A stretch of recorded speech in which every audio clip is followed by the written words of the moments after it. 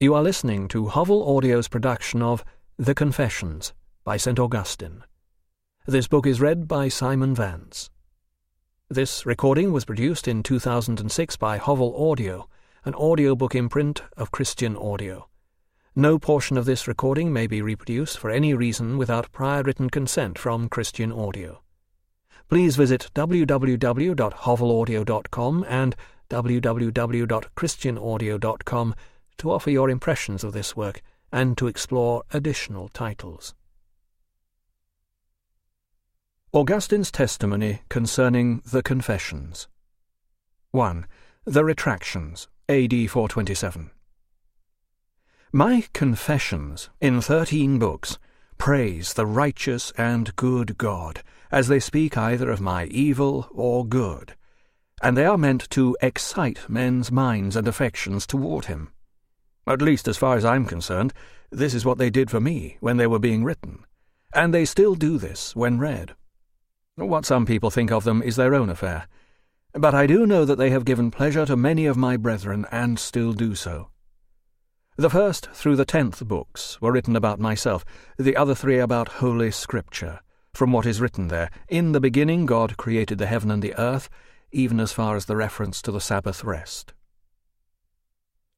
In Book 4, when I confessed my soul's misery over the death of a friend, and said that our soul had somehow been made one out of 2 souls, but it may have been that I was afraid to die, lest he should then die wholly whom I had so greatly loved, chapter 6, this now seems to be more a trivial declamation than a serious confession, although this inept expression may be tempered somewhat by the may have been, which I added.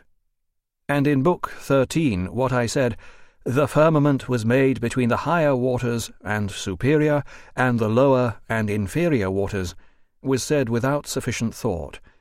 In any case, the matter is very obscure. This work begins thus: Great art thou, O Lord. 2. De Dono Perseverantiae, AD 428.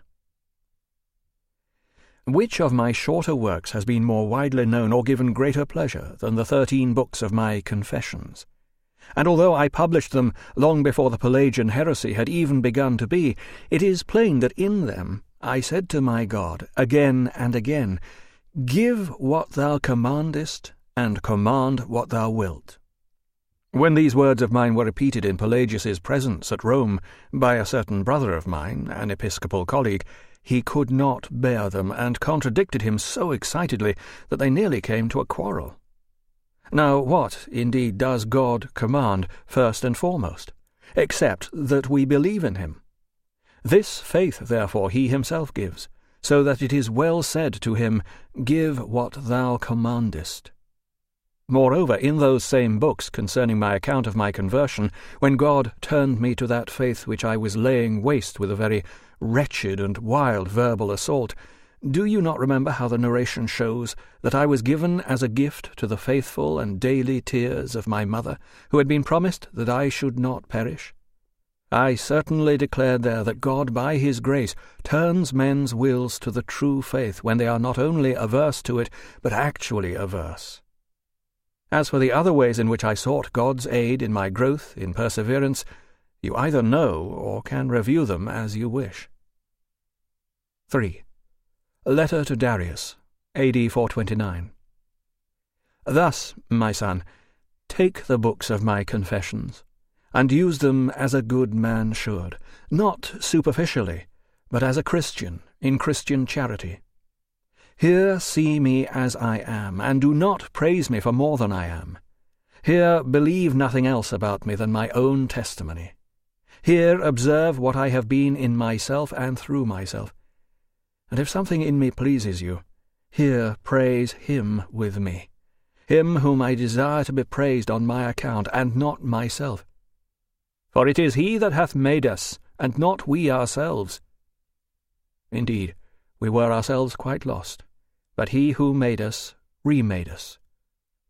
As, then, you find me in these pages, pray for me that I shall not fail, but that I may go on to be perfected. Pray for me, my son. Pray for me. The Confessions of St. Augustine. Book 1. In God's searching presence, Augustine undertakes to plumb the depths of his memory, to trace the mysterious pilgrimage of grace which his life has been, and to praise God for his constant and omnipotent grace. In a mood of sustained prayer, he recalls what he can of his infancy, his learning to speak, and his childhood experiences in school. He concludes with a paean of grateful praise to God. Chapter 1. Great art thou, O Lord, and greatly to be praised. Great is thy power, and infinite is thy wisdom. And man desires to praise thee, for he is a part of thy creation. He bears his mortality about with him, and carries the evidence of his sin, and the proof that thou dost resist the proud. Still he desires to praise thee, this man who is only a small part of thy creation. Thou hast prompted him that he should delight to praise thee, for thou hast made us for thyself, and restless is our heart until it comes to rest in thee.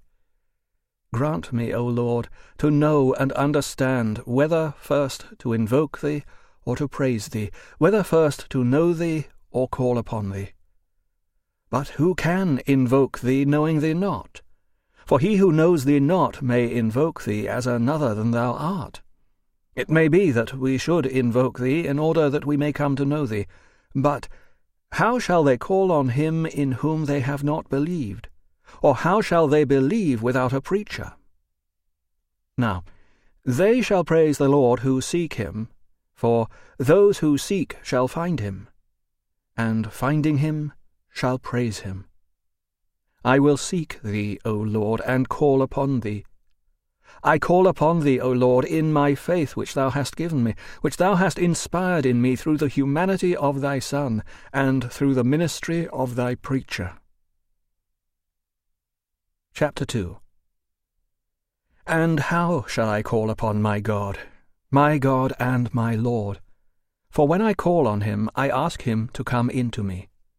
And what place is there in me into which my God can come? How could God, the God who made both heaven and earth, come into me? Is there anything in me, O Lord my God, that can contain thee? Do even the heaven and the earth which thou hast made, and in which thou didst make me, contain thee? Is it possible that, since without thee nothing would be which does exist, thou didst make it so that whatever exists has some capacity to receive thee? Why, then, do I ask thee to come into me, since I also am and could not be if thou wert not in me? For I am not, after all, in hell, and yet thou art there too, for if I go down into hell thou art there. Therefore I would not exist, I would simply not be at all, unless I exist in thee, from whom and by whom and in whom all things are. Even so, Lord, even so. Where do I call thee to, when I am already in thee? Or from whence wouldst thou come into me? Where, beyond heaven and earth, could I go that there my God might come to me, he who hath said, I fill heaven and earth? Chapter 3. Since, then, thou dost fill the heaven and earth, do they contain thee? Or dost thou fill and overflow them because they cannot contain thee? And where dost thou pour out what remains of thee after heaven and earth are full? Or indeed, is there no need that thou who dost contain all things shouldst be contained by any, since those things which thou dost fill thou fillest by containing them? For the vessels which thou dost fill do not confine thee, since even if they were broken, thou wouldst not be poured out. And when thou art poured out on us, thou art not thereby brought down. Rather we are uplifted. Thou art not scattered. Rather thou dost gather us together. But when thou dost fill all things, dost thou fill them with thy whole being? Or, since not even all things together could contain thee altogether, does any one thing contain a single part? And do all things contain that same part at the same time? Do singulars contain thee singly? Do greater things contain more of thee, and smaller things less? Or is it not rather that thou art wholly present everywhere, yet in such a way that nothing contains thee wholly? Chapter 4. What, therefore, is my God? What, I ask, but the Lord God? For who is Lord but the Lord himself, or who is God besides our God? Most high, most excellent, most potent, most omnipotent, most merciful and most just, most secret and most truly present, most beautiful and most strong, stable yet not supported, unchangeable yet changing all things, never new, never old, making all things new, yet bringing old age upon the proud, and they know it not, always working, ever at rest, gathering, yet needing nothing, sustaining, pervading, and protecting, creating, nourishing, and developing, seeking, and yet possessing all things. Thou dost love, but without passion, art jealous, yet free from care, dost repent without remorse, art angry, yet remainest serene. Thou changest thy ways, leaving thy plans unchanged. Thou recoverest what thou hast never really lost. Thou art never in need, but still thou dost rejoice at thy gains, art never greedy, yet demandest dividends. Men pay more than is required, so that thou dost become a debtor. Yet who can possess anything at all which is not already thine? Thou owest men nothing, yet payest out to them as if in debt to thy creature. And when thou dost cancel debts, thou losest nothing thereby. Yet, O my God, my life, my holy joy, what is this that I have said? What can any man say when he speaks of thee? But woe to them that keep silence, since even those who say most are dumb. Chapter 5. Who shall bring me to rest in thee? Who will send thee into my heart, so to overwhelm it that my sins shall be blotted out, and I may embrace thee, my only good? What art thou to me? Have mercy that I may speak. What am I to thee that thou shouldst command me to love thee, and if I do it not, art angry and threatenest vast misery? Is it then a trifling sorrow not to love thee? It is not so to me. Tell me by thy mercy, O Lord, my God, what thou art to me. Say to my soul, I am your salvation. So speak that I may hear. Behold, the ears of my heart are before thee, O Lord. Open them, and say to my soul, I am your salvation. I will hasten after that voice, and I will lay hold upon thee. Hide not thy face from me. Even if I die, let me see thy face, lest I die. The house of my soul is too narrow for thee to come into me. Let it be enlarged by thee. It is in ruins. Do thou restore it. There is much about it which must offend thy eyes. I confess and know it, but who will cleanse it? Or to whom shall I cry but to thee? Cleanse thou me from my secret faults, O Lord, and keep back thy servant from strange sins. I believe, and therefore do I speak. But thou, O Lord, thou knowest. Have I not confessed my transgressions unto thee, O my God? And hast thou not put away the iniquity of my heart? I do not contend in judgment with thee, who art truth itself, and I would not deceive myself, lest my iniquity lie even to itself. I do not, therefore, contend in judgment with thee, for if thou, Lord, shouldst mark iniquities, O Lord, who shall stand? Chapter 6. Still, dust and ashes as I am, allow me to speak before thy mercy. Allow me to speak, for, behold, it is to thy mercy that I speak, and not to a man who scorns me. Yet perhaps even thou mightest scorn me. But when thou dost turn and attend to me, thou wilt have mercy upon me. For what do I wish to say, O Lord my God? But I know not whence I came hither into this life in death. Or should I call it death in life? I do not know. And yet the consolations of thy mercy have sustained me from the very beginning, as I have heard from my fleshly parents, from whom and in whom thou didst form me in time, for I cannot myself remember. Thus, even though they sustained me by the consolation of woman's milk, neither my mother nor my nurses filled their own breasts, but thou, through them, didst give me the food of infancy according to thy ordinance and thy bounty which underlie all things. For it was thou who didst cause me not to want more than thou gavest, and it was thou who gavest to those who nourished me the will to give me what thou didst give them. And they, by an instinctive affection, were willing to give me what thou hadst supplied abundantly. It was, indeed, good for them that my good should come through them, though in truth it was not from them, but by them. For it is from thee, O God, that all good things come, and from my God is all my health. This is what I have since learned, as thou hast made it abundantly clear by all that I have seen thee give, both to me and to those around me. For even at the very first I knew how to suck, to lie quiet when I was full, and to cry when in pain. Nothing more. Afterward I began to laugh, at first in my sleep, then when waking. For this I have been told about myself, and I believe it, though I cannot remember it, for I see the same things in other infants. Then, little by little, I realized where I was, and wished to tell my wishes to those who might satisfy them, but I could not, for my wants were inside me, and they were outside, and they could not by any power of theirs come into my soul.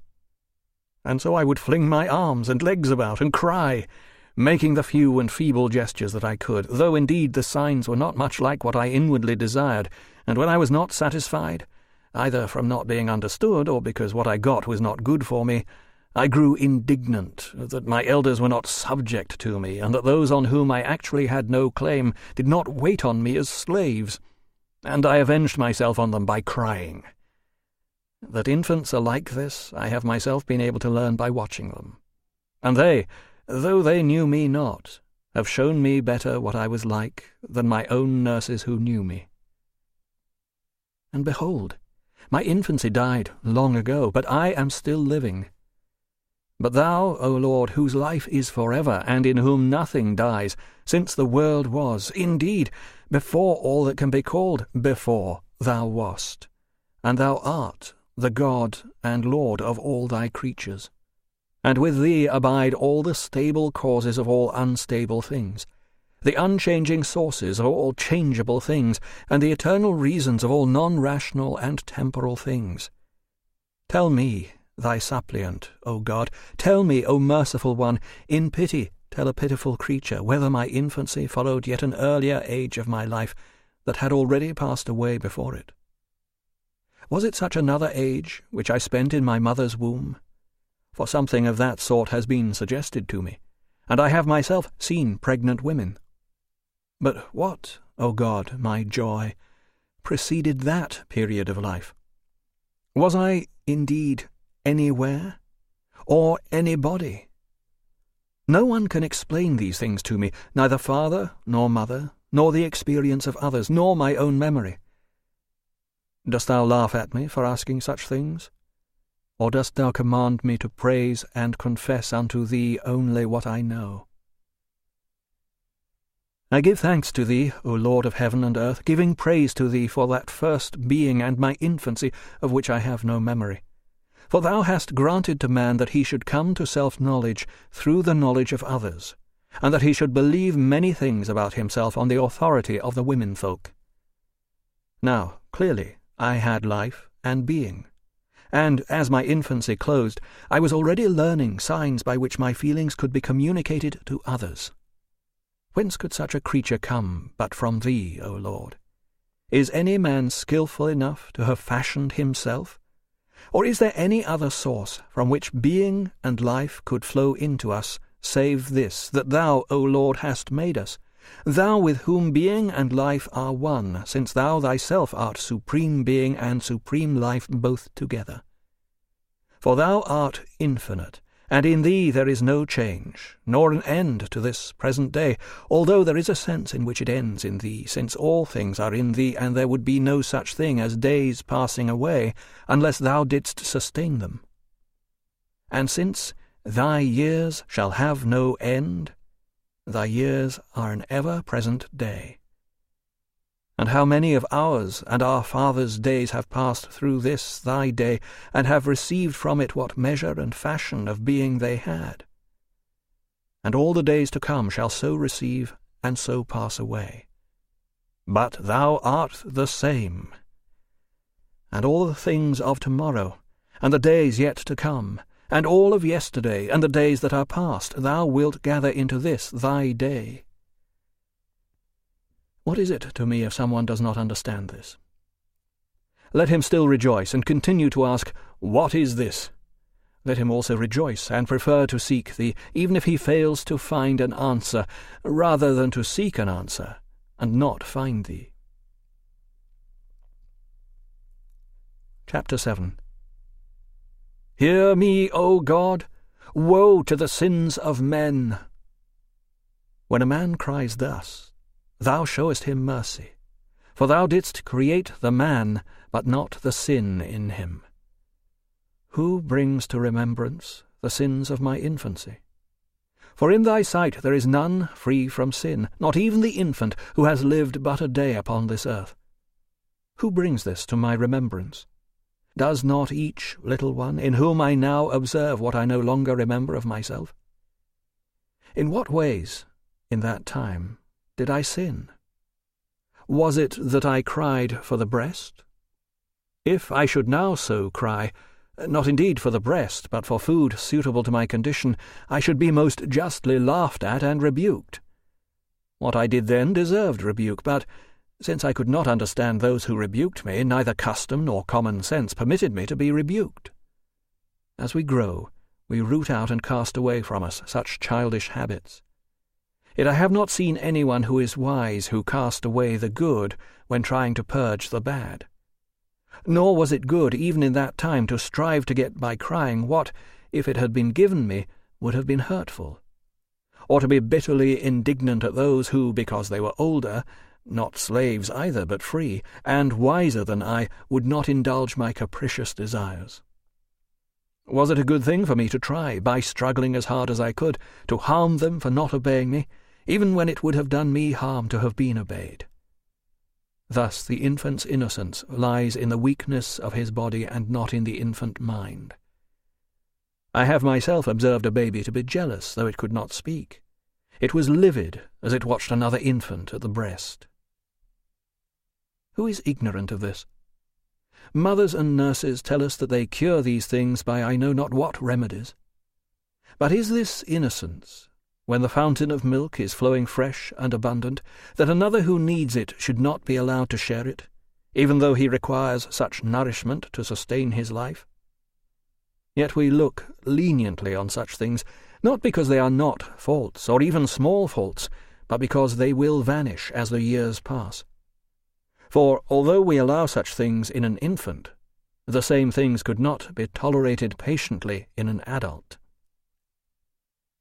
Therefore, O Lord my God, thou who gavest life to the infant, and a body which, as we see, thou hast furnished with senses, shaped with limbs, beautified with form, and endowed with all vital energies for its well-being and health, thou dost command me to praise thee for these things, to give thanks unto the Lord, and to sing praise unto his name, O Most High. For thou art God, omnipotent and good, even if thou hadst done no more than these things, which no other but thou canst do. Thou alone who madest all things fair, and didst order everything according to thy law. I am loath to dwell on this part of my life, of which, O Lord, I have no remembrance, about which I must trust the word of others, and what I can surmise from observing other infants, even if such guesses are trustworthy. For it lies in the deep murk of my forgetfulness, and thus is like the period which I passed in my mother's womb. But if I was conceived in iniquity, and in sin my mother nourished me in her womb, Where, I pray thee, O my God, where, O Lord, or when was I, thy servant, ever innocent? But see now, I pass over that period. For what have I to do with a time from which I can recall no memories? Chapter 8. Did I not, then, as I grew out of infancy, come next to boyhood, or rather did it not come to me and succeed my infancy? My infancy did not go away, for where would it go? It was simply no longer present, and I was no longer an infant who could not speak, but now a chattering boy. I remember this, and I have since observed how I learned to speak. My elders did not teach me words by rote, as they taught me my letters afterward. But I myself, when I was unable to communicate all I wished to say to whomever I wished by means of whimperings and grunts and various gestures of my limbs, which I used to reinforce my demands, I myself repeated the sounds already stored in my memory by the mind which thou, O my God, hadst given me. When they called some thing by name, and pointed it out while they spoke, I saw it, and realized that the thing they wished to indicate was called by the name they then uttered, and what they meant was made plain by the gestures of their bodies, by a kind of natural language common to all nations, which expresses itself through changes of countenance, glances of the eye, gestures and intonations which indicate a disposition and attitude, either to seek or to possess, to reject or to avoid. So it was that by frequently hearing words in different phrases, I gradually identified the objects which the words stood for, and, having formed my mouth to repeat these signs, I was thereby able to express my will. Thus I exchanged with those about me the verbal signs by which we express our wishes, and advanced deeper into the stormy fellowship of human life, depending all the while upon the authority of my parents and the behest of my elders. Chapter 9. O my God! What miseries and mockeries did I then experience when it was impressed on me that obedience to my teachers was proper to my boyhood estate, if I was to flourish in this world and distinguish myself in those tricks of speech which would gain honour for me among men and deceitful riches. To this end I was sent to school to get learning, the value of which I knew not, wretch that I was. Yet if I was slow to learn, I was flogged. For this was deemed praiseworthy by our forefathers, and many had passed before us in the same course, and thus had built up the precedent for the sorrowful road on which we too were compelled to travel, multiplying labour and sorrow upon the sons of Adam. About this time, O Lord, I observed men praying to thee, and I learned from them to conceive thee, after my capacity for understanding as it was then, to be some great being who, though not visible to our senses, was able to hear and help us. Thus, as a boy, I began to pray to thee, my help and my refuge, and, in calling on thee, broke the bands of my tongue. Small as I was, I prayed with no slight earnestness that I might not be beaten at school, and when thou didst not heed me, for that would have been giving me over to my folly, my elders and my parents too, who wished me no ill, treated my stripes as a joke, though they were then a great and grievous ill to me. Is there anyone, O Lord, with a spirit so great, who cleaves to thee with such steadfast affection, or is there even a kind of obtuseness that has the same effect? Is there any man who, by cleaving devoutly to thee, is endowed with so great a courage that he can regard indifferently those racks and hooks and other torture weapons from which men throughout the world pray so fervently to be spared? And can they scorn those who so greatly fear these torments, just as my parents were amused at the torments with which our teachers punished us boys? For we were no less afraid of our pains, nor did we beseech thee less to escape them. Yet, even so, we were sinning by writing or reading or studying less than our assigned lessons. For I did not, O Lord, lack memory or capacity, for by thy will I possessed enough for my age. However, my mind was absorbed only in play, and I was punished for this by those who were doing the same things themselves. But the idling of our elders is called business, The idling of boys, though quite like it, is punished by those same elders, and no one pities either the boys or the men. For will any common-sense observer agree that I was rightly punished as a boy for playing ball, just because this hindered me from learning more quickly those lessons by means of which, as a man, I could play at more shameful games? And did he by whom I was beaten do anything different? When he was worsted in some small controversy with a fellow teacher, he was more tormented by anger and envy than I was when beaten by a playmate in a ball game. Chapter 10. And yet I sinned, O Lord my God, thou ruler and creator of all natural things, but of sins only the ruler. I sinned, O Lord my God, in acting against the precepts of my parents and of those teachers. For this learning which they wished me to acquire, no matter what their motives were, I might have put to good account afterward. I disobeyed them, not because I had chosen a better way, but from a sheer love of play. I loved the vanity of victory, and I loved to have my ears tickled with lying fables, which made them itch even more ardently, and a similar curiosity glowed more and more in my eyes for the shows and sports of my elders. Yet those who put on such shows are held in such high repute that almost all desire the same for their children. They are therefore willing to have them beaten, if their childhood games keep them from the studies by which their parents desire them to grow up to be able to give such shows. Look down on these things with mercy, O Lord, and deliver us who now call upon thee. Deliver those also who do not call upon thee, that they may call upon thee, and thou mayest deliver them.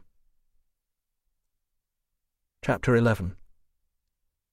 Even as a boy I heard of eternal life promised to us through the humility of the Lord our God, who came down to visit us in our pride, and I was signed with the sign of his cross, and was seasoned with his salt even from the womb of my mother, who greatly trusted in thee.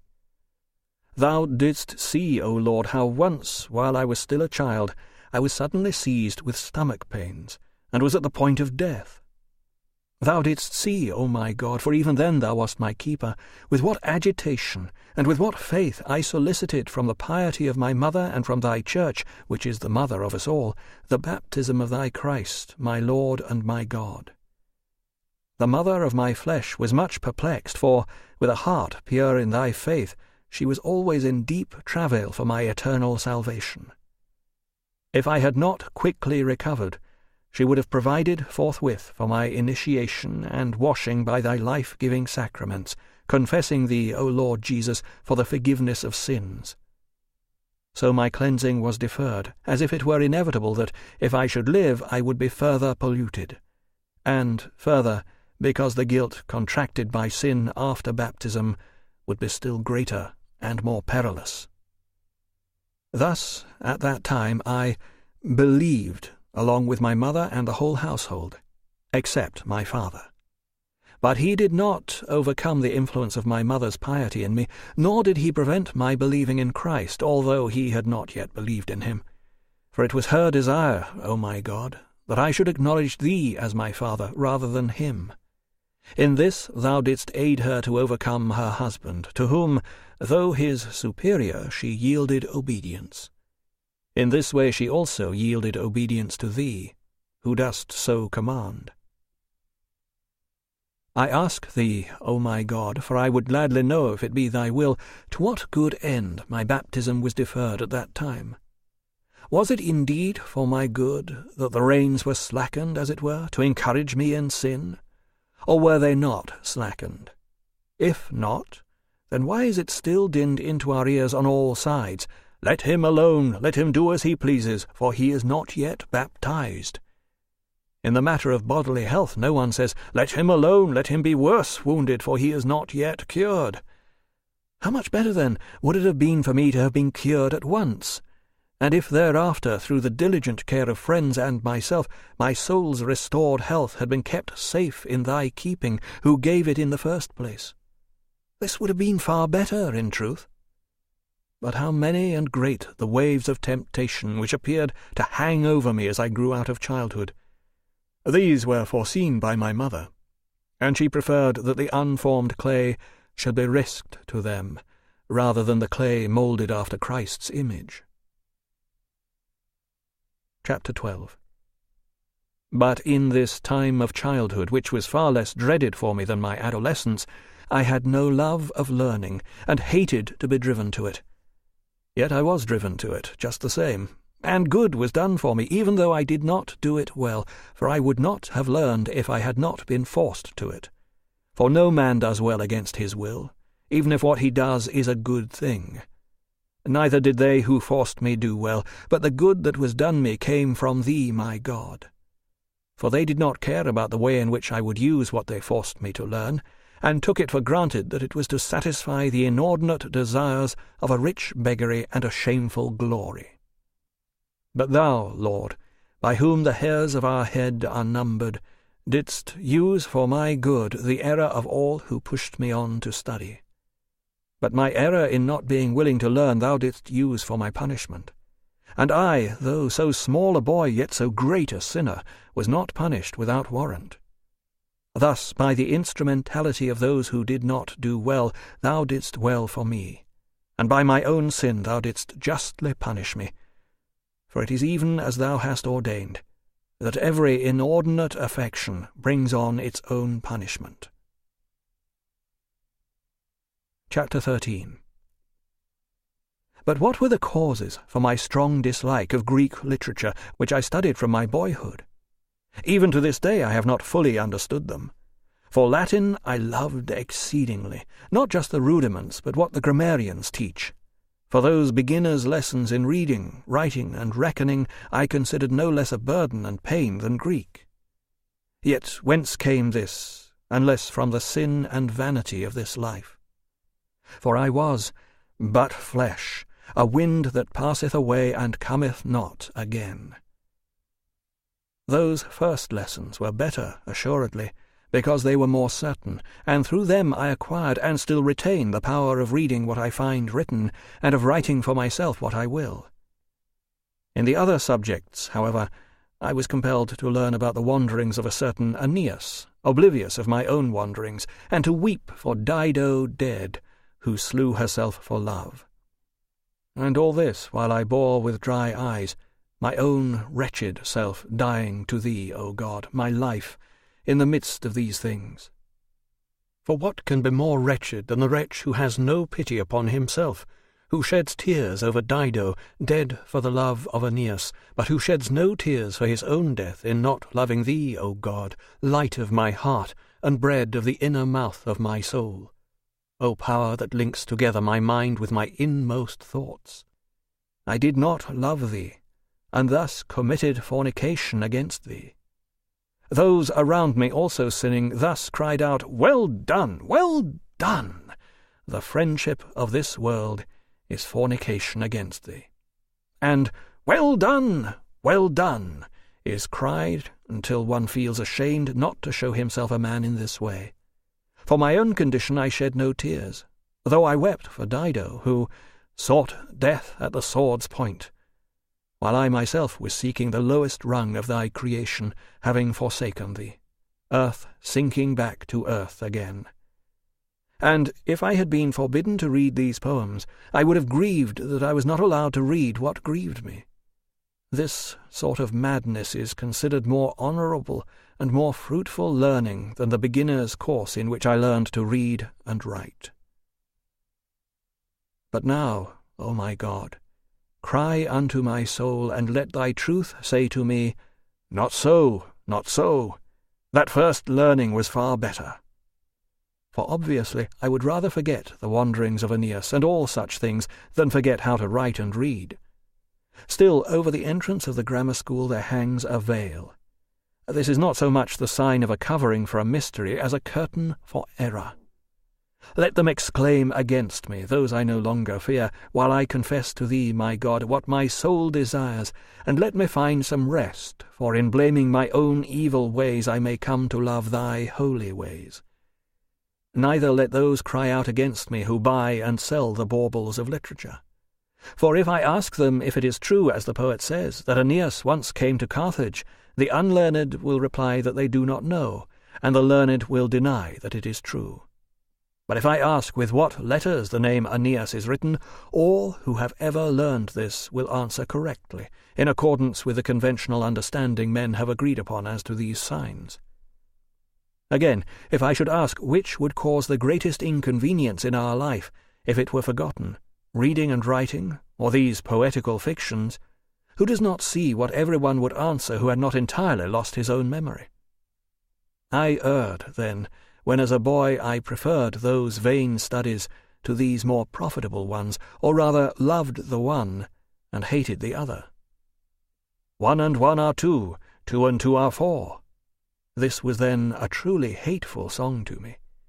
But the wooden horse, full of its armed soldiers, and the holocaust of Troy, and the spectral image of Creusa were all a most delightful and vain show. But why then did I dislike Greek learning, which was full of such tales? For Homer was skilful in inventing such poetic fictions, and is most sweetly wanton. Yet when I was a boy he was most disagreeable to me. I believe that Virgil would have the same effect on Greek boys as Homer did on me if they were forced to learn him. For the tedium of learning a foreign language mingled gall into the sweetness of those Grecian myths. For I did not understand a word of the language, and yet I was driven with threats and cruel punishments to learn it. There was also a time when, as an infant, I knew no Latin, but this I acquired without any fear or tormenting, but merely by being alert to the blandishments of my nurses, the jests of those who smiled on me, and the sportiveness of those who toyed with me.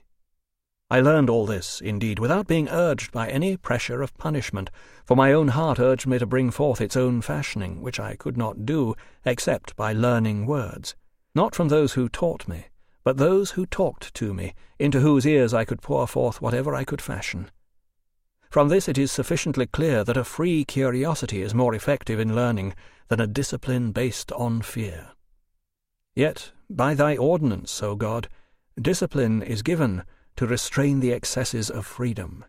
This ranges from the ferule of the schoolmaster to the trials of the martyr, and has the effect of mingling for us a wholesome bitterness, which calls us back to thee from the poisonous pleasures that first drew us from thee. Chapter 15. Hear my prayer, O Lord.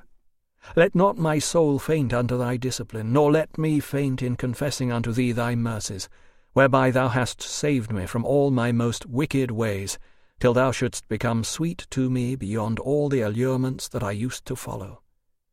Let me come to love thee wholly, and grasp thy hand with my whole heart, that thou mayest deliver me from every temptation, even unto the last. And thus, O Lord, my King and my God, may all things useful that I learned as a boy now be offered in thy service. Let it be that for thy service I now speak and write and reckon. For when I was learning vain things, thou didst impose thy discipline upon me, and thou hast forgiven me my sin of delighting in those vanities.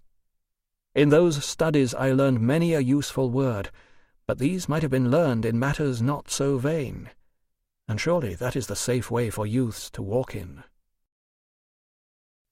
Chapter 16.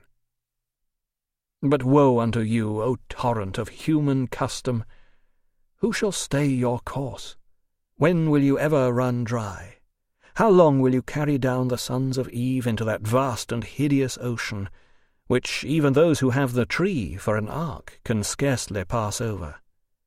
Do I not read in you the stories of Jove the thunderer and the adulterer? How could he be both?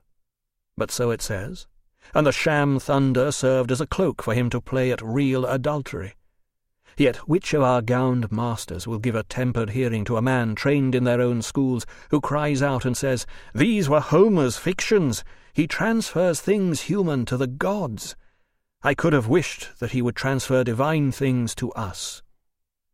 But it would have been more true if he said, "These are indeed his fictions, but he attributed divine attributes to sinful men, that crimes might not be accounted crimes, and that whoever committed such crimes might appear to imitate the celestial gods, and not abandoned men."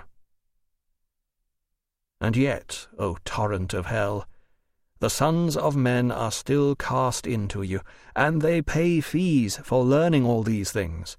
And much is made of it when this goes on in the forum under the auspices of laws which give a salary over and above the fees. And you beat against your rocky shore, and roar, 'Here words may be learned, here you can attain the eloquence which is so necessary to persuade people to your way of thinking, so helpful in unfolding your opinions.' Verily, they seem to argue that we should never have understood these words, golden shower, bosom, intrigue, highest heavens, and other such words, if Terence had not introduced a good-for-nothing youth upon the stage, setting up a picture of Jove as his example of lewdness, and telling the tale of Jove's descending in a golden shower into Danae's bosom with a woman to intrigue. See how he excites himself to lust, as if by a heavenly authority, when he says, 'Great Jove, who shakes the highest heavens with his thunder, shall I, poor mortal man, not do the same?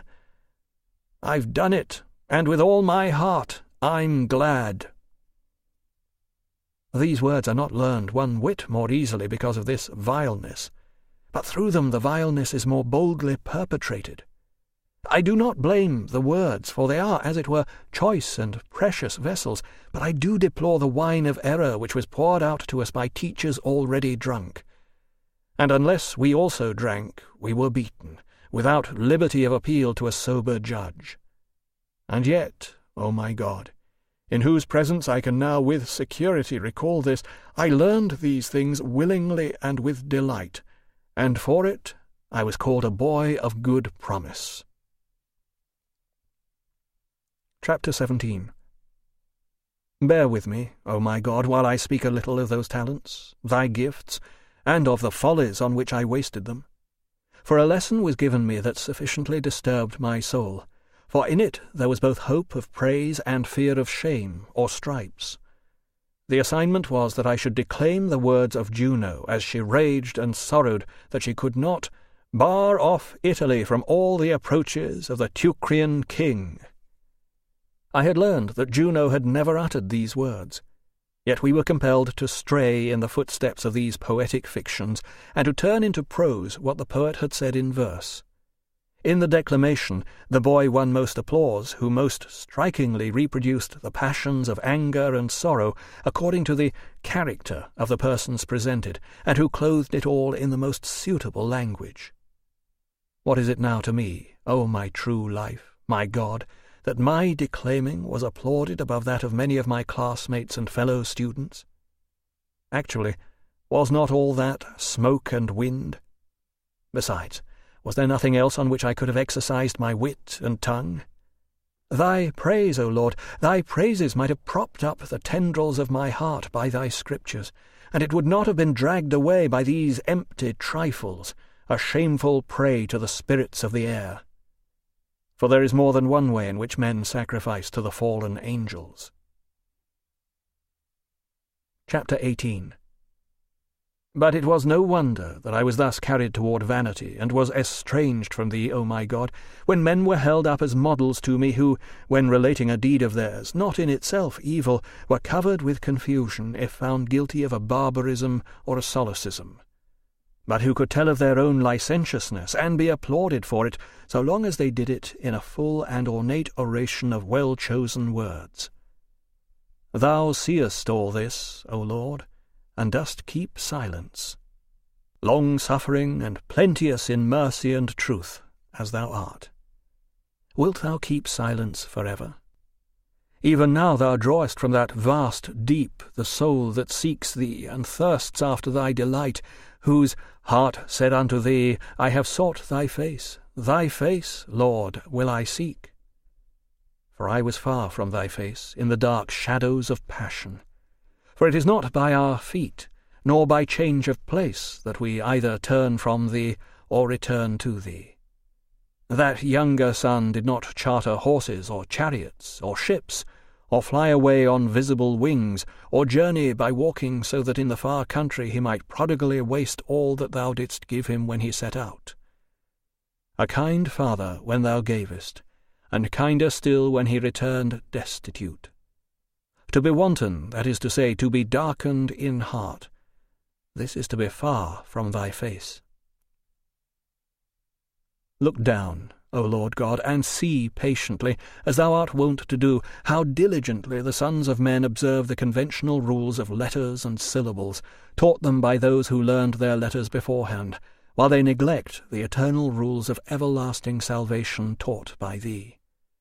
They carry it so far that if he who practices or teaches the established rules of pronunciation should speak contrary to grammatical usage, without aspirating the first syllable of hominem, and thus make it a human being, he will offend men more than if he, a human being, were to hate another human being contrary to thy commandments.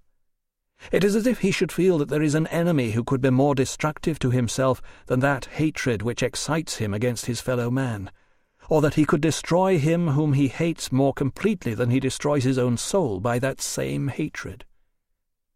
Now, obviously, there is no knowledge of letters more innate than the writing of conscience, against doing unto another what one would not have done to himself. How mysterious thou art, who dwellest on high in silence. O thou, the only great God, who by an unwearied law hurlest down the penalty of blindness to unlawful desire. When a man seeking the reputation of eloquence stands before a human judge, while a thronging multitude surrounds him, and inveighs against his enemy with the most fierce hatred, he takes most vigilant heed that his tongue does not slip in a grammatical error, for example, and say inter hominibus instead of inter homines. But he takes no heed lest, in the fury of his spirit, he cut off a man from his fellow men. Ex hominibus. These were the customs in the midst of which I was cast, an unhappy boy. This was the wrestling arena in which I was more fearful of perpetrating a barbarism than, having done so, of envying those who had not. These things I declare and confess to thee, my God. I was applauded by those whom I then thought it my whole duty to please, for I did not perceive the gulf of infamy wherein I was cast away from thy eyes. For in thy eyes what was more infamous than I was already, since I displeased even my own kind, and deceived with endless lies my tutor, my masters, and parents, all from a love of play, a craving for frivolous spectacles, a stage-struck restlessness to imitate what I saw in these shows. I pilfered from my parents' cellar and table, sometimes driven by gluttony, sometimes just to have something to give to other boys in exchange for their baubles, which they were prepared to sell even though they liked them as well as I. Moreover, in this kind of play I often sought dishonest victories, being myself conquered by the vain desire for pre-eminence. And what was I so unwilling to endure, and what was it that I censured so violently when I caught anyone, except the very things I did to others? And when I was myself detected and censured, I preferred to quarrel rather than to yield. Is this the innocence of childhood? It is not, O Lord, it is not. I entreat thy mercy, O my God, for these same sins, as we grow older, are transferred from tutors and masters. They pass from nuts and balls and sparrows to magistrates and kings, to gold and lands and slaves, just as the rod is succeeded by more severe chastisements. It was, then, the fact of humility in childhood that thou, O our King, didst approve as a symbol of humility when thou saidst, "Of such is the kingdom of heaven." Chapter 19. However, O Lord, to thee, most excellent and most good, thou architect and governor of the universe, thanks would be due thee, O our God, even if thou hadst not willed that I should survive my boyhood. For I existed even then. I lived and felt and was solicitous about my own well-being, a trace of that most mysterious unity from whence I had my being. I kept watch by my inner sense over the integrity of my outer senses, and even in these trifles, and also in my thoughts about trifles, I learned to take pleasure in truth. I was averse to being deceived. I had a vigorous memory. I was gifted with the power of speech, was softened by friendship, shunned sorrow, meanness, ignorance, Is not such an animated creature as this wonderful and praiseworthy? But all these are gifts of my God. I did not give them to myself. Moreover, they are good, and they altogether constitute myself. Good, then, is he that made me, and he is my God. And before him will I rejoice exceedingly for every good gift which, even as a boy, I had. But herein lay my sin, that it was not in him, but in his creatures, myself and the rest, that I sought for pleasures, honours, and truths. And I fell thereby into sorrows, troubles, and errors. Thanks be to thee, my joy, my pride, my confidence, my God. Thanks be to thee for thy gifts, but do thou preserve them in me. For thus wilt thou preserve me, and those things which thou hast given me shall be developed and perfected, and I myself shall be with thee, for from thee is my being. Book 2. He concentrates here on his 16th year, a year of idleness, lust, and adolescent mischief. The memory of stealing some pears prompts a deep probing of the motives and aims of sinful acts. I became to myself a wasteland. Chapter 1. I wish now to review in memory my past wickedness and the carnal corruptions of my soul, not because I still love them, but that I may love thee, O my God. For love of thy love I do this, recalling in the bitterness of self-examination my wicked ways, that thou mayest grow sweet to me, thou sweetness without deception, thou sweetness happy and assured. Thus thou mayest gather me up out of those fragments in which I was torn to pieces, while I turned away from thee, O unity, and lost myself among the many. For as I became a youth, I longed to be satisfied with worldly things, and I dared to grow wild in a succession of various and shadowy loves. My form wasted away, and I became corrupt in thy eyes, yet I was still pleasing to my own eyes, and eager to please the eyes of men. Chapter 2. But what was it that delighted me save to love and to be loved? Still I did not keep the moderate way of love of mind to mind, the bright path of friendship. Instead, the mists of passion steamed up out of the puddly concupiscence of the flesh and the hot imagination of puberty, and they so obscured and overcast my heart that I was unable to distinguish pure affection from unholy desire. Both boiled confusedly within me, and dragged my unstable youth down over the cliffs of unchaste desires, and plunged me into a gulf of infamy. Thy anger had come upon me, and I knew it not. I had been deafened by the clanking of the chains of my mortality, the punishment for my soul's pride, and I wandered farther from thee, and thou didst permit me to do so. I was tossed to and fro, and wasted, and poured out, and I boiled over in my fornications, and yet thou didst hold thy peace, O my tardy joy. Thou didst still hold thy peace, and I wandered still farther from thee into more and yet more barren fields of sorrow, in proud dejection and restless lassitude. If only there had been someone to regulate my disorder, and turn to my profit the fleeting beauties of the things around me, and to fix a bound to their sweetness, so that the tides of my youth might have been spent themselves upon the shore of marriage. Then they might have been tranquillized, and satisfied with having children as thy law prescribes, O Lord.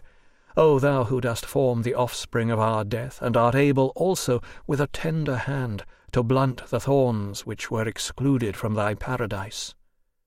For thy omnipotence is not far from us, even when we are far from thee. Now, on the other hand, I might have given more vigilant heed to the voice from the clouds. Nevertheless, such shall have trouble in the flesh, but I spare you. And, it is good for a man not to touch a woman.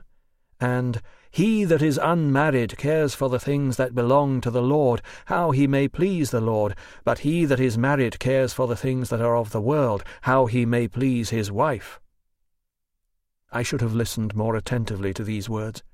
and thus having been made a eunuch for the kingdom of heaven's sake, I would have with greater happiness expected thy embraces. But, fool that I was, I foamed in my wickedness as the sea, and forsaking thee, followed the rushing of my own tide, and burst out of all thy bounds. But I did not escape thy scourges, for what mortal can do so? Thou wast always by me, mercifully angry, and flavouring all my unlawful pleasures with bitter discontent, in order that I might seek pleasures free from discontent. But where could I find such pleasure, save in thee, O Lord? Save in thee, who dost teach us by sorrow, who woundest us to heal us, and dost kill us that we might not die apart from thee. Where was I, and how far was I exiled from the delights of thy house, in that 16th year of the age of my flesh, when the madness of lust held full sway in me, that madness which grants indulgence to human shamelessness, even though it is forbidden by thy laws, and I gave myself entirely to it.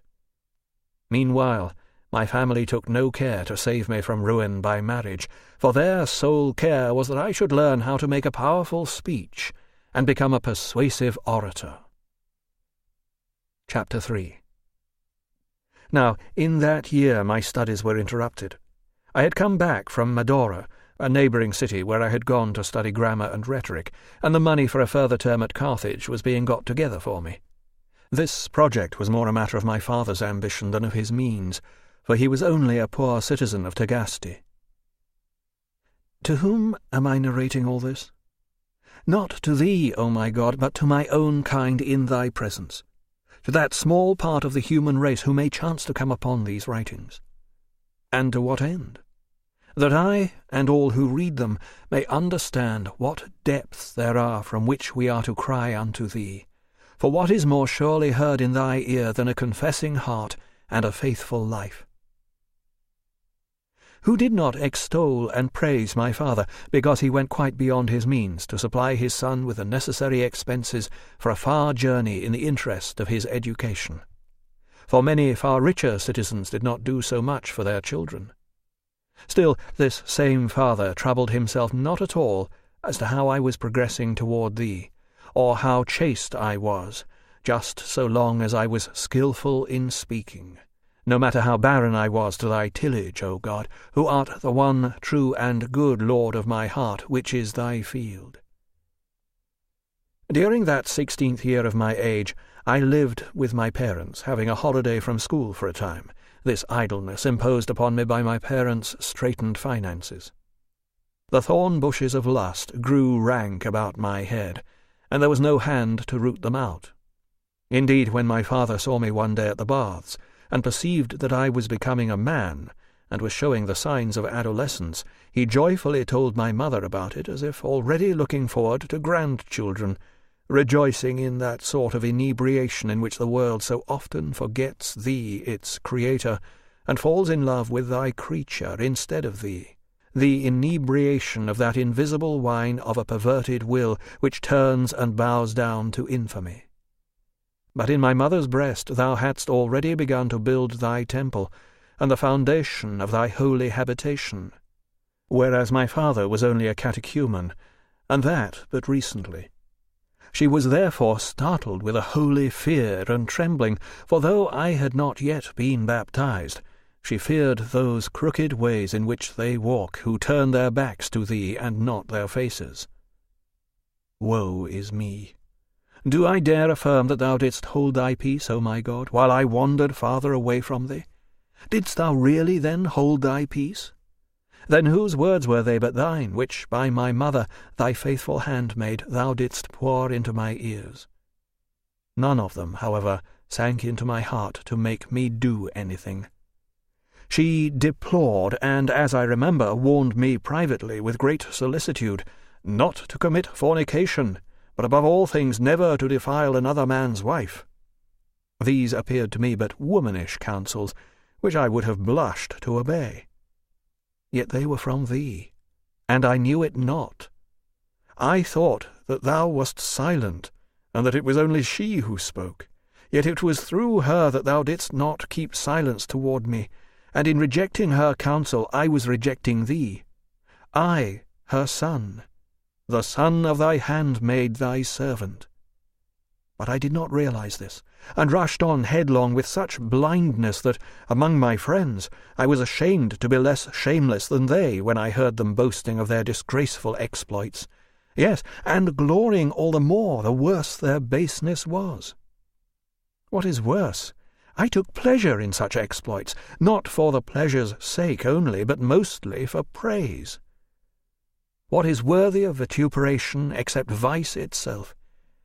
Yet I made myself out worse than I was, in order that I might not go lacking for praise. And when in anything I had not sinned as the worst ones in the group, I would still say that I had done what I had not done, in order not to appear contemptible, because I was more innocent than they, and not to drop in their esteem because I was more chaste. Behold with what companions I walked the streets of Babylon. I rolled in its mire and lolled about on it, as if on a bed of spices and precious ointments.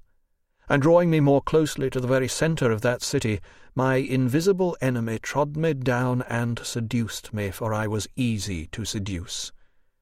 My mother had already fled out of the midst of Babylon, and was progressing, albeit slowly, toward its outskirts. For in counselling me to chastity, she did not bear in mind what her husband had told her about me.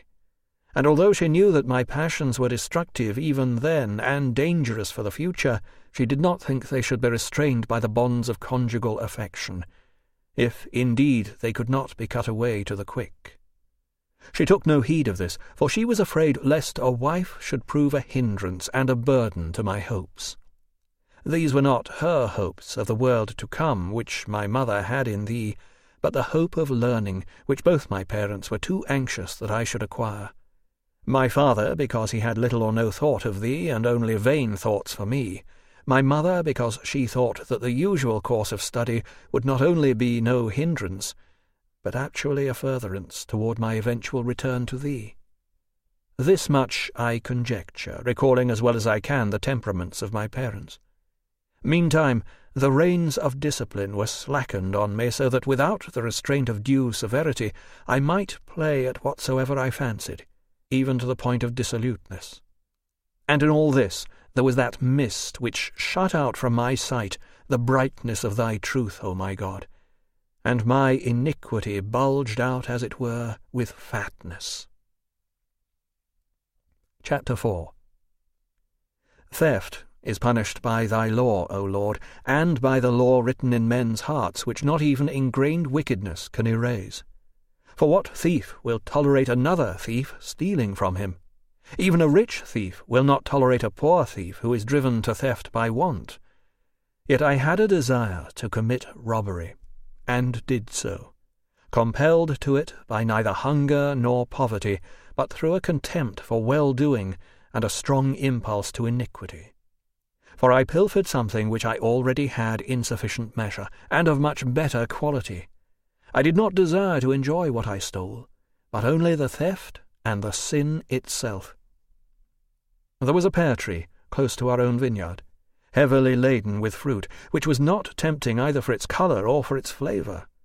Late one night, having prolonged our games in the streets until then, as our bad habit was, a group of young scoundrels, and I among them, went to shake and rob this tree. We carried off a huge load of pears, not to eat ourselves, but to dump out to the hogs, after barely tasting some of them ourselves. Doing this pleased us all the more because it was forbidden. Such was my heart, O God. Such was my heart, which thou didst pity even in that bottomless pit. Behold, now let my heart confess to thee what it was seeking there when I was being gratuitously wanton, having no inducement to evil but the evil itself. It was foul, and I loved it. I loved my own undoing. I loved my error, not that for which I erred, but the error itself. A depraved soul, falling away from security in thee to destruction in itself, seeking nothing from the shameful deed but shame itself. Chapter 5. Now there is a comeliness in all beautiful bodies, and in gold, and silver, and all things. The sense of touch has its own power to please, and the other senses find their proper objects in physical sensation. Worldly honour also has its own glory, and so do the powers to command and to overcome. And from these there springs up the desire for revenge. Yet in seeking these pleasures we must not depart from thee, O Lord, nor deviate from thy law. The life which we live here has its own peculiar attractiveness, because it has a certain measure of comeliness of its own, and a harmony with all these inferior values. The bond of human friendship has a sweetness of its own, binding many souls together as one. Yet because of these values, sin is committed, because we have an inordinate preference for these goods of a lower order, and neglect the better and the higher good, neglecting thee, O our Lord God, and thy truth and thy law. For these inferior values have their delights, but not at all equal to my God, who hath made them all.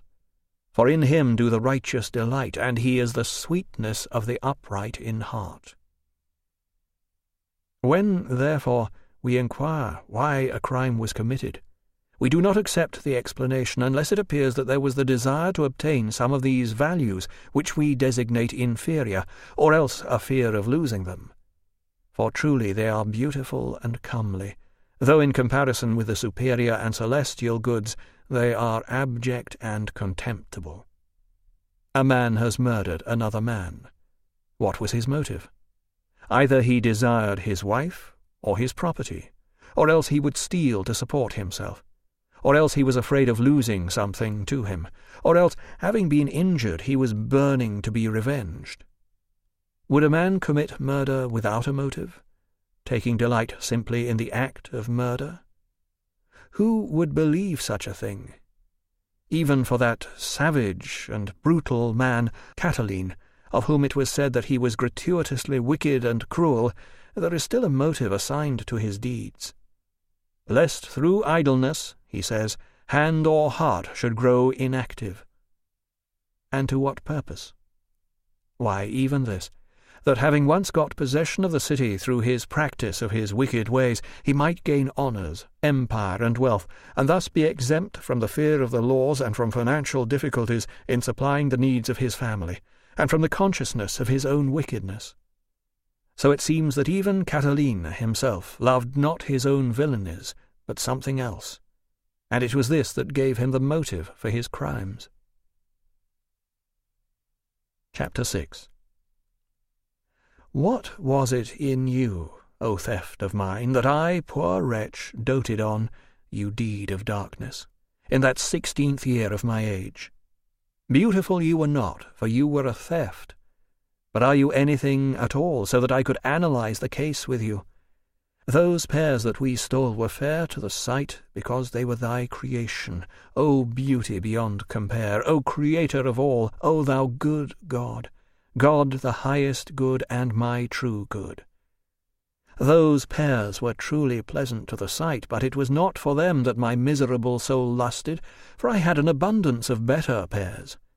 I stole those simply that I might steal, for, having stolen them, I threw them away.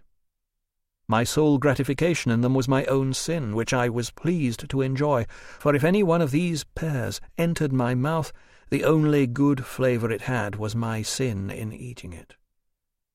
And now, O Lord my God, I ask what it was in that theft of mine that caused me such delight, for behold, it had no beauty of its own, certainly not the sort of beauty that exists in justice and wisdom, nor such as is in the mind, memory senses, and the animal life of man, nor yet the kind that is the glory and beauty of the stars in their courses, nor the beauty of the earth or the sea, teeming with spawning life, replacing in birth that which dies and decays. Indeed, it did not have that false and shadowy beauty which attends the deceptions of vice. For thus we see pride wearing the mask of high-spiritedness, although only thou, O God, art high above all. Ambition seeks honour and glory, whereas only thou shouldst be honoured above all and glorified forever. The powerful man seeks to be feared because of his cruelty, But who ought really to be feared but God only? What can be forced away or withdrawn out of his power, when, or where, or whither, or by whom? The enticements of the wanton claim the name of love, and yet nothing is more enticing than thy love, nor is anything loved more healthfully than thy truth, bright and beautiful above all. Curiosity prompts a desire for knowledge, whereas it is only thou who knowest all things supremely.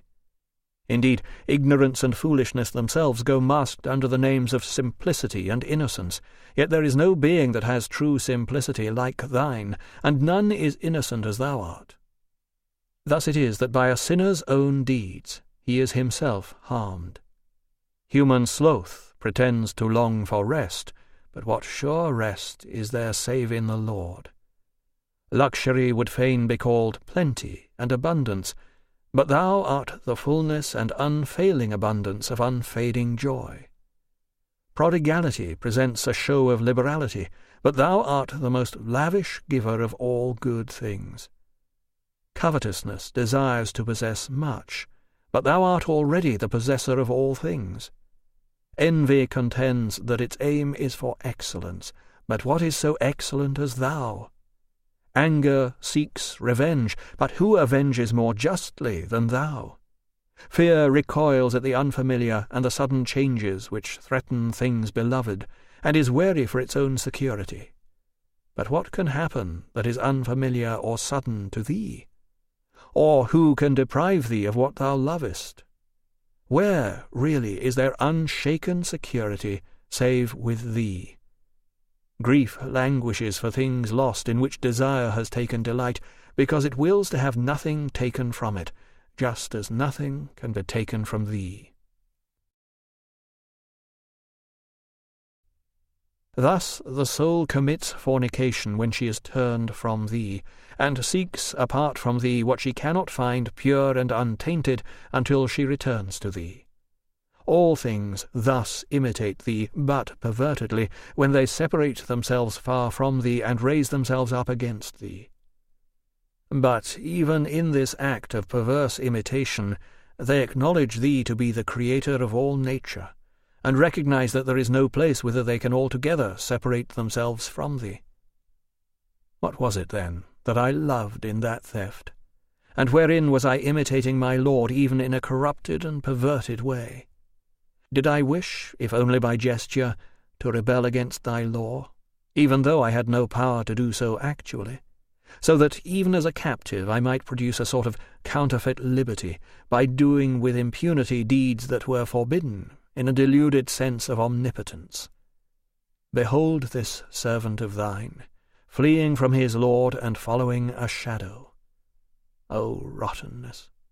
O monstrousness of life, and abyss of death!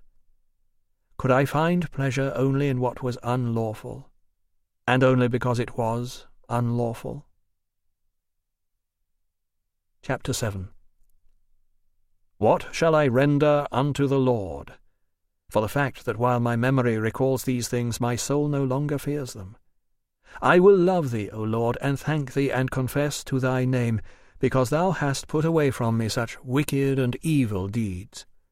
To thy grace I attribute it, and to thy mercy, that thou hast melted away my sin as if it were ice. To thy grace also I attribute whatsoever of evil I did not commit. For what might I not have done, loving sin as I did, just for the sake of sinning? Yea, all the sins that I confess now to have been forgiven me, both those which I committed wilfully, and those which by thy providence I did not commit. What man is there who, when reflecting upon his own infirmity, dares to ascribe his chastity and innocence to his own powers, so that he should love thee less, as if he were in less need of thy mercy, in which thou forgivest the transgressions of those that return to thee? As for that man who, when called by thee, obeyed thy voice, and shunned those things which he here reads of me, as I recall and confess them of myself, let him not despise me. For I, who was sick, have been healed by the same physician by whose aid it was that he did not fall sick, or rather was less sick than I. And for this let him love thee just as much, indeed all the more, since he sees me restored from such a great weakness of sin by the self-same Saviour by whom he sees himself preserved from such a weakness. Chapter 8. What profit did I, a wretched one, receive from those things which, when I remember them now, cause me shame? Above all from that theft which I loved only for the theft's sake. And, as the theft itself was nothing, I was all the more wretched in that I loved it so. Yet by myself alone I would not have done it. I still recall how I felt about this then. I could not have done it alone. I loved it then because of the companionship of my accomplices with whom I did it. I did not, therefore, love the theft alone. Yet, indeed, it was only the theft that I loved, for the companionship was nothing. What is this paradox? Who is it that can explain it to me but God, who illumines my heart and searches out the dark corners thereof? What is it that has prompted my mind to inquire about it, to discuss and to reflect upon all this? For had I at that time loved the pears that I stole and wished to enjoy them, I might have done so alone, if I could have been satisfied with the mere act of theft by which my pleasure was served. Nor did I need to have that itching of my own passions inflamed by the encouragement of my accomplices. But since the pleasure I got was not from the pears, it was in the crime itself, enhanced by the companionship of my fellow sinners. Chapter 9. By what passion, then, was I animated? It was undoubtedly depraved and a great misfortune for me to feel it, but still what was it? Who can understand his errors? We laughed because our hearts were tickled at the thought of deceiving the owners, who had no idea of what we were doing and would have strenuously objected. Yet again, why did I find such delight in doing this, which I would not have done alone? Is it that no one readily laughs alone? No one does so readily. But still, sometimes, when men are by themselves and no one else is about, a fit of laughter will overcome them when something very droll presents itself to their sense or mind. Yet alone I would not have done it. Alone I could not have done it at all. Behold, my God, the lively review of my soul's career is laid bare before thee. I would not have committed that theft alone. My pleasure in it was not what I stole, but rather the act of stealing, nor would I have enjoyed doing it alone. Indeed, I would not have done it. O friendship all unfriendly, you strange seducer of the soul, who hungers for mischief from impulses of mirth and wantonness, who craves another's loss without any desire for one's own profit or revenge, so that when they say, "Let's go, let's do it," we are ashamed not to be shameless. Chapter 10. Who can unravel such a twisted and tangled knottiness? It is unclean. I hate to reflect upon it. I hate to look on it. But I do long for thee, O righteousness and innocence, so beautiful and comely to all virtuous eyes. I long for thee with an insatiable satiety. With thee is perfect rest, and life unchanging. He who enters into thee enters into the joy of his Lord, and shall have no fear, and shall achieve excellence in the excellent. I fell away from thee, O my God, and in my youth I wandered too far from thee, my true support, and I became to myself a wasteland. Book 3. The story of his student days in Carthage, his discovery of Cicero's Hortensius, the enkindling of his philosophical interest, his infatuation with the Manichaean heresy, and his mother's dream, which foretold his eventual return to the true faith and to God. Chapter 1. I came to Carthage, where a cauldron of unholy loves was seething and bubbling all around me. I was not in love as yet, but I was in love with love, and from a hidden hunger I hated myself for not feeling more intensely a sense of hunger. I was looking for something to love, for I was in love with loving, and I hated security and a smooth way free from snares. Within me I had a dearth of that inner food which is thyself, my God, although that dearth caused me no hunger. And I remained without any appetite for incorruptible food, not because I was already filled with it, but because the emptier I became, the more I loathed it. Because of this my soul was unhealthy, and, full of sores, it exuded itself forth, itching to be scratched by scraping on the things of the senses. Yet had these things no soul, they would certainly not inspire our love. To love and to be loved was sweet to me, and all the more when I gained the enjoyment of the body of the person I loved. Thus I polluted the spring of friendship with the filth of concupiscence, and I dimmed its lustre with the slime of lust. Yet, foul and unclean as I was, I still craved in excessive vanity to be thought elegant and urbane, and I did fall precipitately into the love I was longing for. My God, my mercy, with how much bitterness didst thou out of thy infinite goodness flavour that sweetness for me! For I was not only beloved, but also I secretly reached the climax of enjoyment, and yet I was joyfully bound with troublesome ticks, so that I could be scourged with the burning iron rods of jealousy, suspicion, fear, anger, and strife. Chapter 2. Stage plays also captivated me, with their sights full of the images of my own miseries, fuel for my own fire. Now, why does a man like to be made sad by viewing doleful and tragic scenes which he himself could not by any means endure? Yet, as a spectator, he wishes to experience from them a sense of grief, and in this very sense of grief his pleasure consists. What is this but wretched madness? For a man is more affected by these actions the more he is spuriously involved in these affections. Now, if he should suffer them in his own person, it is the custom to call this misery. But when he suffers with another, then it is called compassion. But what kind of compassion is it that arises from viewing fictitious and unreal sufferings? The spectator is not expected to aid the sufferer, but merely to grieve for him. And the more he grieves, the more he applauds the actor of these fictions. If the misfortunes of the characters, whether historical or entirely imaginary, are represented so as not to touch the feelings of the spectator, he goes away disgusted and complaining. But if his feelings are deeply touched, he sits it out attentively, and sheds tears of joy. Tears and sorrow, then, are loved.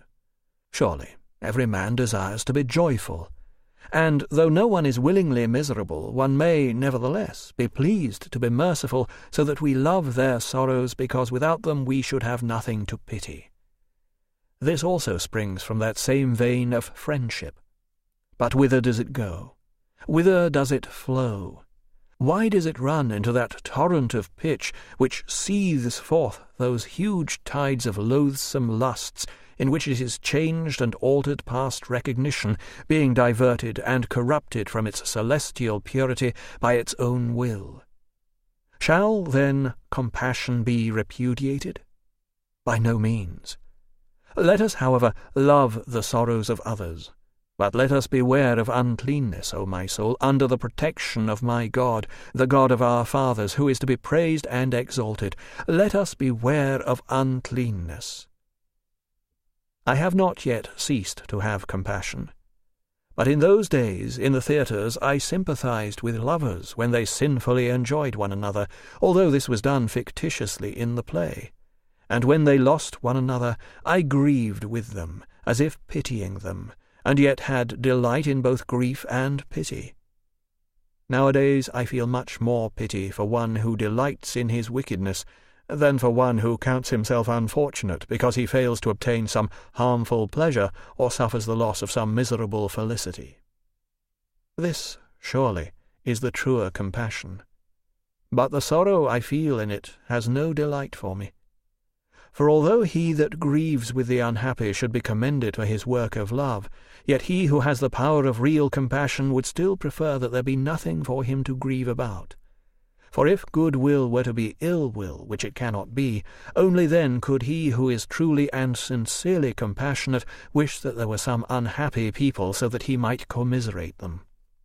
Some grief may then be justified, but none of it loved.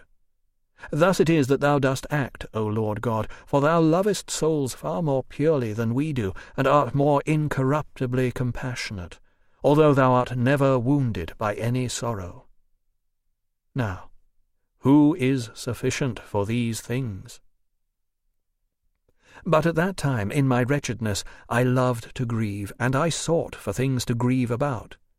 In another man's misery, even though it was feigned and impersonated on the stage, that performance of the actor pleased me best and attracted me most powerfully, which moved me to tears. What marvel, then, was it that an unhappy sheep, straying from thy flock and impatient of thy care, I became infected with a foul disease? This is the reason for my love of griefs, that they would not probe into me too deeply, for I did not love to suffer in myself such things as I loved to look at. And they were the sort of grief which came from hearing those fictions which affected only the surface of my emotion. Still, just as if they had been poisoned fingernails, their scratching was followed by inflammation, swelling, putrefaction, and corruption. Such was my life. But was it life, O my God? Chapter 3. And still thy faithful mercy hovered over me from afar. In what unseemly iniquities did I wear myself out, following a sacrilegious curiosity, which, having deserted thee, then began to drag me down into the treacherous abyss, into the beguiling obedience of devils, to whom I made offerings of my wicked deeds. And still in all this thou didst not fail to scourge me. I dared, even while thy solemn rites were being celebrated inside the walls of thy church, to desire and to plan a project which merited death as its fruit. For this thou didst chastise me with grievous punishments, but nothing in comparison with my fault, O thou my greatest mercy, my God, my refuge from those terrible dangers in which I wandered with stiff neck, receding farther from thee, loving my own ways and not thine, loving a vagrant liberty. Those studies I was then pursuing, generally accounted as respectable, were aimed at distinction in the courts of law, to excel in which the more crafty I was, the more I should be praised. Such is the blindness of men that they even glory in their blindness. And by this time I had become a master in the school of rhetoric, and I rejoiced proudly in this honour, and became inflated with arrogance. Still I was relatively sedate, O Lord, as thou knowest, and had no share in the wreckings of the wreckers, for this stupid and diabolical name was regarded as the very badge of gallantry, among whom I lived with a sort of ashamed embarrassment that I was not even as they were. But I lived with them, and at times I was delighted with their friendship, even when I abhorred their acts, that is, their wrecking, in which they insolently attacked the modesty of strangers, tormenting them by uncalled-for jeers, gratifying their mischievous mirth. Nothing could more nearly resemble the actions of devils than these fellows. But what name, therefore, could they be more aptly called than wreckers, being themselves wrecked first and altogether turned upside down? They were secretly mocked at and seduced by the deceiving spirits in the very acts by which they amused themselves in jeering and horseplay at the expense of others. Chapter 4. Among such as these, in that unstable period of my life, I studied the books of eloquence, for it was in eloquence that I was eager to be eminent, though from a reprehensible and vainglorious motive, and a delight in human vanity. In the ordinary course of study I came upon a certain book of Cicero's, whose language almost all admire, though not his heart. This particular book of his contains an exhortation to philosophy, and was called Hortensius. Now it was this book which quite definitely changed my whole attitude and turned my prayers toward thee, O Lord, and gave me new hope and new desires. Suddenly every vain hope became worthless to me, and with an incredible warmth of heart I yearned for an immortality of wisdom, and began now to arise that I might return to thee. It was not to sharpen my tongue further that I made use of that book. I was now 19. My father had been dead 2 years, and my mother was providing the money for my study of rhetoric. What won me in it, that is, the Hortensius, was not its style, but its substance. How ardent was I then, my God, how ardent to fly from earthly things to thee! Nor did I know how thou wast even then dealing with me. For with thee is wisdom. In Greek the love of wisdom is called philosophy, and it was with this love that that book inflamed me.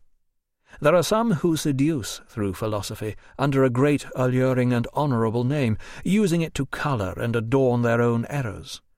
And almost all who did this, in Cicero's own time and earlier, are censored and pointed out in his book. In it there is also manifest that most salutary admonition of thy Spirit, spoken by thy good and pious servant. Beware lest any man spoil you through philosophy and vain deceit, after the tradition of men, after the rudiments of the world, and not after Christ. For in him all the fullness of the Godhead dwells bodily. Since at that time, as thou knowest, O light of my heart, the words of the apostle were unknown to me, I was delighted with Cicero's exhortation, at least enough so that I was stimulated by it, and enkindled and inflamed to love, to seek, to obtain, to hold and to embrace, not this or that sect, but wisdom itself, wherever it might be. Only this checked my ardour, that the name of Christ was not in it. For this name by thy mercy, O Lord, this name of my Saviour thy Son, my tender heart had piously drunk in, deeply treasured even with my mother's milk. And whatsoever was lacking that name, no matter how erudite, polished, and truthful, did not quite take complete hold of me. Chapter 5. I resolved, therefore, to direct my mind to the Holy Scriptures, that I might see what they were. And behold, I saw something not comprehended by the proud, not disclosed to children, something lowly in the hearing, but sublime in the doing, and veiled in mysteries. Yet I was not of the number of those who could enter into it, or bend my neck to follow its steps. For then it was quite different from what I now feel. When I then turned toward the Scriptures, they appeared to me to be quite unworthy to be compared with the dignity of Tully. For my inflated pride was repelled by their style, nor could the sharpness of my wit penetrate their inner meaning.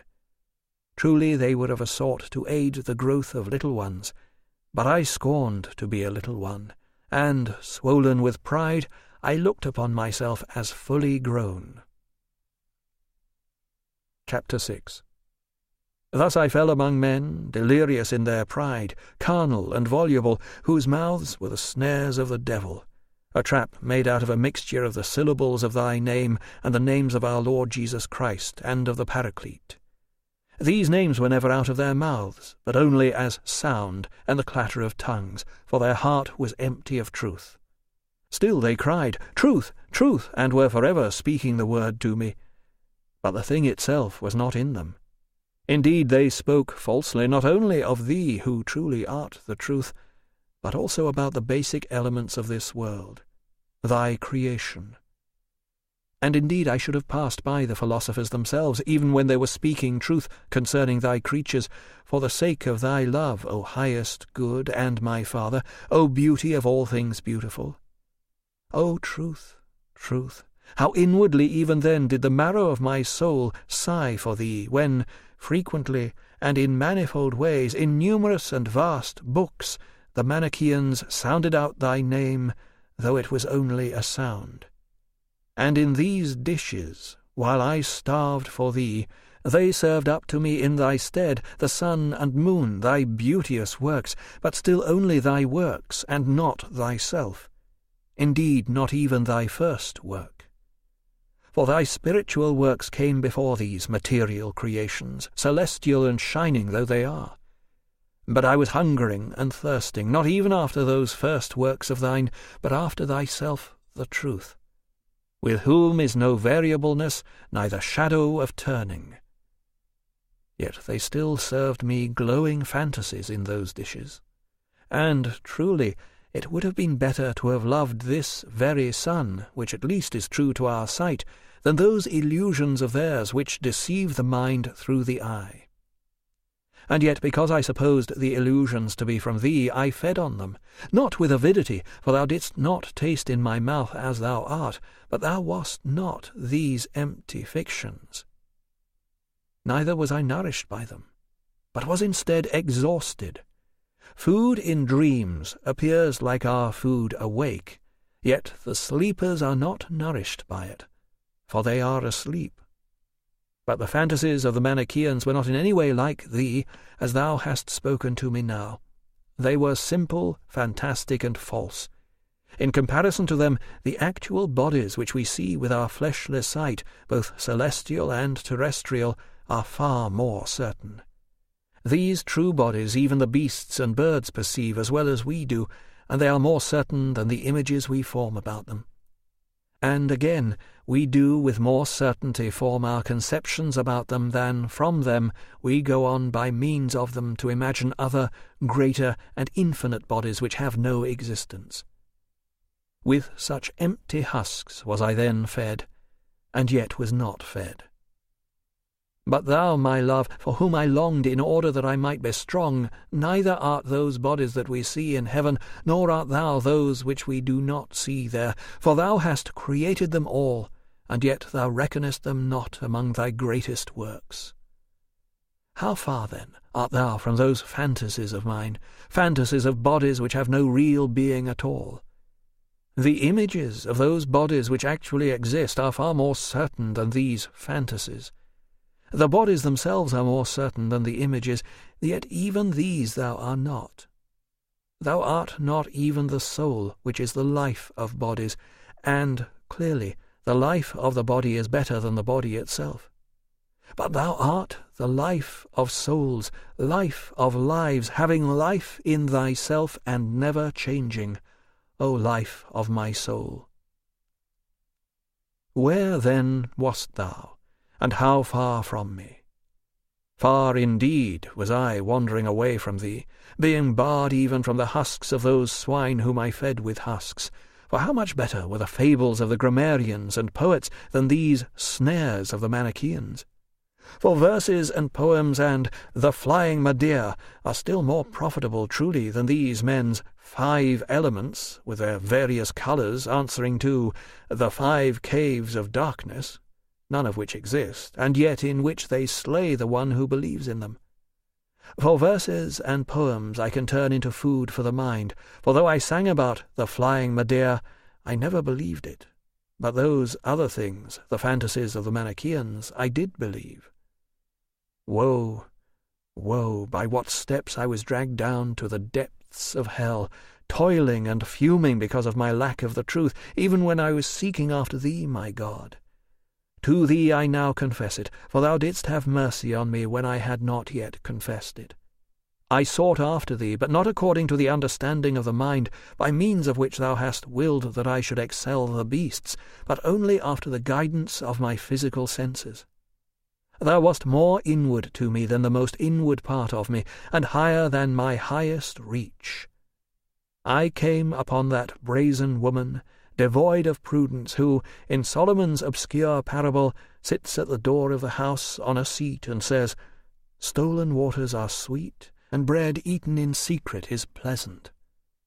This woman seduced me, because she found my soul outside its own door, dwelling on the sensations of my flesh, and ruminating on such food as I had swallowed through these physical senses. Chapter 7. For I was ignorant of that other reality, true being. And so it was that I was subtly persuaded to agree with these foolish deceivers when they put their questions to me. Whence comes evil? And is God limited by a bodily shape? And has he hairs and nails? And Are those patriarchs to be esteemed righteous who had many wives at one time, and who killed men and who sacrificed living creatures? In my ignorance I was much disturbed over these things, and though I was retreating from the truth, I appeared to myself to be going toward it, because I did not yet know that evil was nothing but a privation of good, that indeed it has no being. And how should I have seen this, when the sight of my eyes went no farther than physical objects, and the sight of my mind reached no farther than to phantasms? And I did not know that God is a spirit, who has no parts extended in length and breadth, whose being has no mass, for every mass is less in a part than in a whole, and if it be an infinite mass, it must be less in such parts as are limited by a certain space than in its infinity. It cannot therefore be wholly everywhere as spirit is, as God is. And I was entirely ignorant as to what is that principle within us by which we are like God, and which is rightly said in Scripture to be made after God's image. Nor did I know that true inner righteousness, which does not judge according to custom, but by the measure of the most perfect law of God Almighty, by which the mores of various places and times were adapted to those places and times, though the law itself is the same always and everywhere, not one thing in one place and another in another.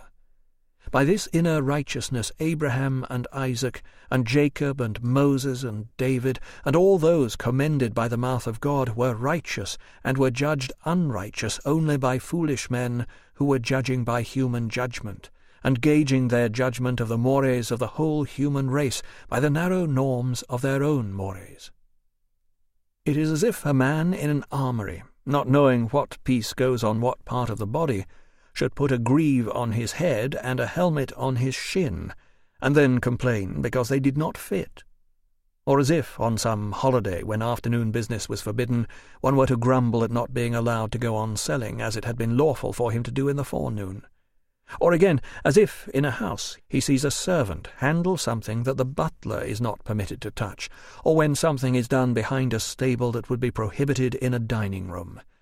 And then a person should be indignant that in one house and one family the same things are not allowed to every member of the household. Such is the case with those who cannot endure to hear that something was lawful for righteous men in former times that is not so now, or that God, for certain temporal reasons, commanded then one thing to them and another now to these. Yet both would be serving the same righteous will. These people should see that in one man, one day, and one house, different things are fit for different members, and that a thing that was formerly lawful may become after a time unlawful, and something allowed or commanded in one place that is justly prohibited and punished in another. Is justice, then, variable and changeable? No, but the times over which she presides are not all alike, because they are different times. But men, whose days upon the earth are few, cannot by their own perception harmonize the causes of former ages and other nations, of which they had no experience, and compare them with these of which they do have experience, although in one and the same body, or day, or family, they can readily see that what is suitable for each member, season, part, and person may differ. To the one they take exception, to the other they submit. These things I did not know then, nor had I observed their import. They met my eyes on every side, and I did not see. I composed poems in which I was not free to place each foot just anywhere, but in one metre one way, and in another metre another way, nor even in any one verse was the same foot allowed in all places. Yet the art by which I composed did not have different principles for each of these different cases, but the same law throughout. Still, I did not see how, by that righteousness to which good and holy men submitted, all those things that God had commanded were gathered in a far more excellent and sublime way into one moral order. And it did not vary in any essential respect, though it did not in varying times prescribe all things at once, but rather distributed and prescribed what was proper for each. And, being blind, I blamed those pious fathers, not only for making use of present things as God had commanded and inspired them to do, but also for foreshadowing things to come, as God revealed it to them. Chapter 8. Can it ever, at any time or place, be unrighteous for a man to love God with all his heart, with all his soul, and with all his mind, and his neighbour as himself? Similarly, offences against nature are everywhere and at all times to be held in detestation and should be punished. Such offences, for example, were those of the Sodomites, and even if all nations should commit them, they would all be judged guilty of the same crime by the divine law, which has not made men so that they should ever abuse one another in that way. For the fellowship that should be between God and us is violated whenever that nature of which he is the author is polluted by perverted lust. But these offences against customary morality are to be avoided according to the variety of such customs. Thus, what is agreed upon by convention, and confirmed by custom, or the law of any city or nation, may not be violated at the lawless pleasure of any, whether citizen or stranger. For any part that is not consistent with its whole is unseemly. Nevertheless, when God commands anything contrary to the customs or compacts of any nation, even though it were never done by them before, it is to be done. And if it has been interrupted, it is to be restored. And if it has never been established, it is to be established. For it is lawful for a king, in the state over which he reigns, to command that which neither he himself nor anyone before him has commanded. And if it cannot be held to be inimical to the public interest to obey him, and in truth it would be inimical if he were not obeyed, since obedience to princes is a general compact of human society, how much more then ought we unhesitatingly to obey God, the governor of all his creatures? For just as among the authorities in human society the greater authority is obeyed by the lesser, so also must God be above all. This applies as well to deeds of violence, where there is a real desire to harm another, either by humiliating treatment or by injury.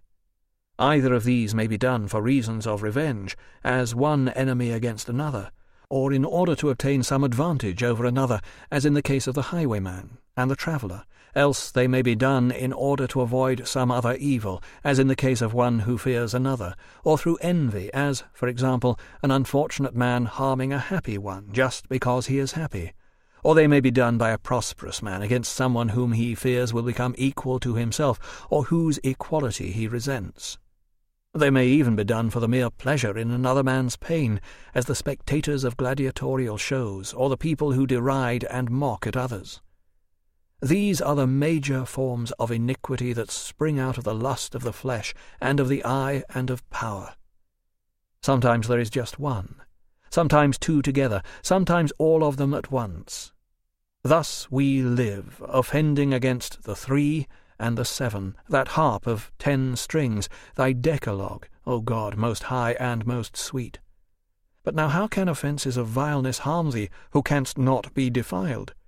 Or how can deeds of violence harm thee, who canst not be harmed? Still thou dost punish these sins which men commit against themselves, because, even when they sin against thee, they are also committing impiety against their own souls.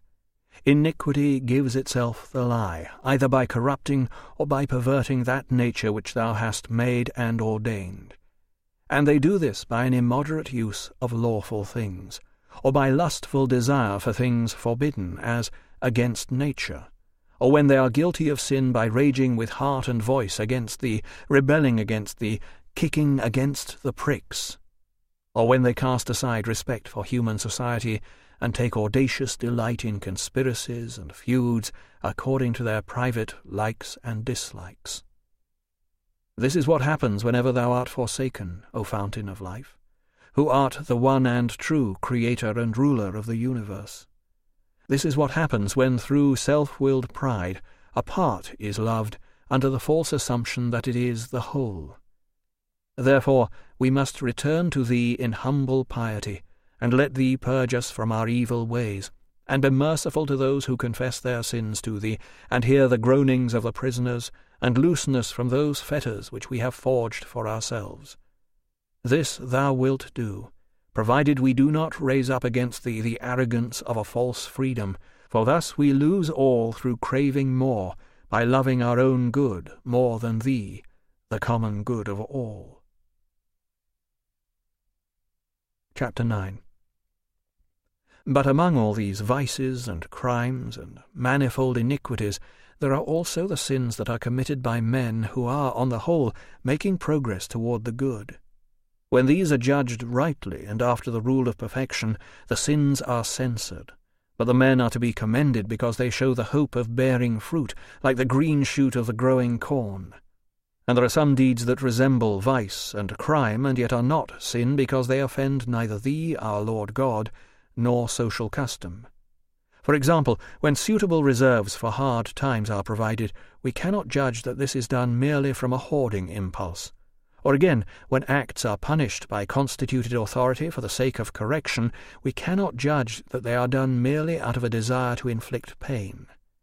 Thus many a deed which is disapproved in man's sight may be approved by thy testimony, and many a man who is praised by men is condemned, as thou art witness, because frequently the deed itself, the mind of the doer, and the hidden exigency of the situation all vary among themselves. But when, contrary to human expectation, thou commandest something unusual or unthought of, indeed something thou mayest formerly have forbidden, about which thou mayest conceal the reason for thy command at that particular time, and even though it may be contrary to the ordinance of some society of men, who doubts but that it should be done, because only that society of men is righteous which obeys thee? But blessed are they who know what thou dost command, for all things done by those who obey thee either exhibit something necessary at that particular time, or they foreshadow things to come. Chapter 10. But I was ignorant of all this, and so I mocked those holy servants and prophets of thine.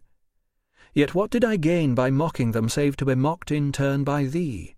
Insensibly and little by little I was led on to such follies as to believe that a fig tree wept when it was plucked, and that the sap of the mother tree was tears.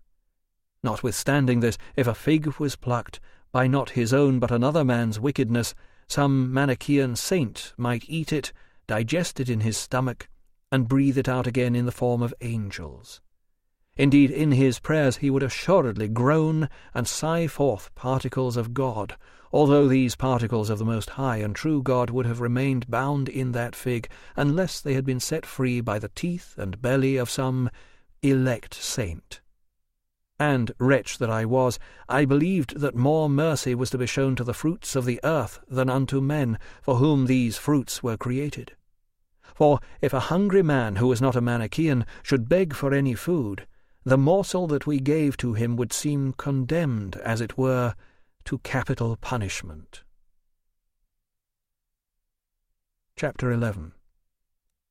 And now thou didst stretch forth thy hand from above, and didst draw up my soul out of that profound darkness of Manichaeism, because my mother, thy faithful one, wept to thee on my behalf more than mothers are accustomed to weep for the bodily deaths of their children. For by the light of the faith and spirit which she received from thee, she saw that I was dead. And thou didst hear her, O Lord, thou didst hear her, and despised not her tears, when, pouring down, they watered the earth under her eyes in every place where she prayed. Thou didst truly hear her.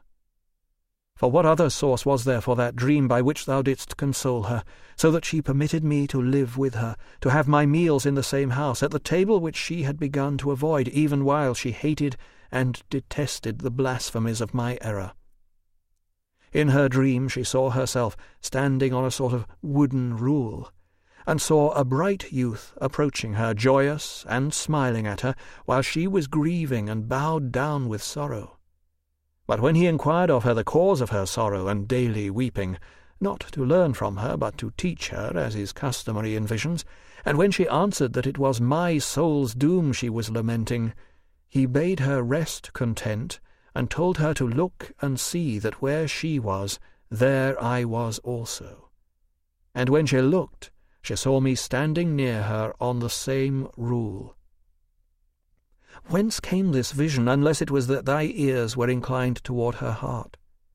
O thou omnipotent good, thou carest for every one of us as if thou didst care for him only, and so for all as if they were but one. And what was the reason for this also, that when she told me of this vision, and I tried to put this construction on it, that she should not despair of being some day what I was, she replied immediately, without hesitation, No, for it was not told me that where he is, there you shall be, but where you are, there he will be. I confess my remembrance of this to thee, O Lord, as far as I can recall it, and I have often mentioned it. Thy answer, given through my watchful mother, in the fact that she was not disturbed by the plausibility of my false interpretation, but saw immediately what should have been seen, and which I certainly had not seen until she spoke, this answer moved me more deeply than the dream itself. Still, by that dream, the joy that was to come to that pious woman so long after was predicted long before, as a consolation for her present anguish. Nearly 9 years passed, in which I wallowed in the mud of that deep pit, and in the darkness of falsehood, striving often to rise, but being all the more heavily dashed down. But all that time this chaste, pious, and sober widow, such as thou dost love, was now more buoyed up with hope, though no less zealous in her weeping and mourning, that she did not cease to bewail my case before thee, in all the hours of her supplication. Her prayers entered thy presence, and yet thou didst allow me still to tumble and toss around in that darkness. Chapter 12. Meanwhile, thou gavest her yet another answer, as I remember. For I pass over many things, hastening on to those things which more strongly impel me to confess to thee, and many things I have simply forgotten. But thou gavest her then another answer by a priest of thine, a certain bishop reared in thy church and well versed in thy books. When that woman had begged him to agree to have some discussion with me, to refute my errors, to help me to unlearn evil and to learn the good, for it was his habit to do this when he found people ready to receive it, he refused very prudently, as I afterward realized, for he answered that I was still unteachable, being inflated with the novelty of that heresy, and that I had already perplexed divers inexperienced persons with vexatious questions, as she herself had told him. But let him alone for a time, he said, only pray God for him. He will of his own accord, by reading, come to discover what an error it is, and how great its impiety is. He went on to tell her at the same time how he himself, as a boy, had been given over to the Manichaeans by his misguided mother, and not only had read but had even copied out almost all their books. Yet he had come to see, without external argument or proof from anyone else, how much that sect was to be shunned, and had shunned it. When he had said this, she was not satisfied, but repeated more earnestly her entreaties, and shed copious tears, still beseeching him to see and talk with me. Finally, the bishop, a little vexed at her importunity, exclaimed, "Go your way. As you live, it cannot be that the son of these tears should perish." As she often told me afterward, she accepted this answer as though it were a voice from heaven. Book 4. This is the story of his years among the Manichaeans. It includes the account of his teaching at Augusti, his taking a mistress, the attractions of astrology, the poignant loss of a friend which leads to a searching analysis of grief and transience. It reports on his first book, De Pulchro et Apto, and his introduction to Aristotle's Categories, and other books of philosophy and theology which he mastered with great ease and little profit. Chapter 1. During this period of 9 years, from my 19th year to my 28th, I went astray, and led others astray.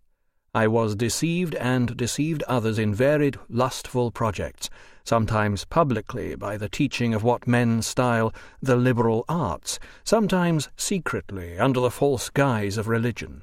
In the one I was proud of myself, in the other superstitious. In all, vain.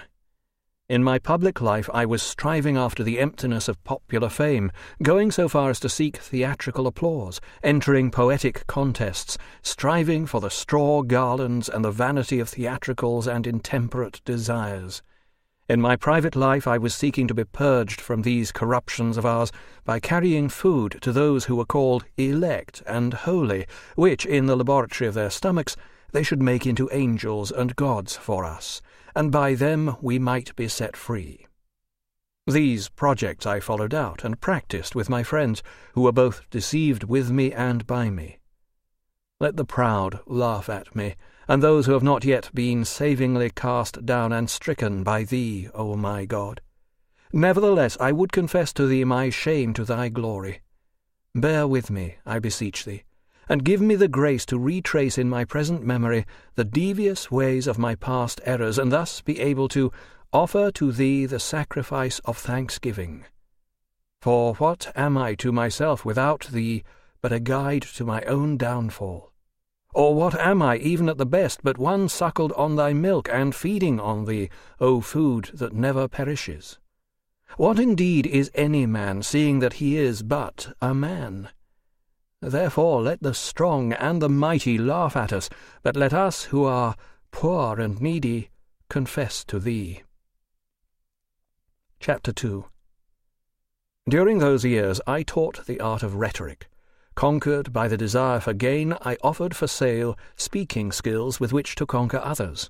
And yet, O Lord, thou knowest that I really preferred to have honest scholars, or what were esteemed as such, and, without tricks of speech, I taught these scholars the tricks of speech, not to be used against the life of the innocent, but sometimes to save the life of a guilty man. And thou, O God, didst see me from afar, stumbling on that slippery path, and sending out some flashes of fidelity amid much smoke, guiding those who loved vanity and sought after lying, being myself their companion. In those years I had a mistress, to whom I was not joined in lawful marriage. She was a woman I had discovered in my wayward passion, void as it was of understanding. Yet she was the only one, and I remained faithful to her, and with her I discovered by my own experience what a great difference there is between the restraint of the marriage bond contracted with a view to having children, and the compact of a lustful love, where children are born against the parents' will, although once they are born they compel our love. I remember, too, that when I decided to compete for a theatrical prize, some magician, I do not remember him now, asked me what I would give him to be certain to win. But I detested and abominated such filthy mysteries, and answered that even if the garland was of imperishable gold, I would still not permit a fly to be killed to win it for me. For he would have slain certain living creatures in his sacrifices, and by those honours would have invited the devils to help me. This evil thing I refused, but not out of a pure love of thee, O God of my heart, for I knew not how to love thee, because I knew not how to conceive of anything beyond corporeal splendours.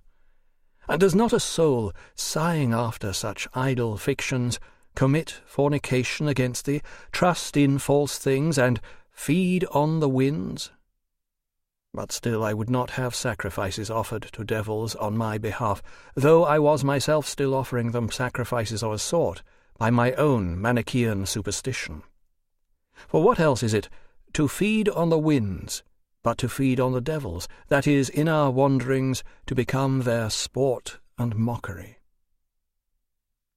Chapter 3. And yet, without scruple, I consulted those other impostors, whom they call astrologers, because they used no sacrifices and invoked the aid of no spirit for their divinations. Still, true Christian piety must necessarily reject and condemn their art. It is good to confess to thee, and to say, Have mercy on me, heal my soul, for I have sinned against thee. Not to abuse thy goodness as a license to sin, but to remember the words of the Lord. Behold, you are made whole. Sin no more, lest a worse thing befall you. All this wholesome advice the astrologers labour to destroy when they say, the cause of your sin is inevitably fixed in the heavens, and this is the doing of Venus, or of Saturn, or of Mars, all this in order that a man who is only flesh and blood and proud corruption may regard himself as blameless, while the Creator and Ordainer of heaven and the stars must bear the blame of our ills and misfortunes. But who is this Creator but thou, our God, the sweetness and wellspring of righteousness, who renderest to every man according to his works, and despisest not a broken and a contrite heart? There was at that time a wise man, very skilful, and quite famous in medicine.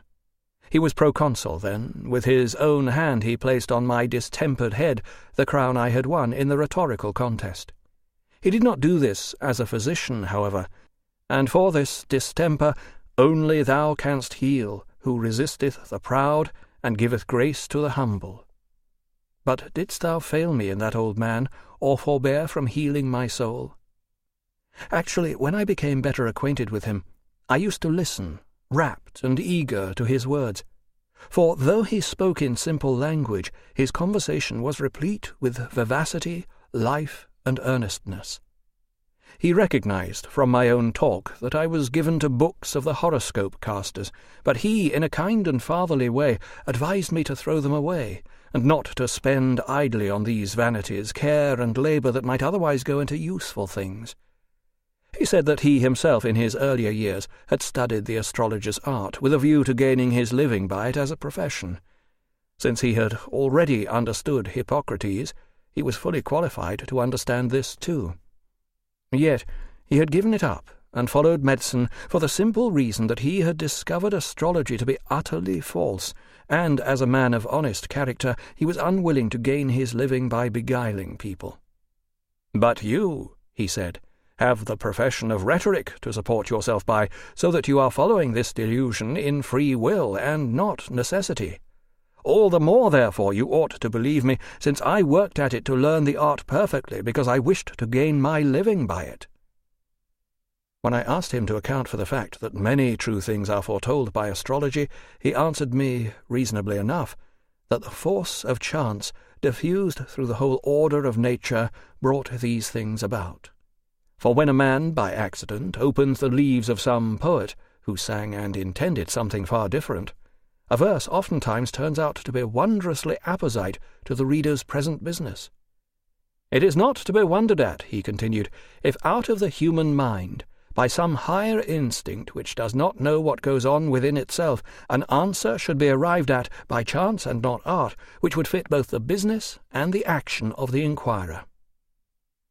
And thus, truly, either by him or through him, thou wast looking after me, and thou didst fix all this in my memory, so that afterward I might search it out for myself.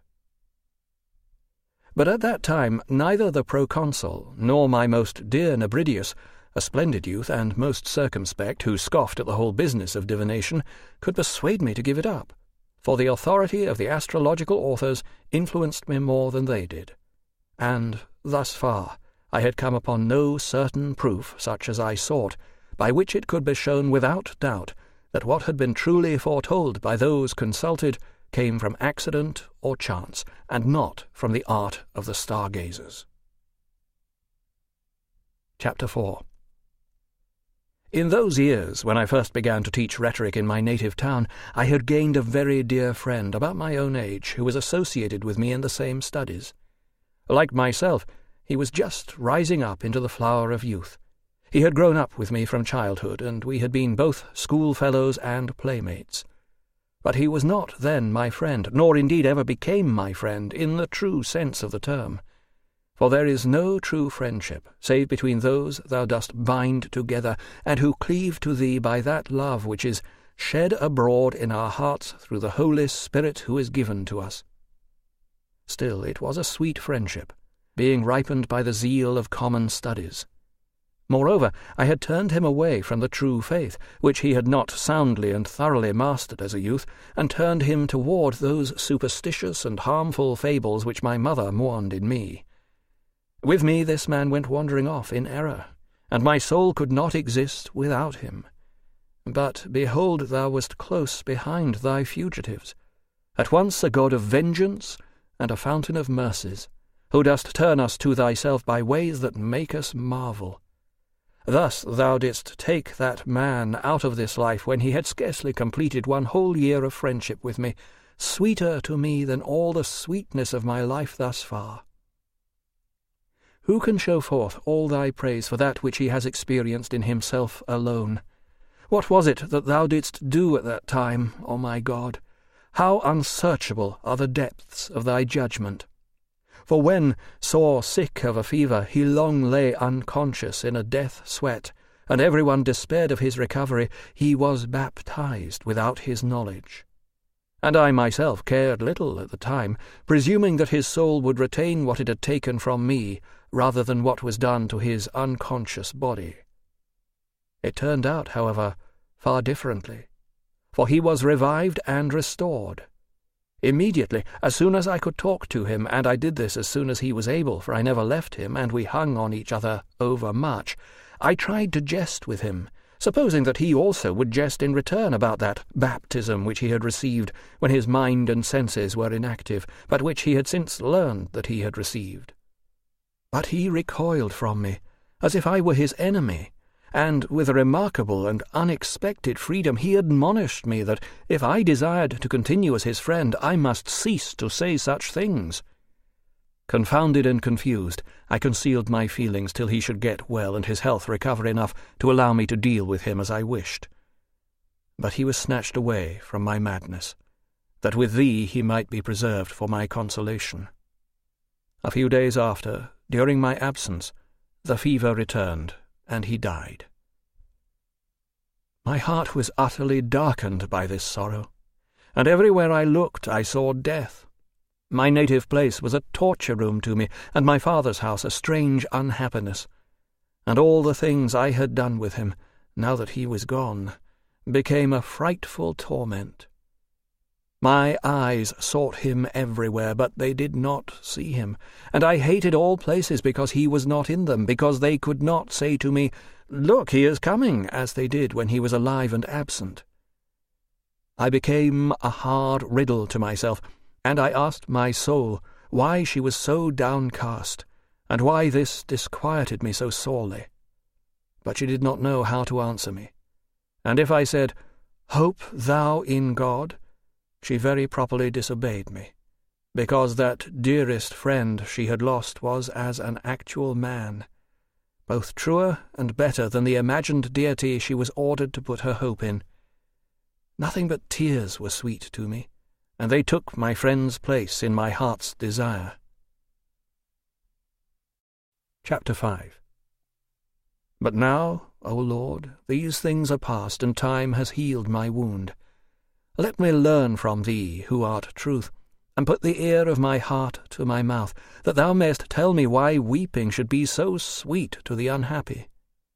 Hast thou, though omnipresent, dismissed our miseries from thy concern? Thou abidest in thyself, while we are disquieted with trial after trial. Yet unless we wept in thy ears, there would be no hope for us remaining. How does it happen that such sweet fruit is plucked from the bitterness of life, from groans, tears, sighs, and lamentations? Is it the hope that thou wilt hear us that sweetens it? This is true in the case of prayer, for in a prayer there is a desire to approach thee. But is it also the case in grief for a lost love, and in the kind of sorrow that had then overwhelmed me? For I had neither a hope of his coming back to life, nor in all my tears did I seek this. I simply grieved and wept, for I was miserable and had lost my joy. Or is weeping a bitter thing that gives us pleasure because of our aversion to the things we once enjoyed, and this only as long as we loathe them? Chapter 6. But why do I speak of these things? Now is not the time to ask such questions, but rather to confess to thee. I was wretched, and every soul is wretched that is fettered in the friendship of mortal things. It is torn to pieces when it loses them, and then realizes the misery which it had even before it lost them. Thus it was at that time with me. I wept most bitterly, and found a rest in bitterness. I was wretched, and yet that wretched life I still held dearer than my friend, for though I would willingly have changed it, I was still more unwilling to lose it than to have lost him. Indeed, I doubt whether I was willing to lose it even for him, as they tell, unless it be fiction, of the friendship of Orestes and Pylades. They would have gladly died for one another, or both together, because not to love together was worse than death to them. But a strange kind of feeling had come over me, quite different from this, for now it was wearisome to live, and a fearful thing to die. I suppose that the more I loved him, the more I hated and feared, as the most cruel enemy, that death which had robbed me of him. I even imagined that it would suddenly annihilate all men, since it had had such a power over him. This is the way I remember it was with me. Look into my heart, O God. Behold and look deep within me, for I remember it well, O my hope, who cleansest me from the uncleanness of such affections, directing my eyes toward thee and plucking my feet out of the snare. And I marvelled that other mortals went on living, since he whom I had loved as if he would never die was now dead. And I marvelled all the more that I, who had been a second self to him, could go on living when he was dead.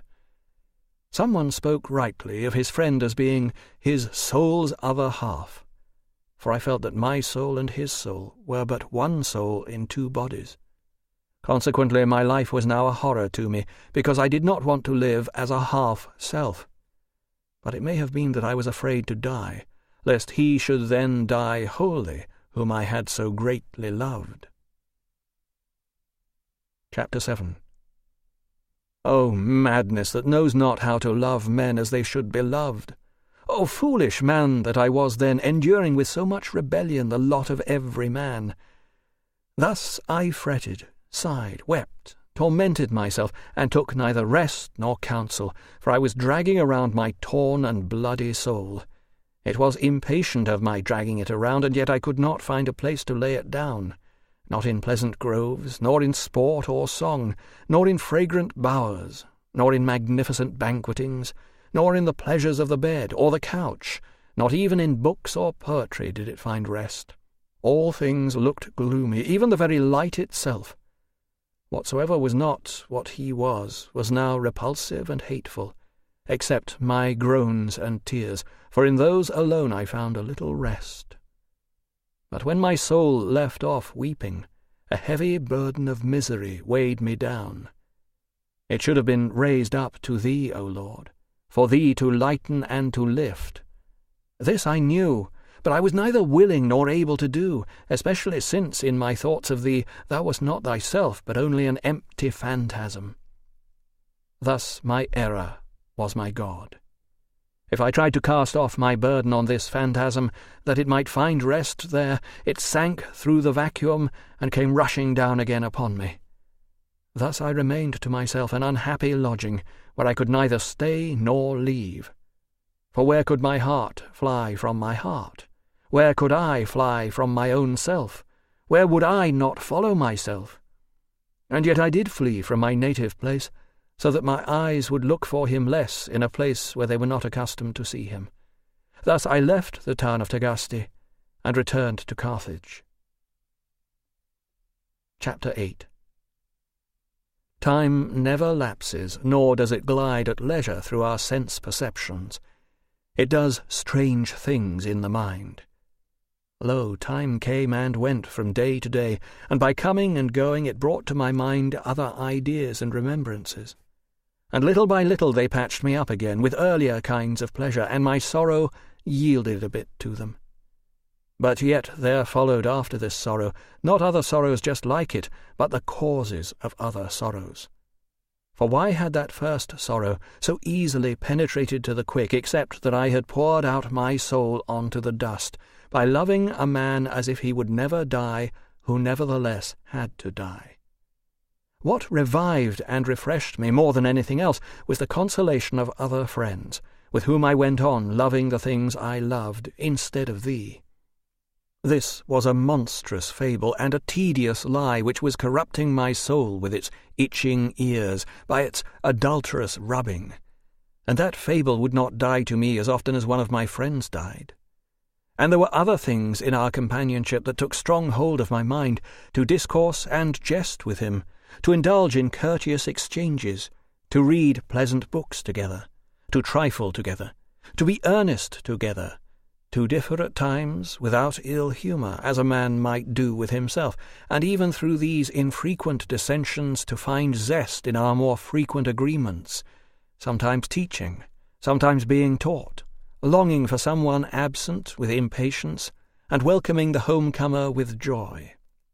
These and similar tokens of friendship, which spring spontaneously from the hearts of those who love and are loved in return, in countenance, tongue, eyes, and 1,000 ingratiating gestures, were all so much fuel to melt our souls together, and out of the many made us one. Chapter 9. This is what we love in our friends, and we love it so much that a man's conscience accuses itself if he does not love one who loves him, or respond in love to love, seeking nothing from the other but the evidences of his love. This is the source of our moaning when one dies, the gloom of sorrow, the steeping of the heart in tears, all sweetness turned to bitterness, and the feeling of death in the living, because of the loss of the life of the dying. Blessed is he who loves thee, and who loves his friend in thee, and his enemy also for thy sake, for he alone loses none dear to him, if all are dear in him who cannot be lost. And who is this but our God, the God that created heaven and earth, and filled them because he created them by filling them up? None loses thee but he who leaves thee, and he who leaves thee, where does he go? Or where can he flee but from thee well pleased to thee offended?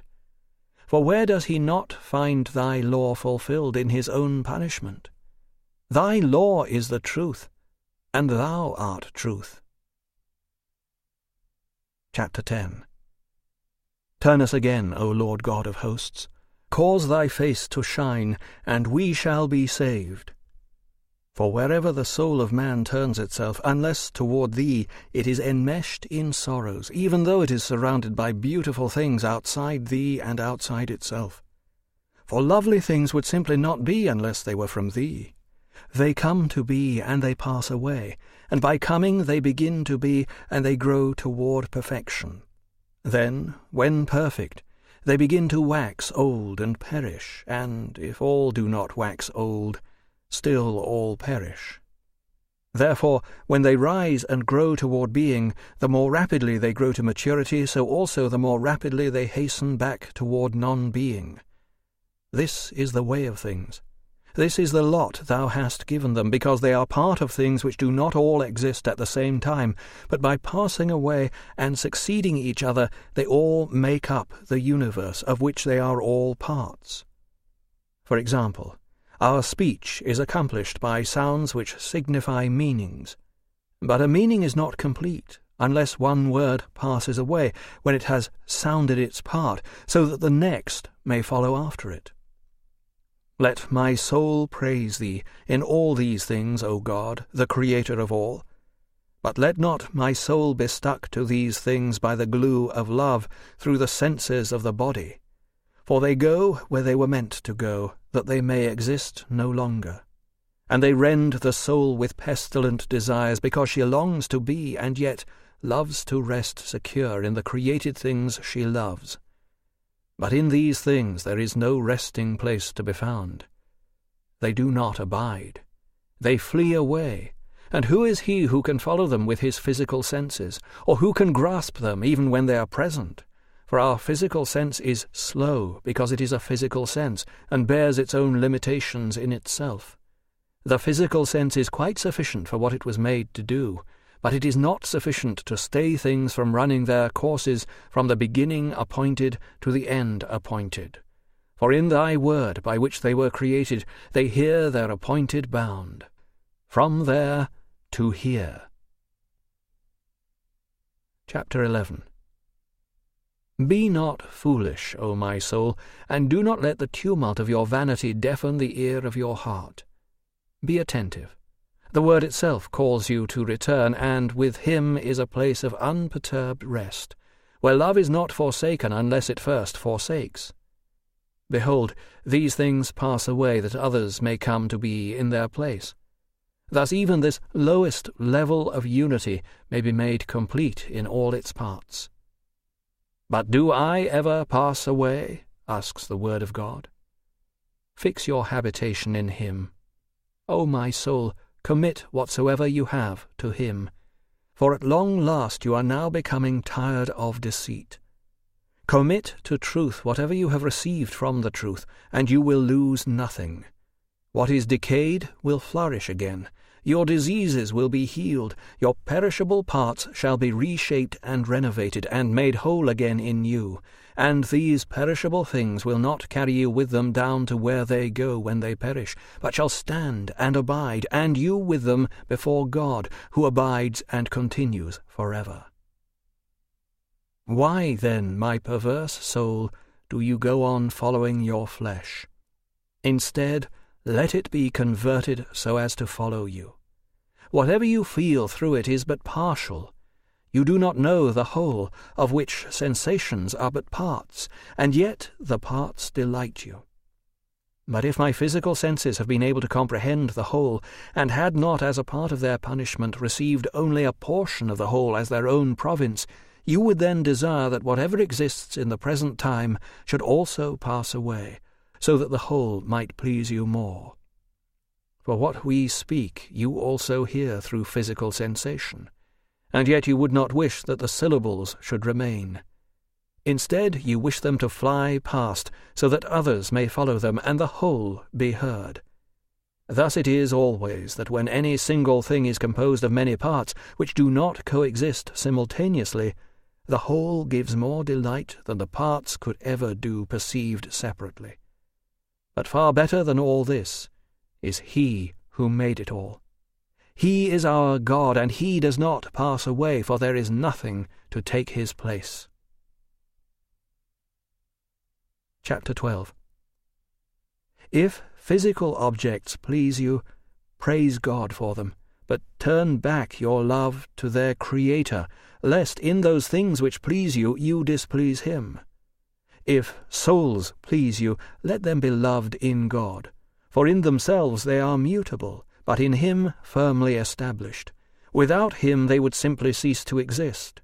In Him, then, let them be loved, and bring along to Him with yourself as many souls as you can, and say to Him, Let us love Him, for He Himself created all these, and He is not far away from them.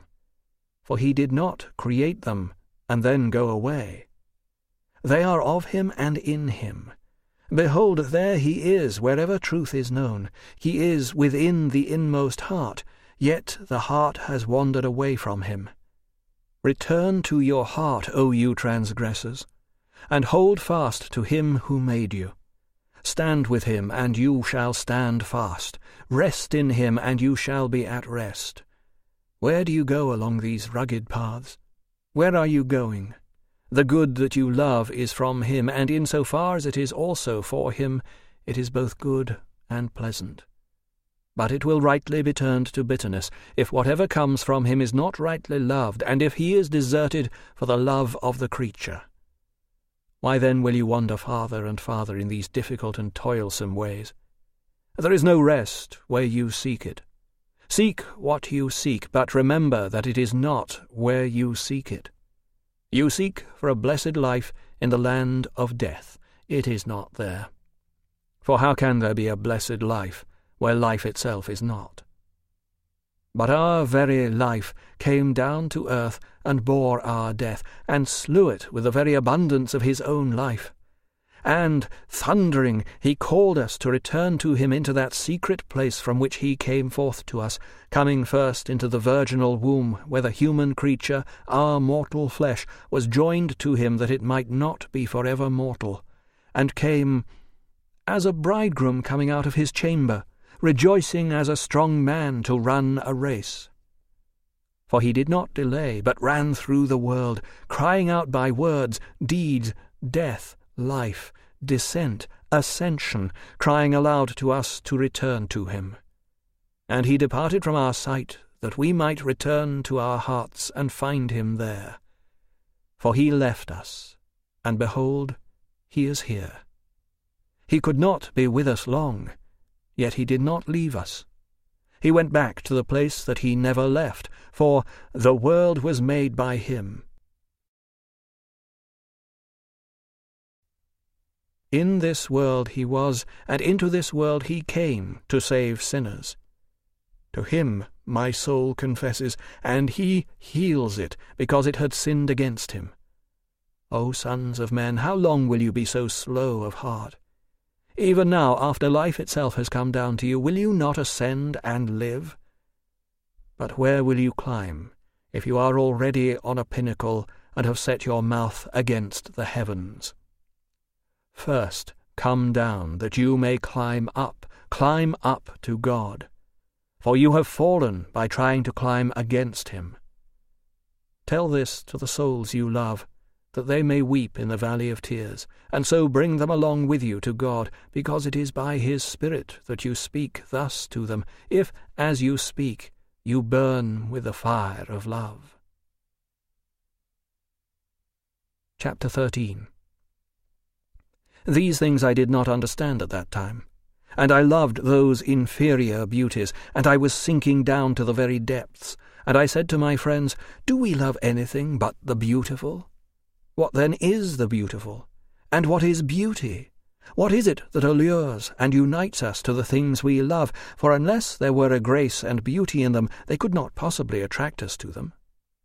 And I reflected on this, and saw that in the objects themselves there is a kind of beauty which comes from their forming a whole, and another kind of beauty that comes from mutual fitness, as the harmony of one part of the body with its whole, or a shoe with a foot, and so on. And this idea sprang up in my mind out of my inmost heart, and I wrote some books, 2 or 3, I think, on the beautiful and the fitting. Thou knowest them, O Lord. They have escaped my memory. I no longer have them. Somehow they have been mislaid. Chapter 14. What was it, O Lord my God, that prompted me to dedicate these books to Hierius, an orator of Rome, a man I did not know by sight, but whom I loved for his reputation of learning, in which he was famous, and also for some words of his that I had heard which had pleased me? But he pleased me more because he pleased others, who gave him high praise, and expressed amazement that a Syrian, who had first studied Greek eloquence, should thereafter become so wonderful a Latin orator, and also so well versed in philosophy. Thus a man we have never seen is commended and loved. Does a love like this come into the heart of the hearer from the mouth of him who sings the other's praise? Not so. Instead, one catches the spark of love from one who loves. This is why we love one who is praised, when the eulogist is believed to give his praise from an unfeigned heart, that is, when he who loves him praises him. Thus it was that I loved men on the basis of other men's judgment, and not thine, O my God, in whom no man is deceived. But why is it that the feeling I had for such men was not like my feeling toward the renowned charioteer, or the great gladiatorial hunter, famed far and wide, and popular with the mob?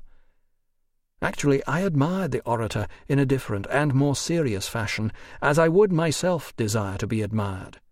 For I did not want them to praise and love me as actors were praised and loved, although I myself praise and love them too. I would prefer being unknown than known in that way, or even being hated than loved that way.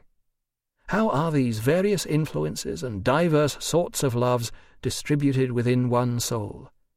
What is it that I am in love with in another, which, if I did not hate, I should neither detest nor repel from myself, seeing that we are equally men?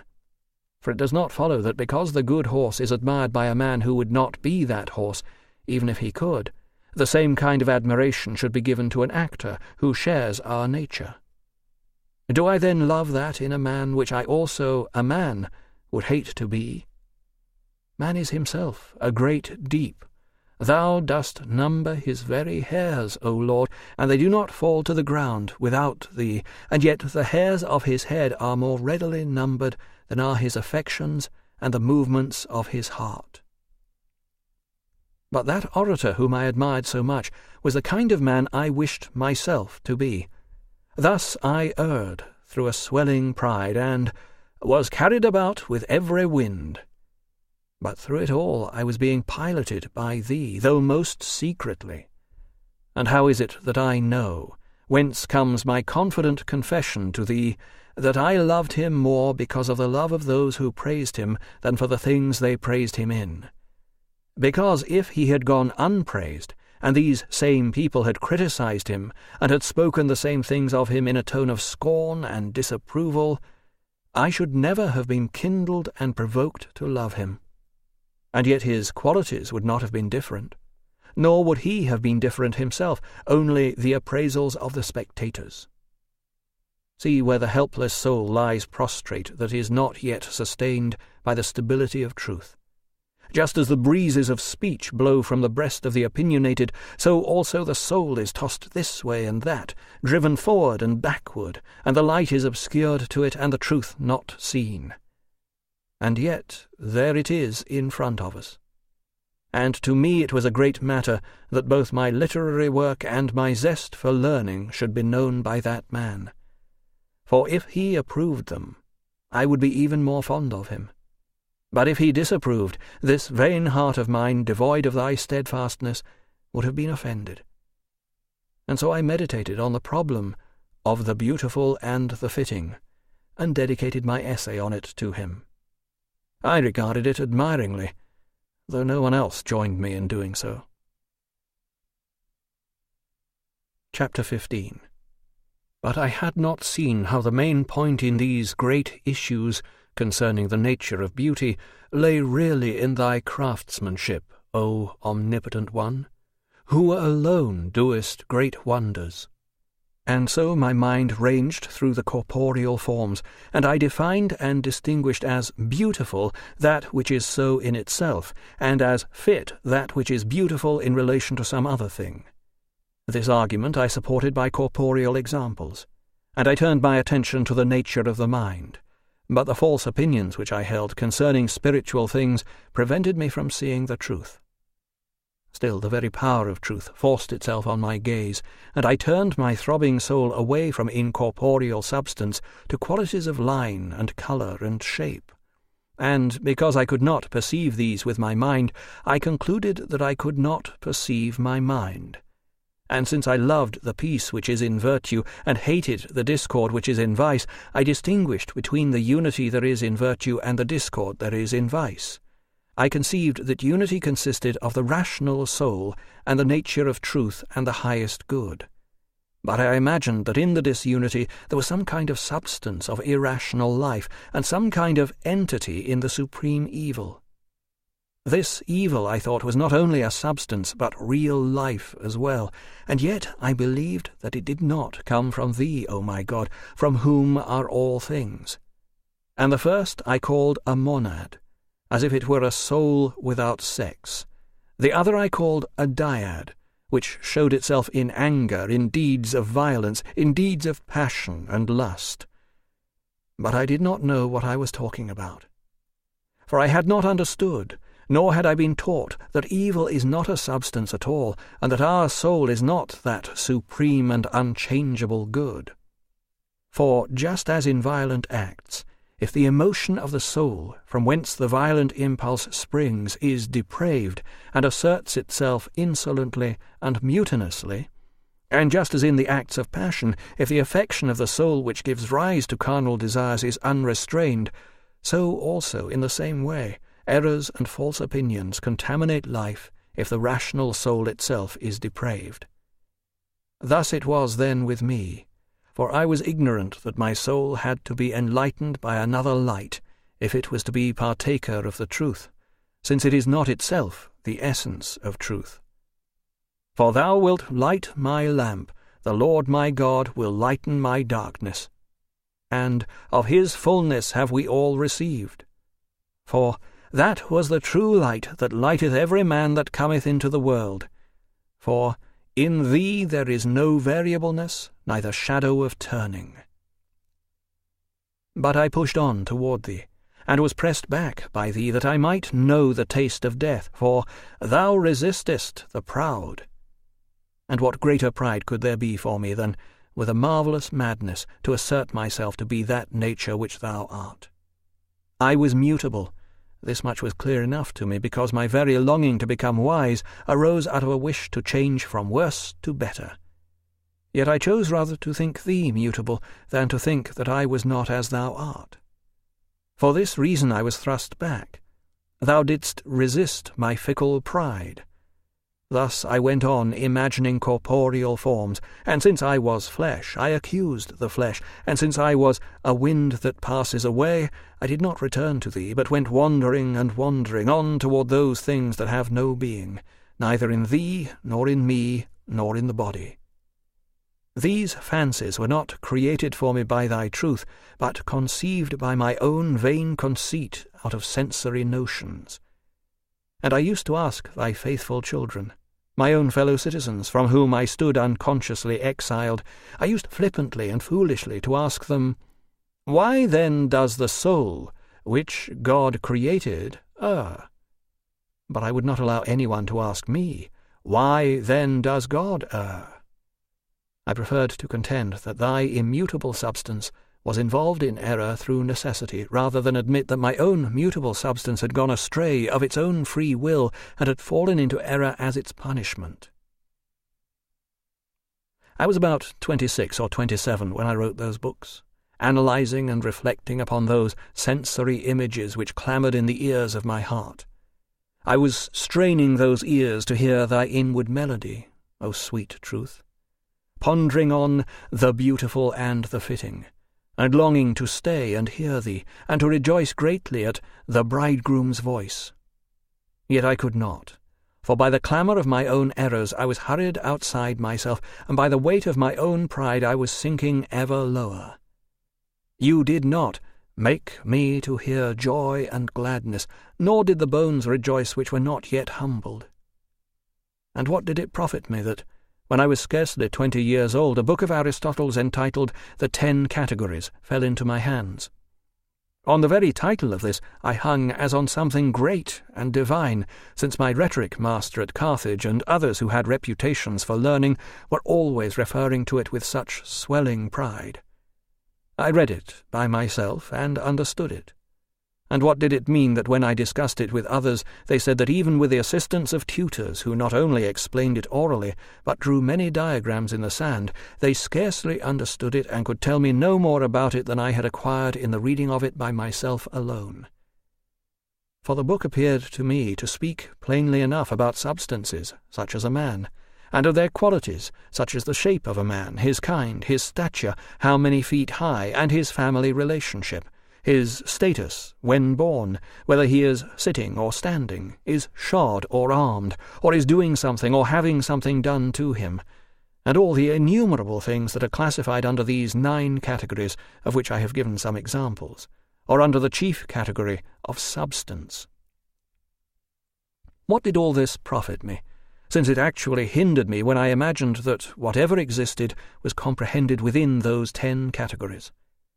I tried to interpret them, O my God, so that even thy wonderful and unchangeable unity could be understood as subjected to thy own magnitude or beauty, as if they existed in thee as their subject, as they do in corporeal bodies, whereas thou art thyself thy own magnitude and beauty.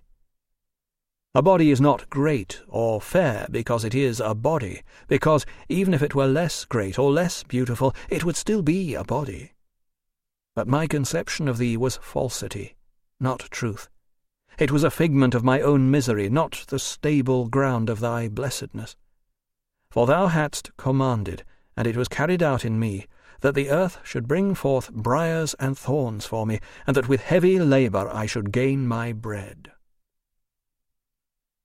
And what did it profit me that I could read and understand for myself all the books I could get in the so-called liberal arts, when I was actually a worthless slave of wicked lust? I took delight in them, not knowing the real source of what it was in them that was true and certain. For I had my back toward the light, and my face toward the things on which the light falls, so that my face which looked toward the illuminated things was not itself illuminated. Whatever was written in any of the fields of rhetoric or logic, geometry, music, or arithmetic, I could understand without any great difficulty, and without the instruction of another man. All this thou knowest, O Lord my God, because both quickness in understanding and acuteness in insight are thy gifts. Yet for such gifts I made no thank-offering to thee. Therefore my abilities served not my profit, but rather my loss, since I went about trying to bring so large a part of my substance into my own power, and I did not store up my strength for thee, but went away from thee into the far country to prostitute my gifts in disordered appetite. And what did these abilities profit me, if I did not put them to good use? I did not realize that those arts were understood with great difficulty, even by the studious and the intelligent, until I tried to explain them to others, and discovered that even the most proficient in them followed my explanations all too slowly. And yet what did this profit me, since I still supposed that thou, O Lord God, the truth, wert a bright and vast body, and that I was a particle of that body? O perversity gone too far! But so it was with me, and I do not blush, O my God, to confess thy mercies to me in thy presence, or to call upon thee, any more than I did not blush when I openly avowed my blasphemies before men, and bayed hound-like against thee. What good was it for me that my nimble wit could run through those studies and disentangle all those knotty volumes without help from a human teacher, since all the while I was erring so hatefully and with such sacrilege as far as the right substance of pious faith was concerned? And what kind of burden was it for thy little ones to have a far slower wit, since they did not use it to depart from thee, and since they remained in the nest of thy church, to become safely fledged and to nourish the wings of love by the food of a sound faith? O Lord our God, under the shadow of thy wings let us hope. Defend us and support us. Thou wilt bear us up when we are little, and even down to our grey hairs thou wilt carry us. For our stability, when it is in thee, is stability indeed, but when it is in ourselves, then it is all unstable. Our good lives forever with thee, and when we turn from thee with aversion, we fall into our own perversion. Let us now, O Lord, return, that we be not overturned, because with thee our good lives without blemish, for our good is thee thyself. And we need not fear that we shall find no place to return to because we fell away from it. For, in our absence, our home, which is thy eternity, does not fall away. Book 5. A year of decision. Faustus comes to Carthage, and Augustine is disenchanted in his hope for solid demonstration of the truth of Manichaean doctrine. He decides to flee from his known troubles at Carthage to troubles yet unknown at Rome. His experiences at Rome prove disappointing, and he applies for a teaching post at Milan. Here he meets Ambrose, who confronts him as an impressive witness for Catholic Christianity, and opens out the possibilities of the allegorical interpretation of Scripture. Augustine decides to become a Christian catechumen. Chapter 1. Accept this sacrifice of my confessions from the hand of my tongue. Thou didst form it, and hast prompted it to praise thy name. Heal all my bones, and let them say, O Lord, who is like unto thee? It is not that one who confesses to thee instructs thee as to what goes on within him, for the closed heart does not bar thy sight into it, nor does the hardness of our heart hold back thy hands, for thou canst soften it at will, either by mercy or in vengeance. And there is no one who can hide himself from thy heat. But let my soul praise thee, that it may love thee, and let it confess thy mercies to thee, that it may praise thee.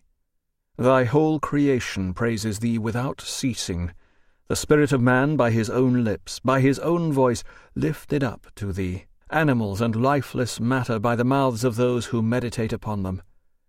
Thus our souls may climb out of their weariness toward thee, and lean on those things which thou hast created, and pass through them to thee, who didst create them in a marvellous way.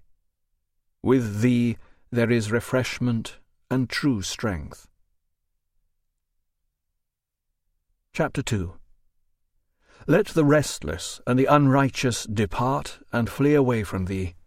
Even so thou seest them, and thy eye pierces through the shadows in which they run. For lo, they live in a world of beauty, and yet are themselves most foul. And how have they harmed thee? Or in what way have they discredited thy power, which is just and perfect in its rule, even to the last item in creation? Indeed, where would they fly when they fled from thy presence? Wouldst thou be unable to find them? But they fled that they might not see thee, who sawest them, that they might be blinded and stumble into thee. But thou forsakest nothing that thou hast made. The unrighteous stumble against thee, that they may be justly plagued, fleeing from thy gentleness, and colliding with thy justice, and falling on their own rough paths. For in truth they do not know that thou art everywhere, that no place contains thee, and that only thou art near even to those who go farthest from thee. Let them therefore turn back and seek thee, because even if they have abandoned thee, their Creator, thou hast not abandoned thy creatures. Let them turn back and seek thee, and lo, thou art there in their hearts, there in the hearts of those who confess to thee. Let them cast themselves upon thee, and weep on thy bosom after all their weary wanderings, and thou wilt gently wipe away their tears. And they weep the more, and rejoice in their weeping, since thou, O Lord, art not a man of flesh and blood. Thou art the Lord, who canst remake what thou didst make, and canst comfort them. And where was I when I was seeking thee? There thou wast before me. But I had gone away even from myself, and I could not find myself, much less thee. Chapter 3. Let me now lay bare in the sight of God the 29th year of my age. There had just come to Carthage a certain bishop of the Manichaeans, Faustus by name, a great snare of the devil, and many were entangled by him through the charm of his eloquence. Now, even though I found this eloquence admirable, I was beginning to distinguish the charm of words from the truth of things, which I was eager to learn. Nor did I consider the dish as much as I did the kind of meat that their famous Faustus served up to me in it. His fame had run before him, as one very skilled in an honourable learning, and preeminently skilled in the liberal arts. And as I had already read and stored up in memory many of the injunctions of the philosophers, I began to compare some of their doctrines with the tedious fables of the Manichaeans, and it struck me that the probability was on the side of the philosophers, whose power reached far enough to enable them to form a fair judgment of the world, even though they had not discovered the sovereign Lord of it all. For thou art great, O Lord, and thou hast respect unto the lowly, but the proud thou knowest afar off. Thou drawest near to none but the contrite in heart, and canst not be found by the proud, even if, in their inquisitive skill, they may number the stars and the sands, and map out the constellations, and trace the courses of the planets. For it is by the mind and the intelligence which thou gavest them that they investigate these things.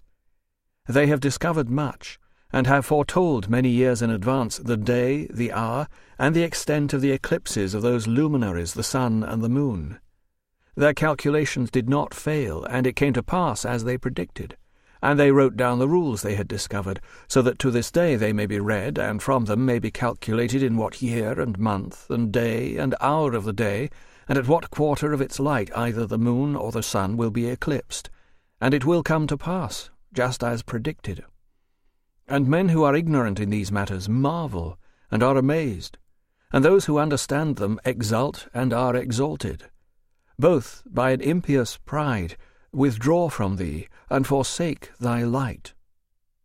They foretell an eclipse of the sun before it happens, but they do not see their own eclipse, which is even now occurring. For they do not ask, as religious men should, what is the source of the intelligence by which they investigate these matters. Moreover, when they discover that thou didst make them, they do not give themselves up to thee that thou mightest preserve what thou hast made, nor do they offer as sacrifice to thee what they have made of themselves. For they do not slaughter their own pride as they do the sacrificial fowls, nor their own curiosities by which, like the fishes of the sea, they wander through the unknown paths of the deep. Nor do they curb their own extravagances as they do those of the beasts of the field, so that thou, O Lord, a consuming fire, mayest burn up their mortal cares and renew them unto immortality. They do not know the way which is thy word, by which thou didst create all the things that are, and also the men who measure them, and the senses by which they perceive what they measure, and the intelligence whereby they discern the patterns of measure. Thus they know not that thy wisdom is not a matter of measure. But the only begotten hath been made unto us wisdom and righteousness and sanctification, and hath been numbered among us, and paid tribute to Caesar, and they do not know this way by which they could descend from themselves to him, in order to ascend through him to him.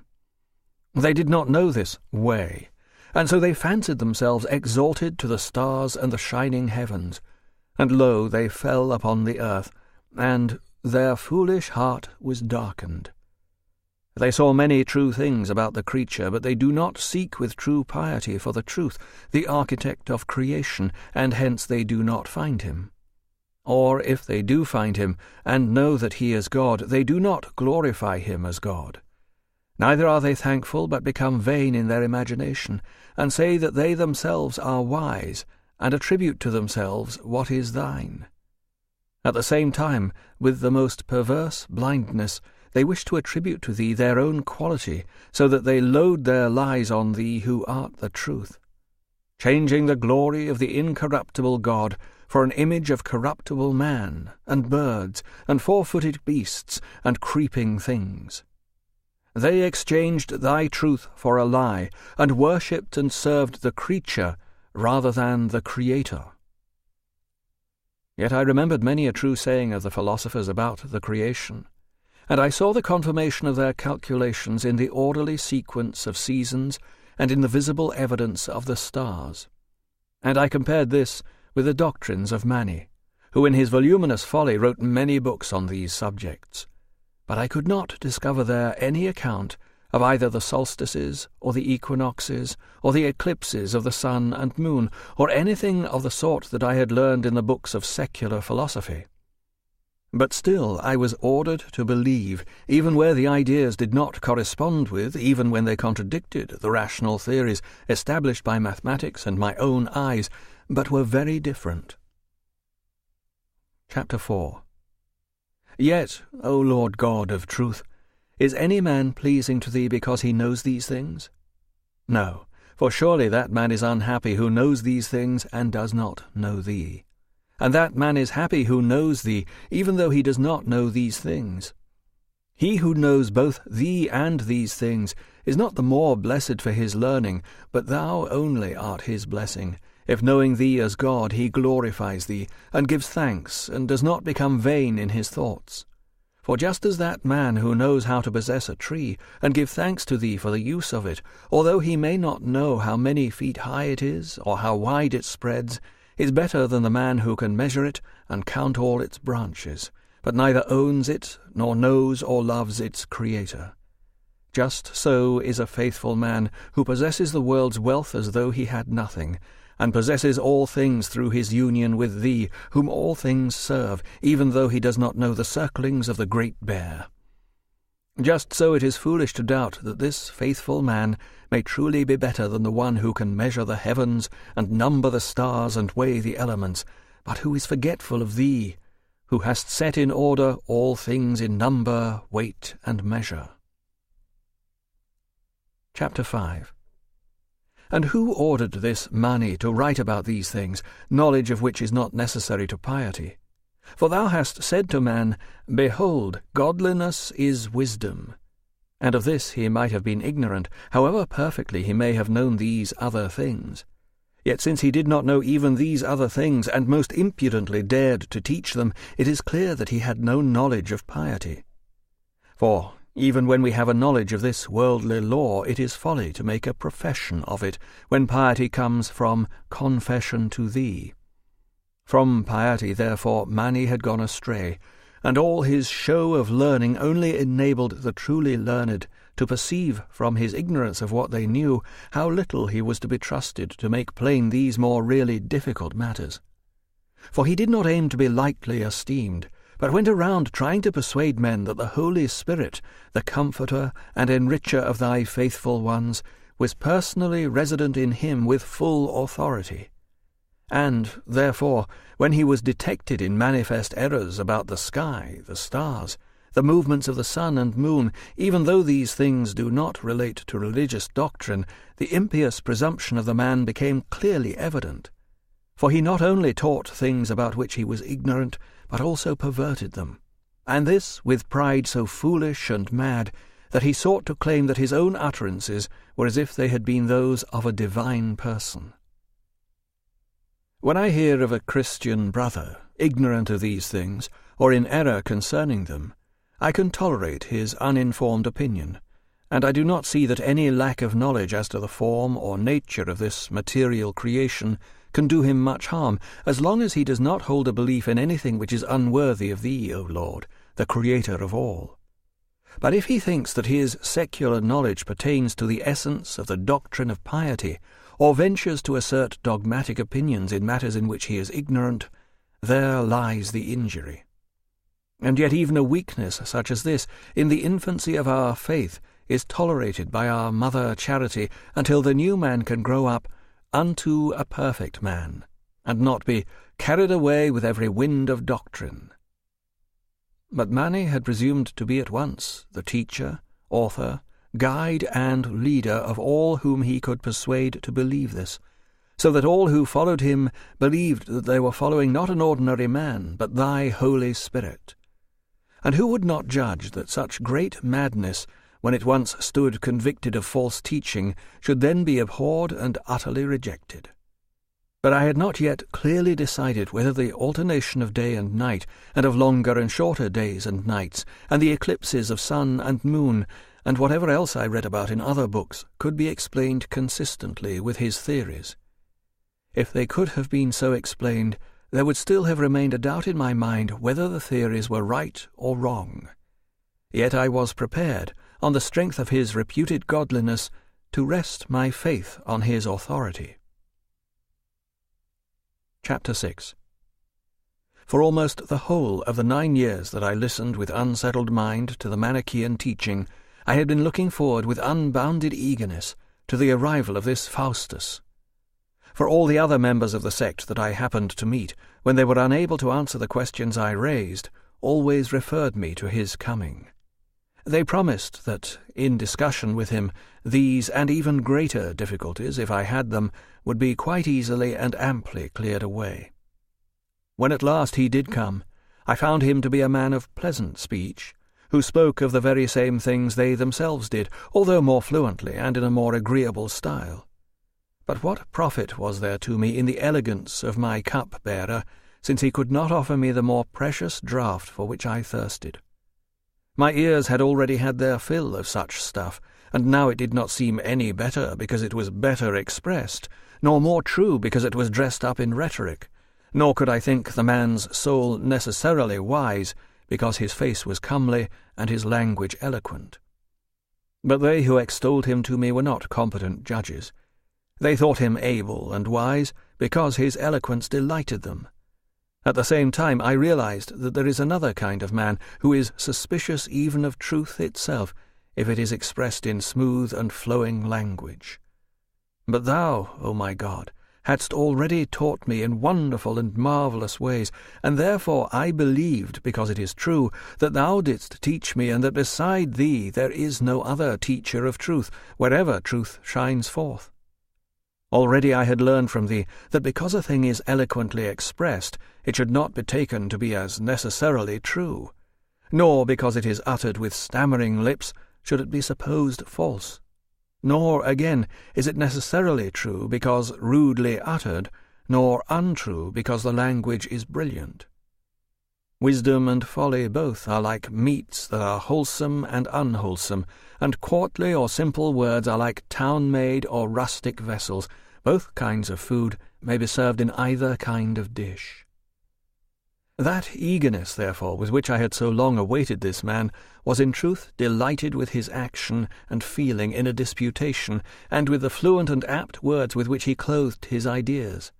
I was delighted, therefore, and I joined with others, and even exceeded them in exalting and praising him. Yet it was a source of annoyance to me that, in his lecture-room, I was not allowed to introduce and raise any of those questions that troubled me in a familiar exchange of discussion with him. As soon as I found an opportunity for this, and gained his ear at a time when it was not inconvenient for him to enter into a discussion with me and my friends, I laid before him some of my doubts. I discovered at once that he knew nothing of the liberal arts except grammar, and that only in an ordinary way. He had, however, read some of Tully's orations, a very few books of Seneca, and some of the poets, and such few books of his own sect as were written in good Latin. With this meagre learning and his daily practice in speaking, he had acquired a sort of eloquence which proved the more delightful and enticing because it was under the direction of a ready wit and a sort of native grace. Was this not even as I now recall it, O Lord my God, judge of my conscience? My heart and my memory are laid open before thee, who wast even then guiding me by the secret impulse of thy providence, and wast setting my shameful errors before my face, so that I might see and hate them. Chapter 7. For as soon as it became plain to me that Faustus was ignorant in those arts in which I had believed him eminent, I began to despair of his being able to clarify and explain all these perplexities that troubled me, though I realized that such ignorance need not have affected the authenticity of his piety, if he had not been a Manichaean. For their books are full of long fables about the sky and the stars, the sun and the moon, and I had ceased to believe him able to show me in any satisfactory fashion what I so ardently desired, whether the explanations contained in the Manichaean books were better or at least as good as the mathematical explanations I had read elsewhere. But when I proposed that these subjects should be considered and discussed, he quite modestly did not dare to undertake the task, for he was aware that he had no knowledge of these things, and was not ashamed to confess it. For he was not one of those talkative people from whom I had endured so much, who undertook to teach me what I wanted to know, and then said nothing. Faustus had a heart which, if not right toward thee, was at least not altogether false toward himself. For he was not ignorant of his own ignorance, and he did not choose to be entangled in a controversy from which he could not draw back or retire gracefully. For this I liked him all the more, for the modesty of an ingenious mind is a finer thing than the acquisition of that knowledge I desired, and this I found to be his attitude toward all abstruse and difficult questions. Thus the zeal with which I had plunged into the Manichaean system was checked, and I despaired even more of their other teachers, because Faustus, who was so famous among them, had turned out so poorly in the various matters that puzzled me. And so I began to occupy myself with him in the study of his own favourite pursuit, that of literature, in which I was already teaching a class as a professor of rhetoric among the young Carthaginian students. With Faustus, then, I read whatever he himself wished to read, or what I judged suitable to his bent of mind.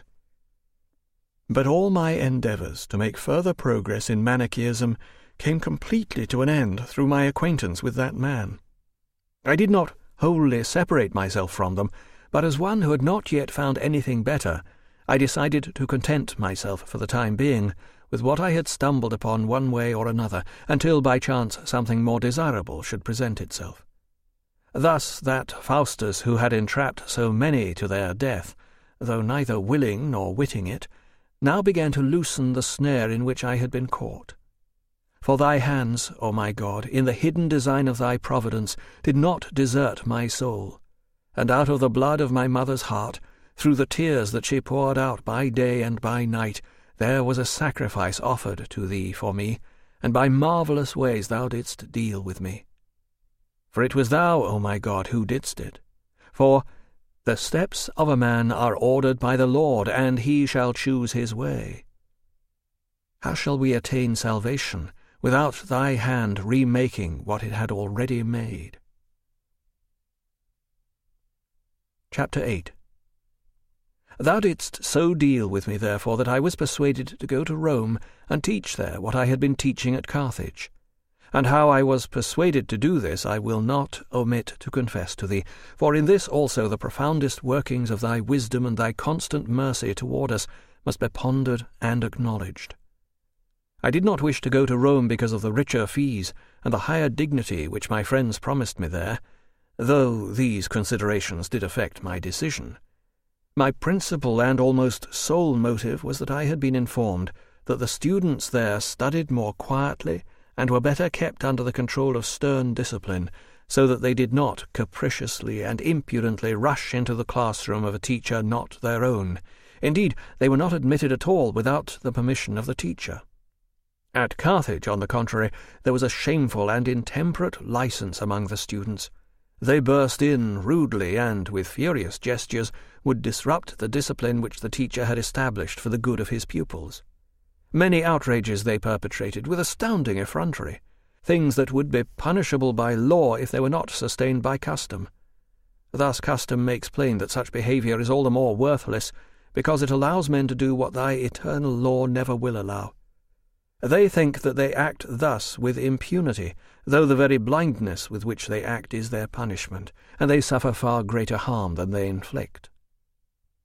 The manners that I would not adopt as a student I was compelled as a teacher to endure in others, and so I was glad to go where all who knew the situation assured me that such conduct was not allowed.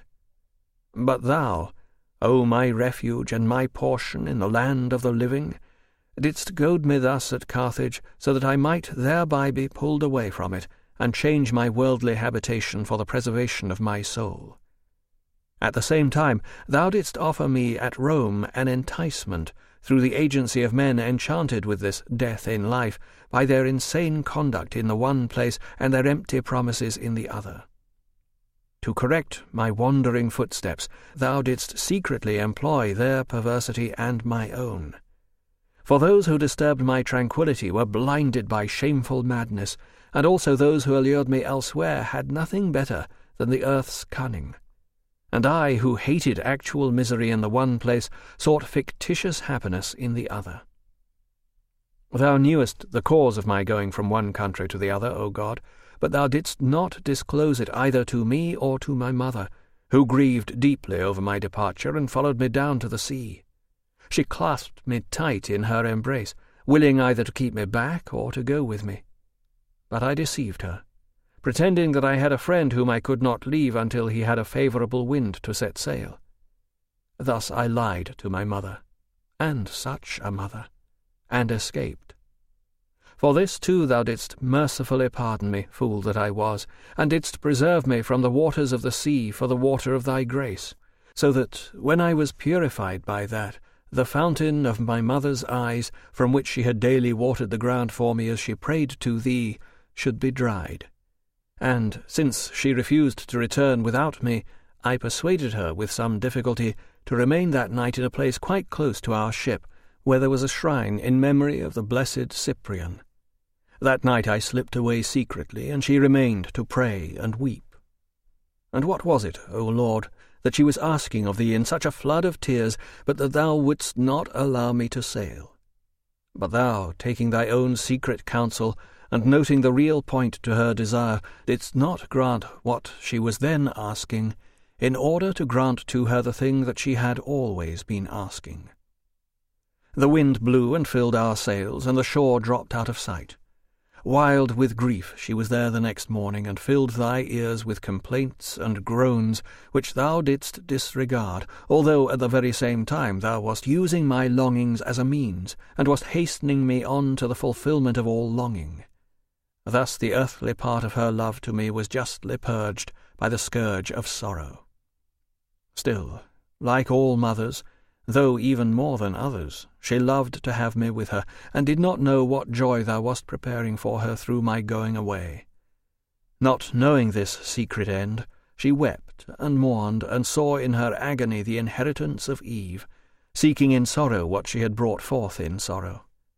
And yet, after accusing me of perfidy and cruelty, she still continued her intercessions for me to thee. She returned to her home, and I went to Rome. Chapter 9. And lo, I was received in Rome by the scourge of bodily sickness, and I was very near to falling into hell, burdened with all the many and grievous sins I had committed against thee, myself, and others, all over and above that fetter of original sin whereby we all die in Adam. For thou hadst forgiven me none of these things in Christ, neither had he abolished by his cross the enmity that I had incurred from thee through my sins. For how could he do so by the crucifixion of a phantom, which was all I supposed him to be? The death of my soul was as real then as the death of his flesh appeared to me unreal, and the life of my soul was as false, because it was as unreal as the death of his flesh was real, though I believed it not. My fever increased, and I was on the verge of passing away and perishing. For if I had passed away then, where should I have gone but into the fiery torment which my misdeeds deserved, measured by the truth of thy rule? My mother knew nothing of this, yet far away she went on praying for me. And thou, present everywhere, didst hear her where she was, and had pity on me where I was, so that I regained my bodily health, although I was still disordered in my sacrilegious heart. For that peril of death did not make me wish to be baptized. I was even better when, as a lad, I entreated baptism of my mother's devotion, as I have already related and confessed. But now I had since increased in dishonour, and I madly scoffed at all the purposes of thy medicine, which would not have allowed me, though a sinner such as I was, to die a double death. Had my mother's heart been pierced with this wound, it never could have been cured. For I cannot adequately tell of the love she had for me, or how she still travailed for me in the spirit with a far keener anguish than when she bore me in the flesh. I cannot conceive, therefore, how she could have been healed if my death, still in my sins, had pierced her inmost love. Where, then, would have been all her earnest, frequent, and ceaseless prayers to thee? Nowhere but with thee. But couldst thou, O merciful God, despise the contrite and humble heart of that pure and prudent widow, who was so constant in her alms, so gracious and attentive to thy saints, never missing a visit to church twice a day, morning and evening, and this not for vain gossiping, nor old wives' fables, but in order that she might listen to thee in thy sermons, and thou to her in her prayers? Couldst thou, by whose gifts she was so inspired, despise and disregard the tears of such a one without coming to her aid, those tears by which she entreated thee, not for gold or silver, and not for any changing or fleeting good, but for the salvation of the soul of her Son? By no means, O Lord. It is certain that thou wast near, and wast hearing, and wast carrying out the plan by which thou hadst predetermined it should be done. Far be it from thee that thou shouldst have deluded her in those visions and the answers she had received from thee, some of which I have mentioned, and others not, which she kept in her faithful heart, and, forever beseeching, urged them on thee as if they had thy own signature. For thou, because thy mercy endureth forever, hast so condescended to those whose debts thou hast pardoned, that thou likewise dost become a debtor by thy promises. Chapter 10.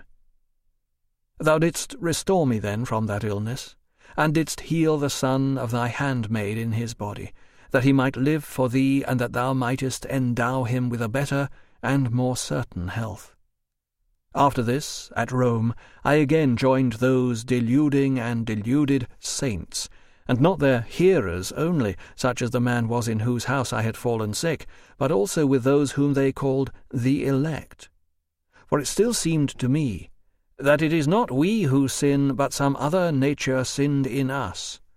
And it gratified my pride to be beyond blame, and when I did anything wrong, not to have to confess that I had done wrong, that thou mightest heal my soul because it had sinned against thee. And I loved to excuse my soul, and to accuse something else inside me, I knew not what, but which was not I. But assuredly it was I, and it was my impiety that had divided me against myself. That sin then was all the more incurable, because I did not deem myself a sinner. It was an execrable iniquity, O God omnipotent, that I would have preferred to have thee defeated in me to my destruction, than to be defeated by thee to my salvation. Not yet, therefore, hadst thou set a watch upon my mouth, and a door around my lips, that my heart might not incline to evil speech, to make excuse for sin with men that work iniquity. And therefore I continued still in the company of their elect. But now, hopeless of gaining any profit from that false doctrine, I began to hold more loosely and negligently even to those points which I had decided to rest content with, if I could find nothing better. I was now half inclined to believe that those philosophers whom they call the academics were wiser than the rest in holding that we ought to doubt everything, and in maintaining that man does not have the power of comprehending any certain truth, for, although I had not yet understood their meaning, I was fully persuaded that they thought just as they are commonly reputed to do. And I did not fail openly to dissuade my host from his confidence, which I observed that he had in those fictions of which the works of Mani are full. For all this, I was still on terms of more intimate friendship with these people than with others who were not of their heresy. I did not indeed defend it with my former ardour, but my familiarity with that group, and there were many of them concealed in Rome at that time, made me slower to seek any other way. This was particularly easy, since I had no hope of finding in thy church the truth from which they had turned me aside, O Lord of heaven and earth, Creator of all things visible and invisible. And it still seemed to me most unseemly to believe that thou couldst have the form of human flesh, and be bounded by the bodily shape of our limbs. And when I desired to meditate on my God, I did not know what to think of but a huge extended body, for what did not have bodily extensions did not seem to me to exist. And this was the greatest and almost the sole cause of my unavoidable errors. And thus I also believed that evil was a similar kind of substance, and that it had its own hideous and deformed extended body, either in a dense form, which they called the earth, or in a thin and subtle form, as, for example, the substance of the air, which they imagined as some malignant spirit penetrating that earth. And because my piety, such as it was, still compelled me to believe that the good God never created any evil substance, I formed the idea of two masses, one opposed to the other, both infinite, but with the evil more contracted and the good more expansive. And from this diseased beginning, the other sacrileges followed after. For when my mind tried to turn back to the Catholic faith, I was cast down, since the Catholic faith was not what I judged it to be. And it seemed to me a greater piety to regard thee, my God, to whom I make confession of thy mercies, as infinite in all respects save that one, where the extended mass of evil stood opposed to thee, where I was compelled to confess that thou art finite, than if I should think that thou couldst be confined by the form of a human body on every side. And it seemed better to me to believe that no evil had been created by thee, for in my ignorance evil appeared not only to be some kind of substance, but a corporeal one at that. This was because I had thus far no conception of mind except as a subtle body diffused throughout local spaces. This seemed better than to believe that anything could emanate from thee which had the character that I considered evil to be in its nature. And I believed that our Saviour himself also, thy only begotten, had been brought forth, as it were, for our salvation out of the mass of thy bright shining substance, so that I could believe nothing about him except what I was able to harmonize with these vain imaginations. I thought, therefore, that such a nature could not be born of the Virgin Mary without being mingled with the flesh, and I could not see how the divine substance, as I had conceived it, could be mingled thus without being contaminated. I was afraid, therefore, to believe that he had been born in the flesh, lest I should also be compelled to believe that he had been contaminated by the flesh. Now will thy spiritual ones smile blandly and lovingly at me if they read these confessions. Yet such was I. Chapter 11. Furthermore, the things they censured in thy scriptures I thought impossible to be defended. And yet, occasionally, I desired to confer on various matters with someone well learned in those books, to test what he thought of them. For already the words of one Elpidius, who spoke and disputed face to face against these same Manichaeans, had begun to impress me, even when I was at Carthage, because he brought forth things out of the Scriptures that were not easily withstood, to which their answers appeared to me feeble. One of their answers they did not give forth publicly, but only to us in private, when they said that the writings of the New Testament had been tampered with by unknown persons who desired to engraft the Jewish law into the Christian faith. But they themselves never brought forward any uncorrupted copies. Still thinking in corporeal categories, and very much ensnared and to some extent stifled, I was borne down by those conceptions of bodily substance. I panted under this load for the air of thy truth, but I was not able to breathe it pure and undefiled. Chapter 12. I set about diligently to practice what I came to Rome to do, the teaching of rhetoric. The first task was to bring together in my home a few people to whom and through whom I had begun to be known. And lo, I then began to learn that other offences were committed in Rome which I had not had to bear in Africa. Just as I had been told, those riotous disruptions by young blackguards were not practised here. Yet, now, my friends told me, many of the Roman students, breakers of faith who, for the love of money, set a small value on justice, would conspire together and suddenly transfer to another teacher, to evade paying their master's fees. My heart hated such people, though not with a perfect hatred. For doubtless I hated them more because I was to suffer from them than on account of their own illicit acts. Still such people are base, indeed. They fornicate against thee, for they love the transitory mockeries of temporal things, and the filthy gain which begrimes the hand that grabs it. They embrace the fleeting world and scorn thee, who abidest and invitest us to return to thee, and who pardonest the prostituted human soul when it does return to thee. Now I hate such crooked and perverse men, although I love them if they will be corrected and come to prefer the learning they obtain to money, and above all to prefer thee to such learning, O God, the truth and fullness of our positive good, and our most pure peace. But then the wish was stronger in me for my own sake not to suffer evil from them than was my desire that they should become good for thy sake. Chapter 13. When, therefore, the officials of Milan sent to Rome, to the prefect of the city, to ask that he provide them with a teacher of rhetoric for their city, and to send him at the public expense, I applied for the job through those same persons, drunk with the Manichaean vanities, to be freed from whom I was going away, though neither they nor I were aware of it at the time. They recommended that Symmachus, who was then prefect, after he had proved me by audition, should appoint me. And to Milan I came, to Ambrose the bishop, famed through the whole world as one of the best of men, thy devoted servant. His eloquent discourse in those times abundantly provided thy people with the flour of thy wheat, the gladness of thy oil, and the sober intoxication of thy wine. To him I was led by thee without my knowledge, that by him I might be led to thee in full knowledge. That man of God received me as a father would, and welcomed my coming as a good bishop should.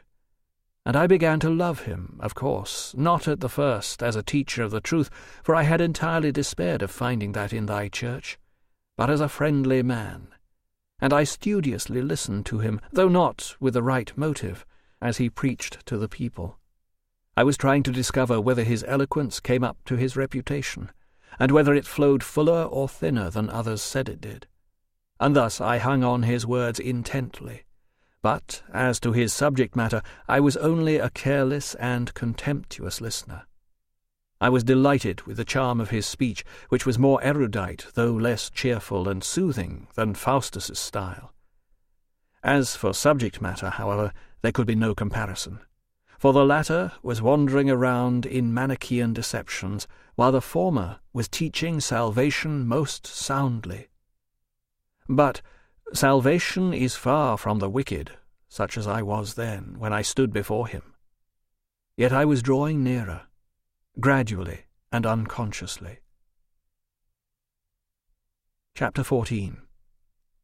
For although I took no trouble to learn what he said, but only to hear how he said it, for this empty concern remained foremost with me as long as I despaired of finding a clear path from man to thee, yet, along with the eloquence I prized, there also came into my mind the ideas which I ignored, for I could not separate them.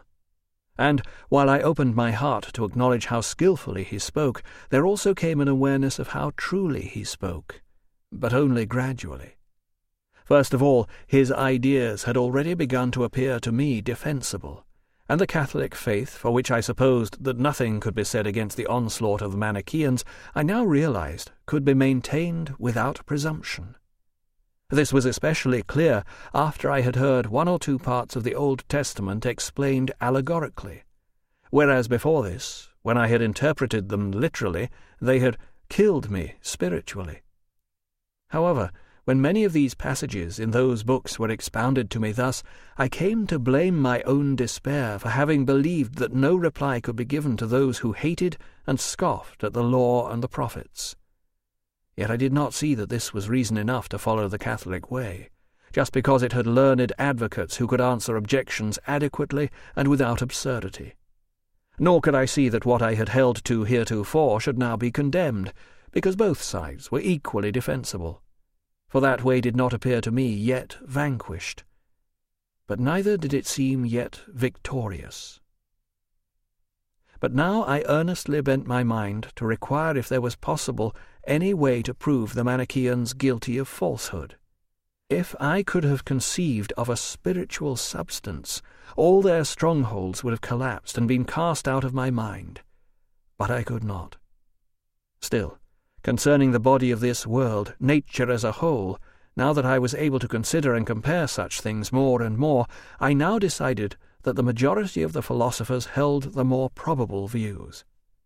So, in what I thought was the method of the academics, doubting everything and fluctuating between all the options, I came to the conclusion that the Manichaeans were to be abandoned.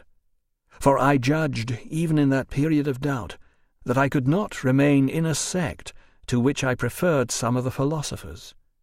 But I refused to commit the cure of my fainting soul to the philosophers, because they were without the saving name of Christ.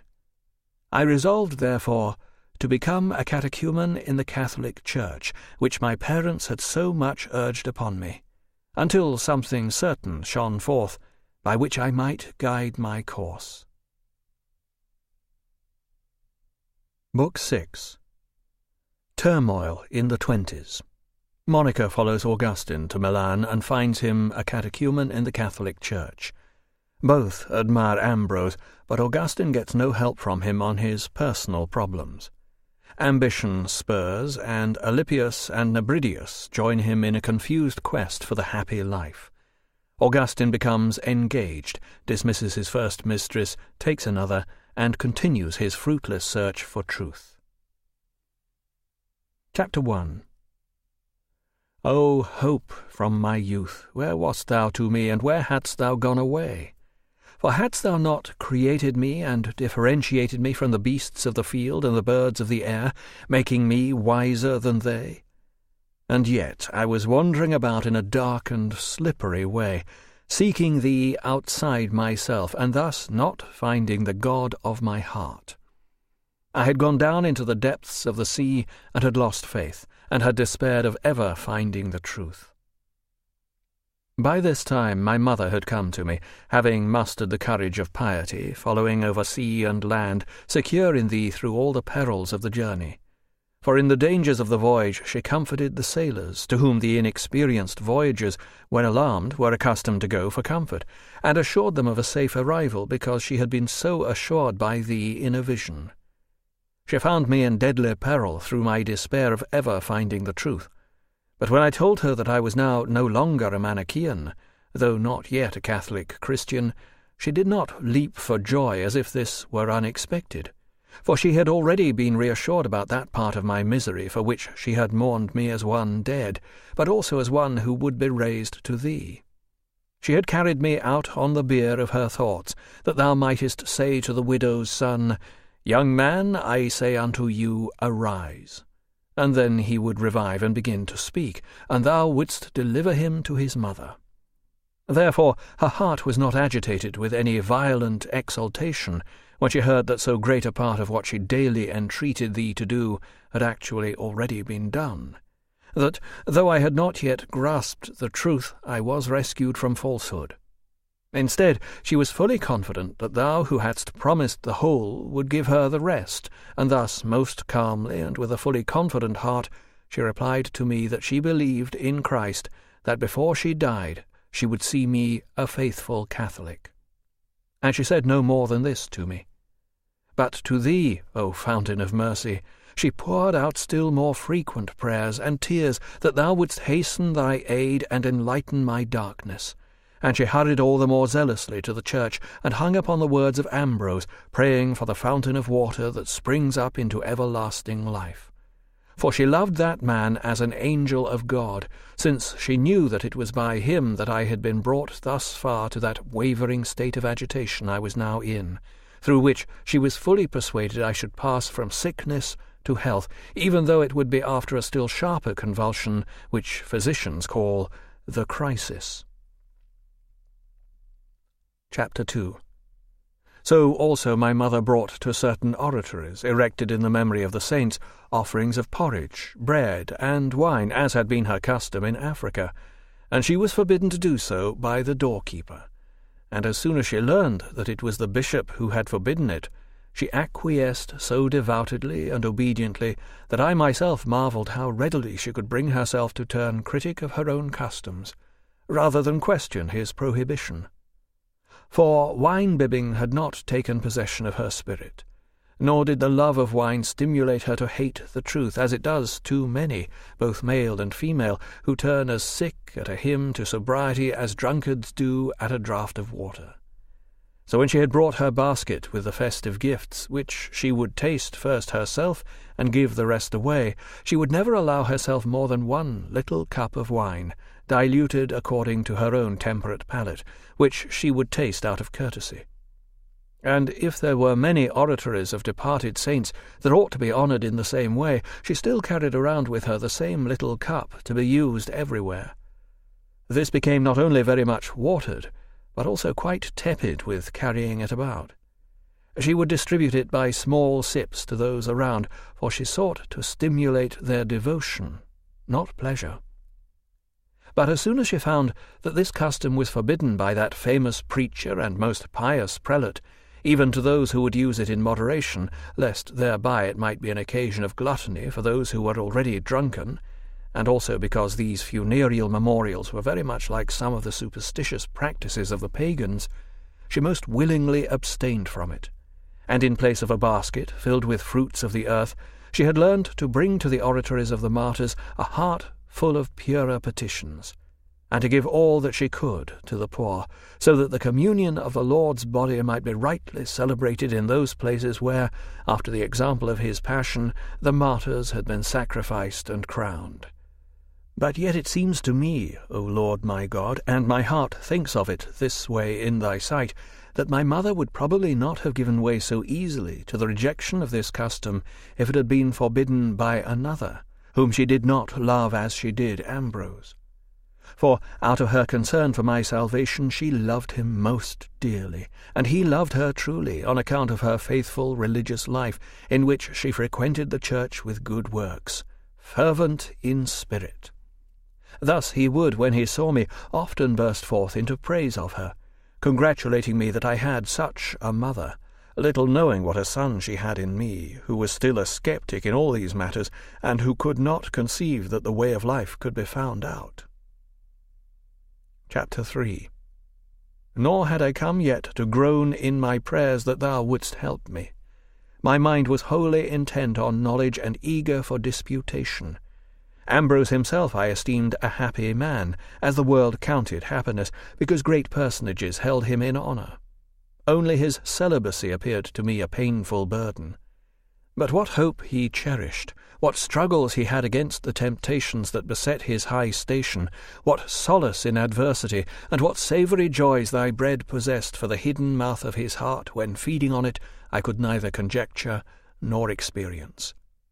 Nor did he know my own frustrations, nor the pit of my danger, for I could not request of him what I wanted as I wanted it, because I was debarred from hearing and speaking to him by crowds of busy people to whose infirmities he devoted himself. And when he was not engaged with them, which was never for long at a time, he was either refreshing his body with necessary food, or his mind with reading.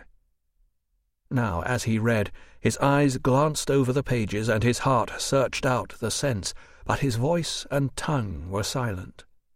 Often when we came to his room, for no one was forbidden to enter, nor was it his custom that the arrival of visitors should be announced to him, we would see him thus reading to himself.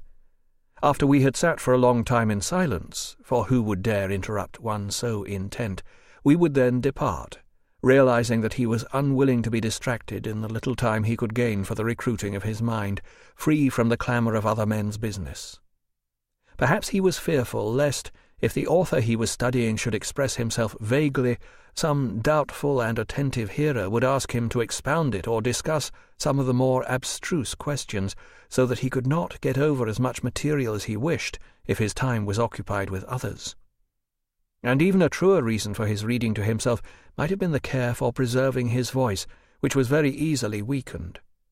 Whatever his motive was in so doing, it was doubtless, in such a man, a good one. But actually I could find no opportunity of putting the questions I desired to that holy oracle of thine in his heart, unless it was a matter which could be dealt with briefly. However, those surgings in me required that he should give me his full leisure, so that I might pour them out to him. But I never found him so.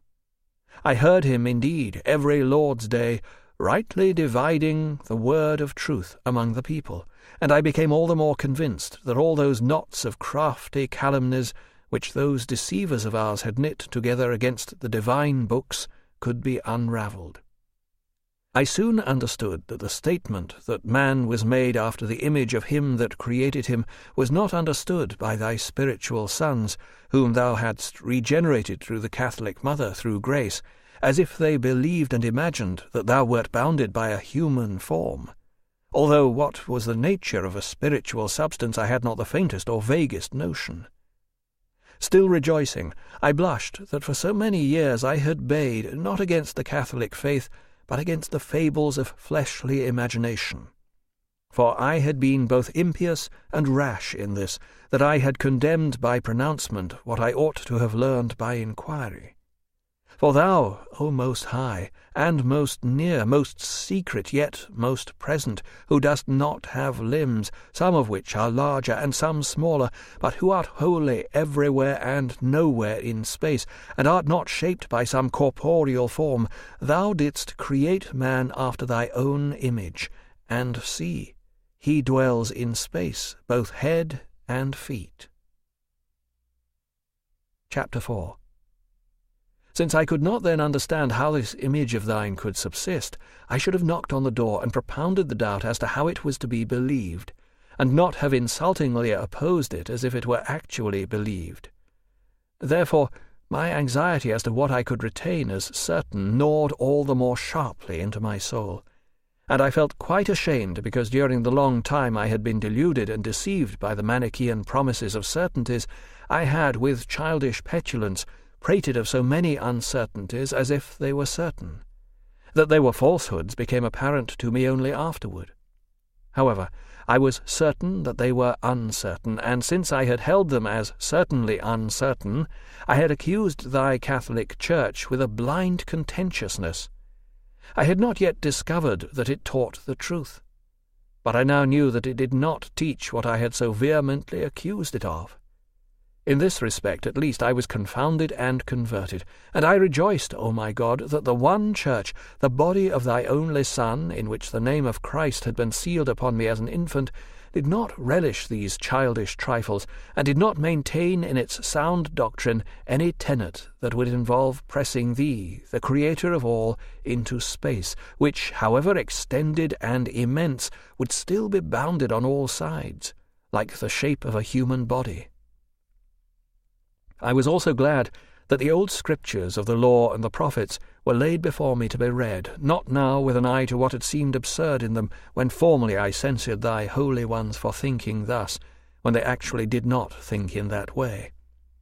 And I listened with delight to Ambrose in his sermons to the people, often recommending this text most diligently as a rule: "The letter kills, but the Spirit gives life," while at the same time he drew aside the mystic veil, and opened to view the spiritual meaning of what seemed to teach perverse doctrine if it were taken according to the letter. I found nothing in his teachings that offended me, though I could not yet know for certain whether what he taught was true. For all this time I restrained my heart from assenting to anything, fearing to fall headlong into error. Instead, by this hanging in suspense, I was being strangled. For my desire was to be as certain of invisible things as I was that 7 and 3 are 10. I was not so deranged as to believe that this could not be comprehended, but my desire was to have other things as clear as this, whether they were physical objects which were not present to my senses, or spiritual objects which I did not know how to conceive of except in physical terms.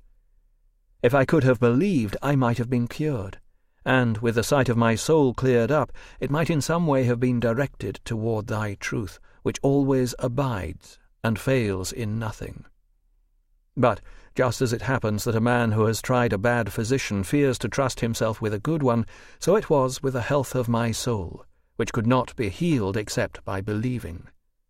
But lest it should believe falsehoods, it refused to be cured, resisting thy hand, who hast prepared for us the medicines of faith, and applied them to the maladies of the whole world, and endowed them with such great efficacy. Chapter 5. Still, from this time forward, I began to prefer the Catholic doctrine. I felt that it was with moderation and honesty that it commanded things to be believed that were not demonstrated, whether they could be demonstrated, but not to everyone, or whether they could not be demonstrated at all. This was far better than the method of the Manichaeans, in which our credulity was mocked by an audacious promise of knowledge, and then many fabulous and absurd things were forced upon believers, because they were incapable of demonstration.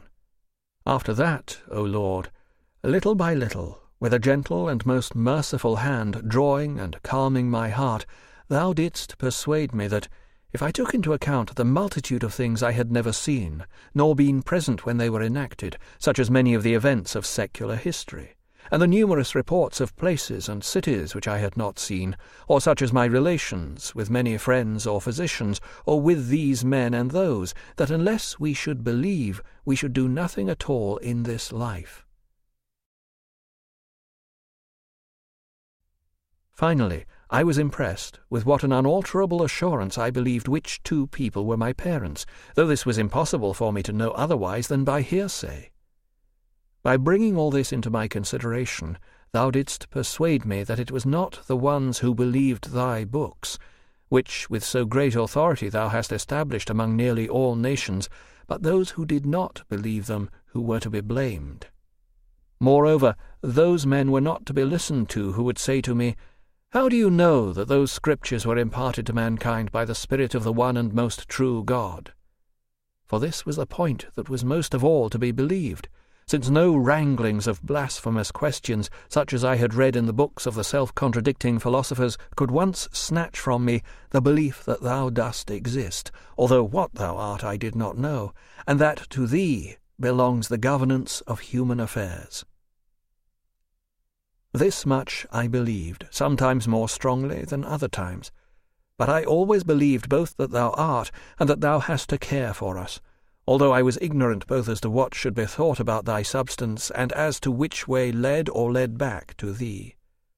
Thus, since we are too weak by unaided reason to find out truth, and since, because of this, we need the authority of the holy writings, I had now begun to believe that thou wouldst not, under any circumstances, have given such eminent authority to those Scriptures throughout all lands, if it had not been that through them thy will may be believed in, and that thou mightest be sought. For as to those passages in the Scripture which had heretofore appeared incongruous and offensive to me, now that I had heard several of them expounded reasonably, I could see that they were to be resolved by the mysteries of spiritual interpretation. The authority of Scripture seemed to me all the more revered and worthy of devout belief because, although it was visible for all to read, it reserved the full majesty of its secret wisdom within its spiritual profundity. While it stooped to all in the great plainness of its language and simplicity of style, it yet required the closest attention of the most serious-minded, so that it might receive all into its common bosom, and direct some few through its narrow passages toward thee, yet many more than would have been the case had there not been in it such a lofty authority, which nevertheless allured multitudes to its bosom by its holy humility. I continued to reflect upon these things, and thou wast with me. I sighed, and thou didst hear me. I vacillated, and thou guidedst me. I roamed the broad way of the world, and thou didst not desert me. Chapter 6. I was still eagerly aspiring to honours, money, and matrimony, and thou didst mock me. In pursuit of these ambitions I endured the most bitter hardships, in which thou wast being the more gracious, the less thou wouldst allow anything that was not thee to grow sweet to me. Look into my heart, O Lord, whose prompting it is that I should recall all this, and confess it to thee. Now let my soul cleave to thee, now that thou hast freed her from that fast-sticking glue of death. How wretched she was! And thou didst irritate her sore wound, so that she might forsake all else and turn to thee, who art above all, and without whom all things would be nothing at all, so that she should be converted and healed. How wretched I was at that time, and how thou didst deal with me so as to make me aware of my wretchedness, I recall from the incident of the day on which I was preparing to recite a panegyric on the emperor. In it I was to deliver many a lie, and the lying was to be applauded by those who knew I was lying. My heart was agitated with this sense of guilt, and it seethed with the fever of my uneasiness. For while walking along one of the streets of Milan, I saw a poor beggar, with what I believed was a full belly, joking and hilarious. And I sighed and spoke to the friends around me of the many sorrows that flowed from our madness, because in spite of all our exertions, such as those I was then labouring in, dragging the burden of my unhappiness under the spur of ambition, and by dragging it increasing it at the same time, still and all we aimed only to attain that very happiness which this beggar had reached before us, and there was a grim chance that we should never attain it. For what he had obtained through a few coins got by his begging, I was still scheming for by many a wretched and tortuous turning, namely, the joy of a passing felicity. He had not, indeed, gained true joy, but at the same time, with all my ambitions, I was seeking one still more untrue. Anyhow, he was now joyous, and I was anxious. He was free from care, and I was full of alarms. Now, if anyone should inquire of me whether I should prefer to be merry or anxious, I would reply, merry. Again, if I had been asked whether I should prefer to be as he was, or as I myself then was, I would have chosen to be myself, though I was beset with cares and alarms. But would not this have been a false choice? Was the contrast valid? Actually, I ought not to prefer myself to him because I happened to be more learned than he was, for I got no great pleasure from my learning, but sought rather to please men by its exhibition, and this not to instruct but only to please. Thus thou didst break my bones with the rod of thy correction. Let my soul take its leave of those who say, it makes a difference as to the object from which a man derives his joy. The beggar rejoiced in drunkenness, you longed to rejoice in glory. What glory, O Lord? the kind that is not in thee, for just as his was no true joy, so was mine no true glory, but it turned my head all the more. He would get over his drunkenness that same night, but I had slept with mine many a night, and risen again with it, and was to sleep again and rise again with it, I know not how many times. It does indeed make a difference as to the object from which a man's joy is gained. I know this is so, and I know that the joy of a faithful hope is incomparably beyond such vanity. Yet at the same time this beggar was beyond me, for he truly was the happier man, not only because he was thoroughly steeped in his mirth, while I was torn to pieces with my cares, but because he had gotten his wine by giving good wishes to the passers-by, while I was following after the ambition of my pride by lying. Much to this effect I said to my good companions, and I saw how readily they reacted pretty much as I did. Thus I found that it went ill with me, and I fretted and doubled that very ill. And if any prosperity smiled upon me, I loathed to seize it, for almost before I could grasp it, it would fly away. Chapter 7. Those of us who were living like friends together used to bemoan our lot in our common talk, but I discussed it with Alypius and Nebridius more especially and in very familiar terms. Alypius had been born in the same town as I. His parents were of the highest rank there, but he was a bit younger than I. He had studied under me when I first taught in our town, and then afterward at Carthage. He esteemed me highly because I appeared to him good and learned, and I esteemed him for his inborn love of virtue, which was uncommonly marked in a man so young. But in the whirlpool of Carthaginian fashion, where frivolous spectacles are hotly followed, he had been inveigled into the madness of the gladiatorial games. While he was miserably tossed about in this fad, I was teaching rhetoric there in a public school. At that time he was not attending my classes because of some ill feeling that had arisen between me and his father. I then came to discover how fatally he doted upon the circus, and I was deeply grieved, for he seemed likely to cast away his very great promise, if, indeed, he had not already done so. Yet I had no means of advising him, or any way of reclaiming him through restraint, either by the kindness of a friend or by the authority of a teacher. For I imagined that his feelings toward me were the same as his father's. But this turned out not to be the case.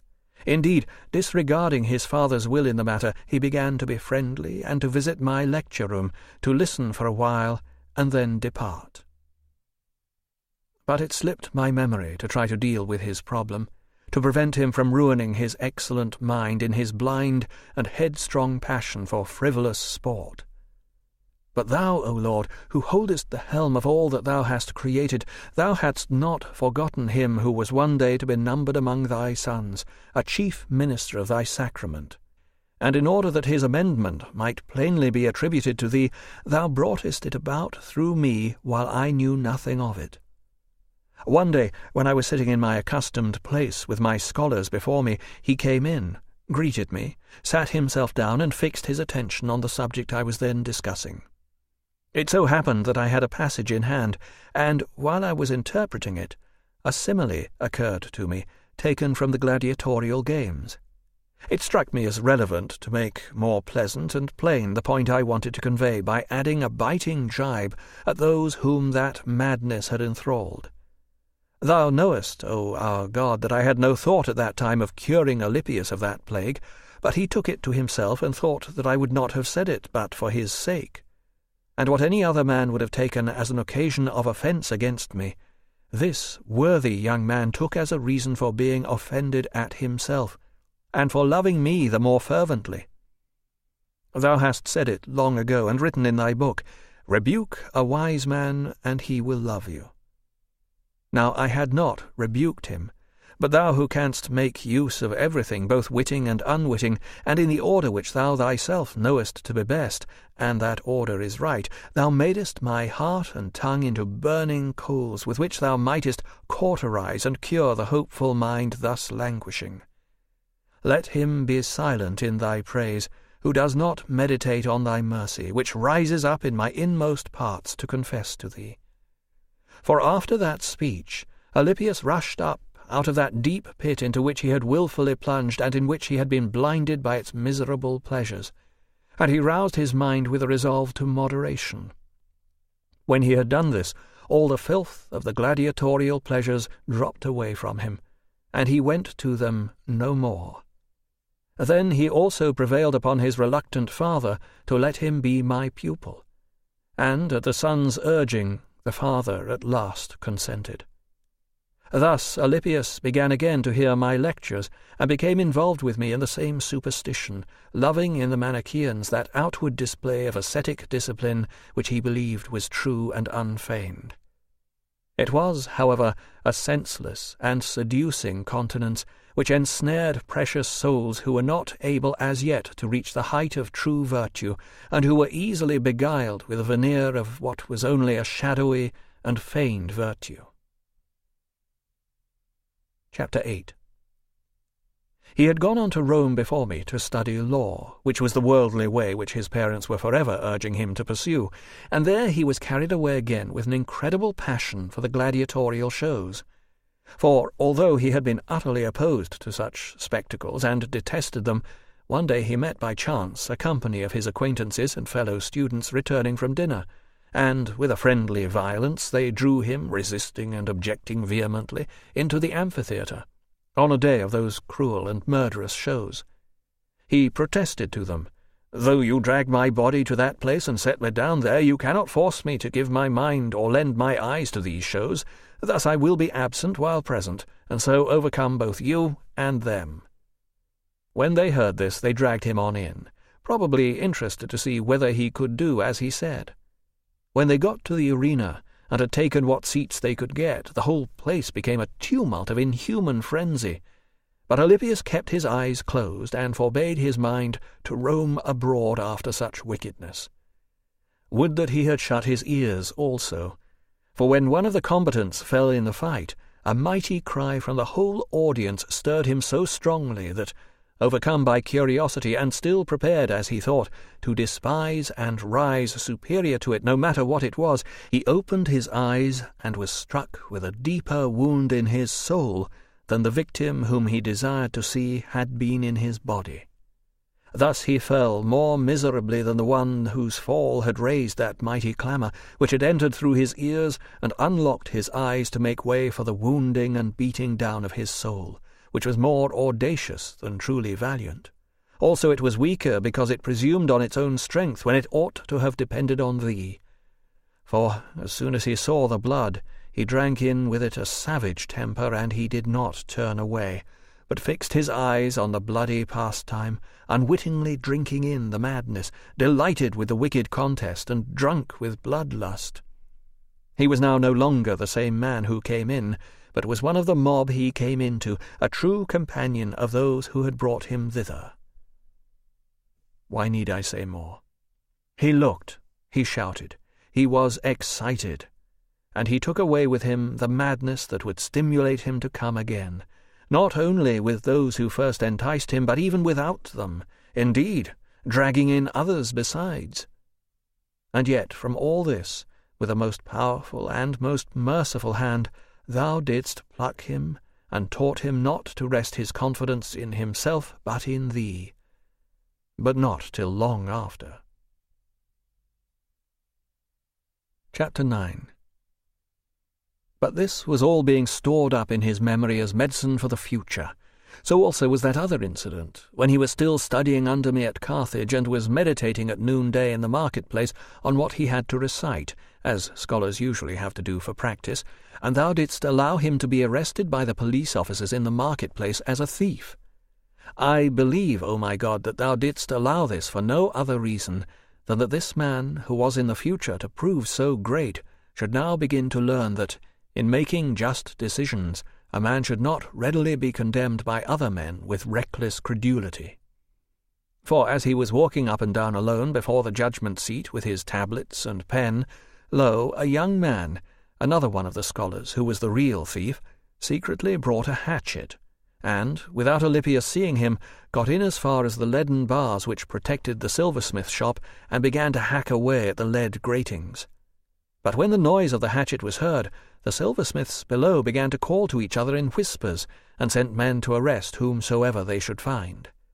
The thief heard their voices, and ran away, leaving his hatchet because he was afraid to be caught with it. Now Alypius, who had not seen him come in, got a glimpse of him as he went out, and noticed that he went off in great haste.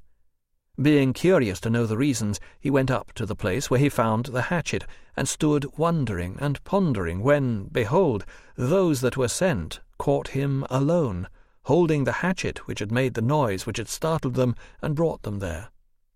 They seized him and dragged him away, gathering the tenants of the marketplace about them, and boasting that they had caught a notorious thief. Thereupon he was led away to appear before the judge. But this is as far as his lesson was to go. For immediately, O Lord, thou didst come to the rescue of his innocence, of which thou wast the sole witness. As he was being led off to prison or punishment, they were met by the master builder who had charge of the public buildings. The captors were especially glad to meet him, because he had more than once suspected them of stealing the goods that had been lost out of the marketplace. Now, at last, they thought they could convince him who it was that had committed the thefts. But the custodian had often met Alypius at the house of a certain senator, whose receptions he used to attend.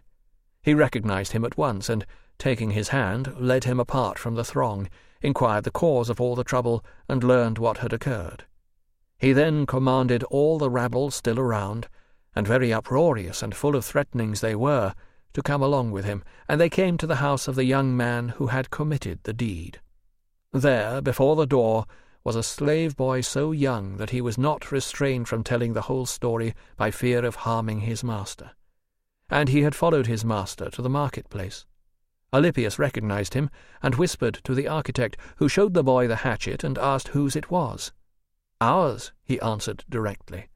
And being further questioned, he disclosed the whole affair. Thus the guilt was shifted to that household, and the rabble, who had begun to triumph over Alypius, were shamed.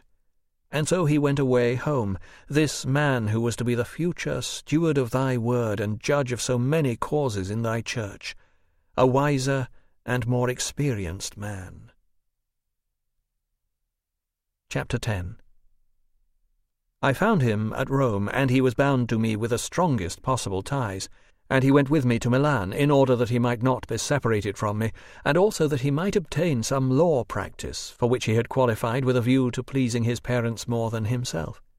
He had already sat 3 times as assessor, showing an integrity that seemed strange to many others, though he thought them strange who could prefer gold to integrity. His character had also been tested, not only by the bait of covetousness, but by the spur of fear. At Rome he was assessor to the secretary of the Italian treasury. There was at that time a very powerful senator to whose favours many were indebted, and of whom many stood in fear. In his usual high-handed way, he demanded to have a favour granted him that was forbidden by the laws. This Alypius resisted. A bribe was promised, but he scorned it with all his heart. Threats were employed, but he trampled them underfoot, so that all men marvelled at so rare a spirit, which neither coveted the friendship nor feared the enmity of a man at once so powerful and so widely known for his great resources of helping his friends and doing harm to his enemies. Even the official whose counsellor Alypius was, although he was unwilling that the favour should be granted, would not openly refuse the request, but passed the responsibility on to Alypius, alleging that he would not permit him to give his assent. And the truth was that even if the judge had agreed, Alypius would have simply left the court. There was one matter, however, which appealed to his love of learning, in which he was very nearly led astray. He found out that he might have books copied for himself at praetorian rates, that is, at public expense. But his sense of justice prevailed, and he changed his mind for the better, thinking that the rule that forbade him was still more profitable than the privilege that his office would have allowed him. These are little things, but he that is faithful in a little matter is faithful also in a great one. Nor can that possibly be void which was uttered by the mouth of thy truth. If therefore you have not been faithful in the unrighteous mammon, who will commit to your trust the true riches? And if you have not been faithful in that which is another man's, who shall give you that which is your own? Such a man was Alypius, who clung to me at that time and who wavered in his purpose just as I did as to what course of life to follow. Nebridius also had come to Milan for no other reason than that he might live with me in a most ardent search after truth and wisdom. He had left his native place near Carthage, and Carthage itself, where he usually lived, leaving behind his fine family estate, his house, and his mother, who would not follow him. Like me, he sighed. Like me, he wavered, an ardent seeker after the true life and a most acute analyst of the most abstruse questions. So there were 3 begging mouths, sighing out their wants one to the other, and waiting upon thee, that thou mightest give them their meat in due season. And in all the vexations with which thy mercy followed our worldly pursuits, we sought for the reason why we suffered so. And all was darkness. We turned away groaning and exclaiming, How long shall these things be? And this we often asked, yet for all our asking we did not relinquish them, for as yet we had not discovered anything certain which, when we gave those others up, we might grasp in their stead. Chapter 11. And I especially puzzled and wondered when I remembered how long a time had passed since my 19th year, in which I had first fallen in love with wisdom, and had determined as soon as I could find her to abandon the empty hopes and mad delusions of vain desires. Behold, I was now getting close to 30, still stuck fast in the same mire, still greedy of enjoying present goods which fly away and distract me.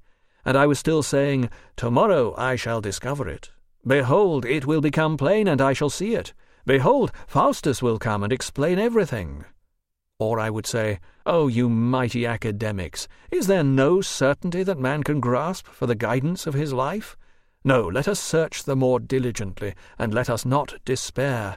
See, the things in the Church's books that appeared so absurd to us before do not appear so now, and may be otherwise and honestly interpreted. I will set my feet upon that step where, as a child, my parents placed me, until the clear truth is discovered. But where and when shall it be sought? Ambrose has no leisure, we have no leisure to read. Where are we to find the books? How or where could I get hold of them? From whom could I borrow them? Let me set a schedule for my days, and set apart certain hours for the health of the soul. A great hope has risen up in us, because the Catholic faith does not teach what we thought it did, and vainly accused it of. Its teachers hold it as an abomination to believe that God is limited by the form of a human body. And do I doubt that I should knock in order for the rest also to be opened unto me? My pupils take up the morning hours. What am I doing with the rest of the day? Why not do this? But then, when am I to visit my influential friends whose favours I need? When am I to prepare the orations that I sell to the class? When would I get some recreation and relax my mind from the strain of work? Perish everything, and let us dismiss these idle triflings. Let me devote myself solely to the search for truth. This life is unhappy, death uncertain. If it comes upon me suddenly, in what state shall I go hence, and where shall I learn what here I have neglected? Should I not indeed suffer the punishment of my negligence here? But suppose death cuts off and finishes all care and feeling. This too is a question that calls for inquiry. God forbid that it should be so. It is not without reason, it is not in vain, that the stately authority of the Christian faith has spread over the entire world, and God would never have done such great things for us if the life of the soul perished with the death of the body. Why, therefore, do I delay in abandoning my hopes of this world and giving myself wholly to seek after God and the blessed life? But wait a moment. This life also is pleasant, and it has a sweetness of its own not at all negligible. We must not abandon it lightly, for it would be shameful to lapse back into it again. See now, it is important to gain some post of honour, and what more should I desire? I have crowds of influential friends, if nothing else, and if I push my claims, a governorship may be offered me, and a wife with some money, so that she would not be an added expense. This would be the height of my desire. Many men who are great and worthy of imitation have combined the pursuit of wisdom with a marriage life. while I talked about these things, and the winds of opinions veered about and tossed my heart hither and thither, time was slipping away. I delayed my conversion to the Lord. I postponed from day to day the life in thee, but I could not postpone the daily death in myself. I was enamoured of a happy life, but I still feared to seek it in its own abode, and so I fled from it while I sought it.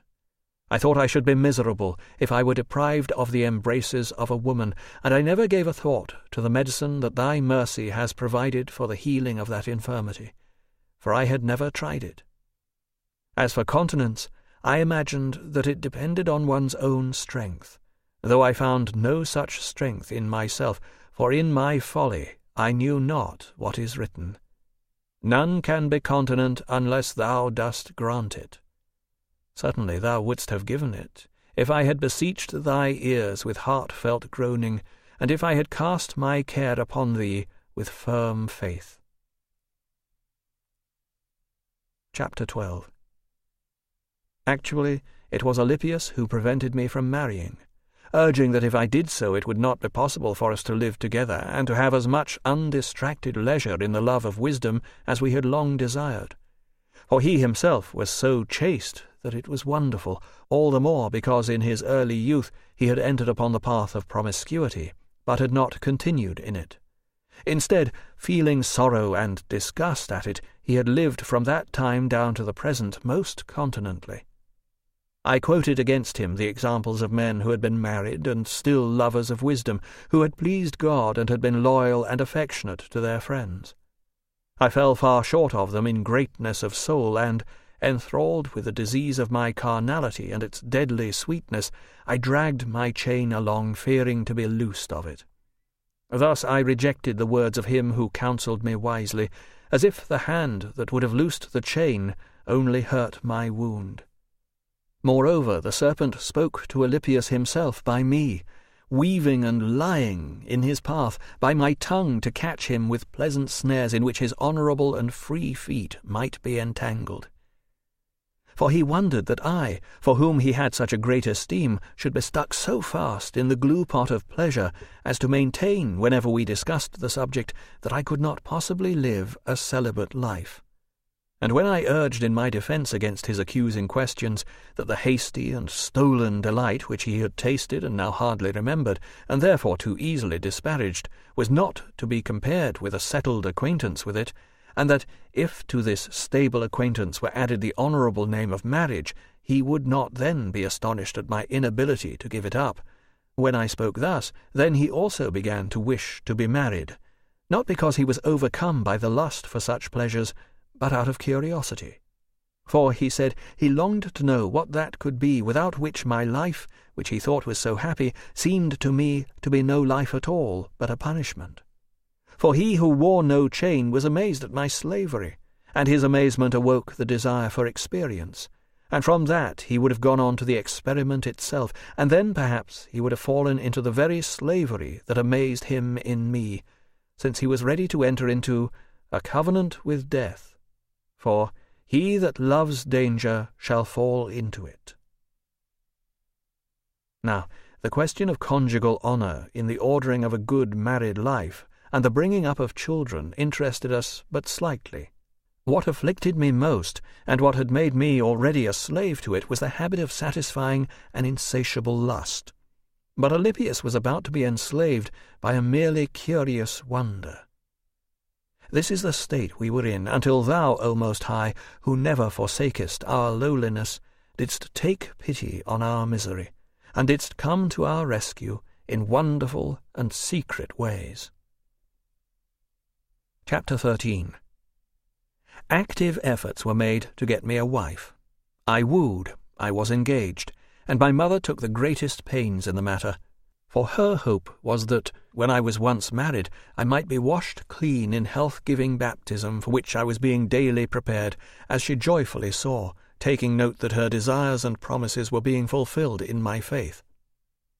Yet when, at my request and her own impulse, she called upon thee daily with strong, heartfelt cries, that thou wouldst by a vision disclose unto her a leading about my future marriage, thou wouldst not.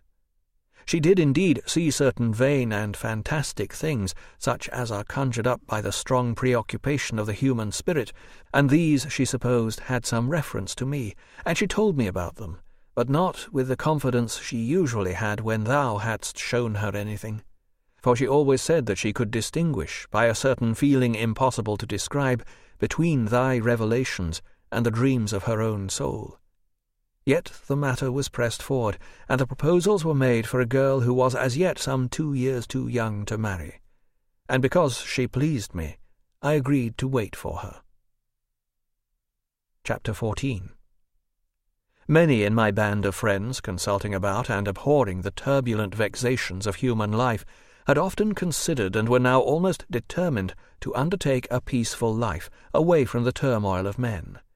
This, we thought, could be obtained by bringing together what we severally owned, and thus making of it a common household, so that in the sincerity of our friendship nothing should belong more to one than to the other, but all were to have one purse, and the whole was to belong to each and to all. We thought that this group might consist of 10 persons, some of whom were very rich, especially Romanianus, my fellow townsman, an intimate friend from childhood days. He had been brought up to the court on grave business matters, and he was the most earnest of us all about the project, and his voice was of great weight in commending it, because his estate was far more ample than that of the others. We had resolved also that each year 2 of us should be managers, and provide all that was needful, while the rest were left undisturbed. But when we began to reflect whether this would be permitted by our wives, which some of us had already and others hoped to have, the whole plan, so excellently framed, collapsed in our hands, and was utterly wrecked and cast aside. From this we fell again into sighs and groans, and our steps followed the broad and beaten ways of the world. For many thoughts were in our hearts, but thy counsel standeth fast forever. In thy counsel thou didst mock ours, and didst prepare thy own plan, for it was thy purpose to give us meat in due season, to open thy hand, and to fill our souls with blessing. Chapter 15. Meanwhile my sins were being multiplied. My mistress was torn from my side as an impediment to my marriage, and my heart, which clung to her, was torn and wounded till it bled. And she went back to Africa, vowing to thee never to know any other man, and leaving with me my natural son by her. But I, unhappy as I was, and weaker than a woman, could not bear the delay of the 2 years that should elapse before I could obtain the bride I sought. And so, since I was not a lover of wedlock so much as a slave of lust, I procured another mistress, not a wife, of course. Thus, in bondage to a lasting habit, the disease of my soul might be nursed up and kept in its vigour, or even increased until it reached the realm of matrimony.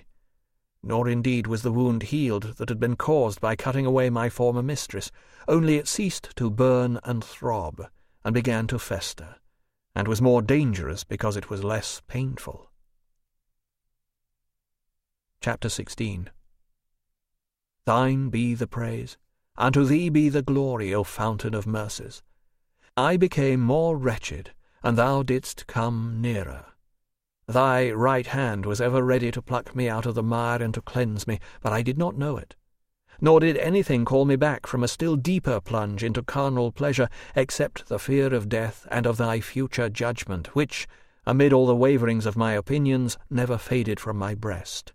And I discussed with my friends Alypius and Nebridius the nature of good and evil, maintaining that, in my opinion, Epicurus would have carried off the palm if I had not believed what Epicurus would not believe, that after death there remains a life for the soul and places of recompense. And I demanded of them, suppose we are immortal and live in the enjoyment of perpetual bodily pleasure, and that without any fear of losing it. Why, then, should we not be happy, or why should we search for anything else? I did not know that this was in fact the root of my misery, that I was so fallen and blinded that I could not discern the light of virtue and of beauty, which must be embraced for its own sake, which the eye of flesh cannot see, and only the inner vision can see.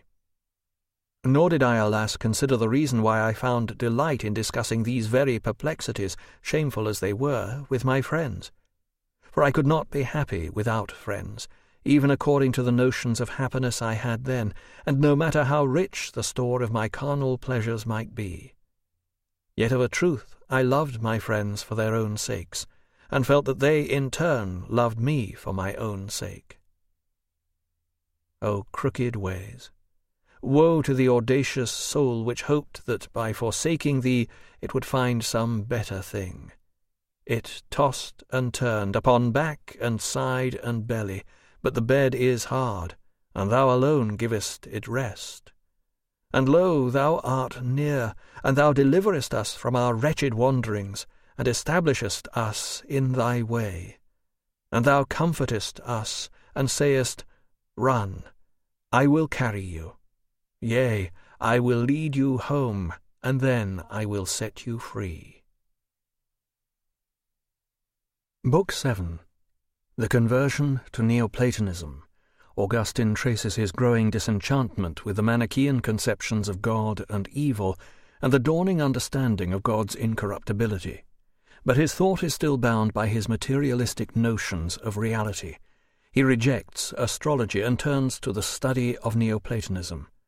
There follows an analysis of the differences between Platonism and Christianity, and a remarkable account of his appropriation of Platonian wisdom and his experience of a Platonian ecstasy. From this he comes finally to the diligent study of the Bible, especially the writings of the Apostle Paul. His pilgrimage is drawing toward its goal, and he begins to know Jesus Christ, and to be drawn to him in hesitant faith. Chapter 1. Dead now was that evil and shameful youth of mine, and I was passing into full manhood. As I increased in years, the worse was my vanity, for I could not conceive of any substance but the sort I could see with my own eyes. I no longer thought of thee, O God, by the analogy of a human body.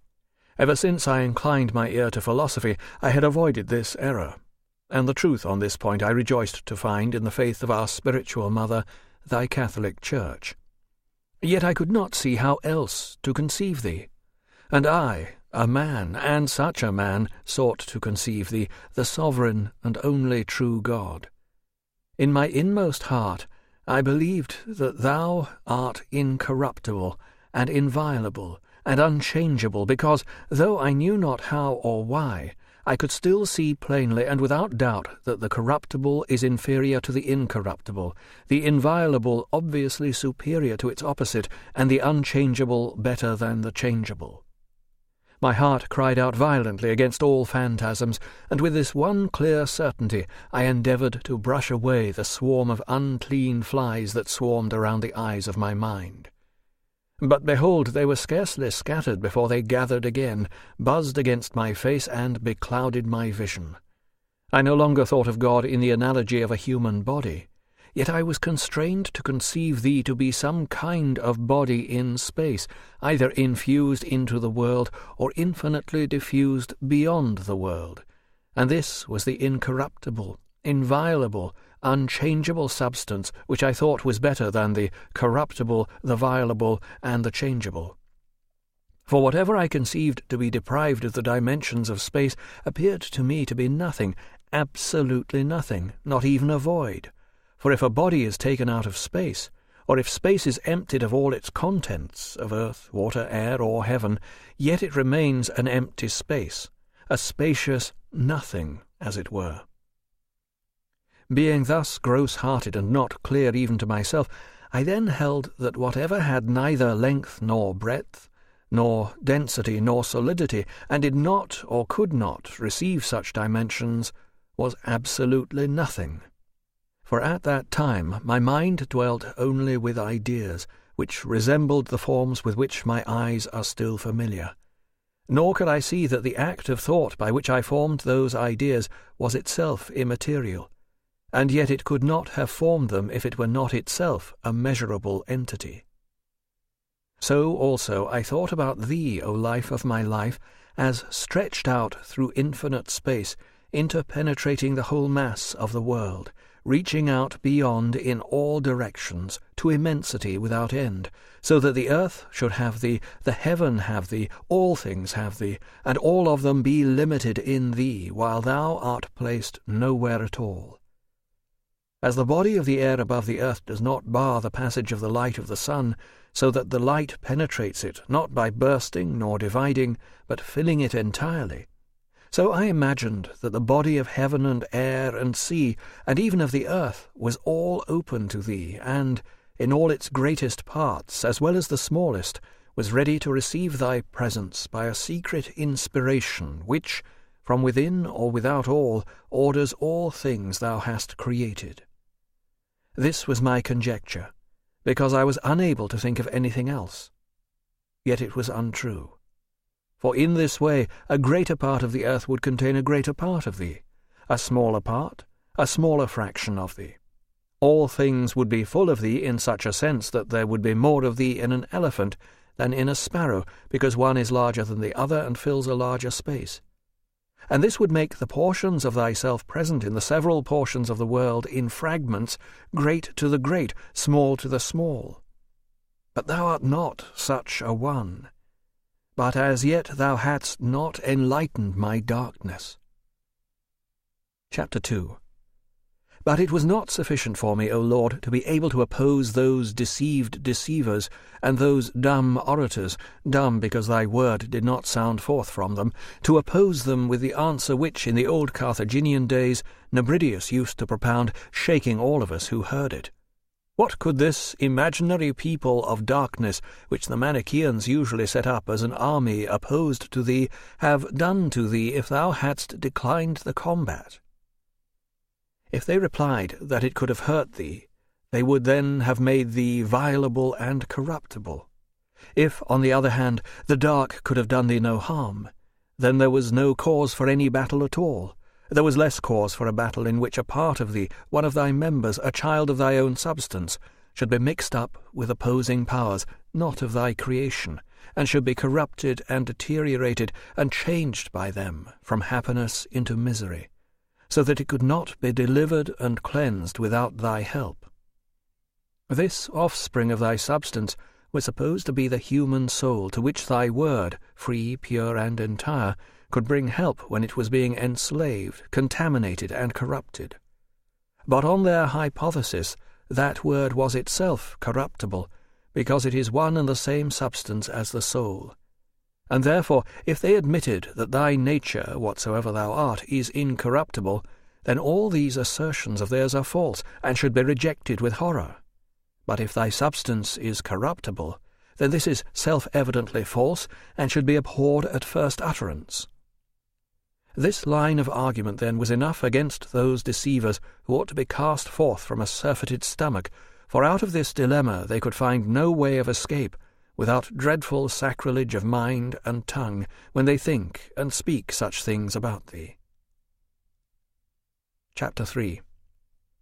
But as yet, although I said and was firmly persuaded that thou, our Lord, the true God, who madest not only our souls but our bodies as well, and not only our souls and bodies but all creatures and all things, wast free from stain and alteration, and in no way mutable, yet I could not readily and clearly understand what was the cause of evil.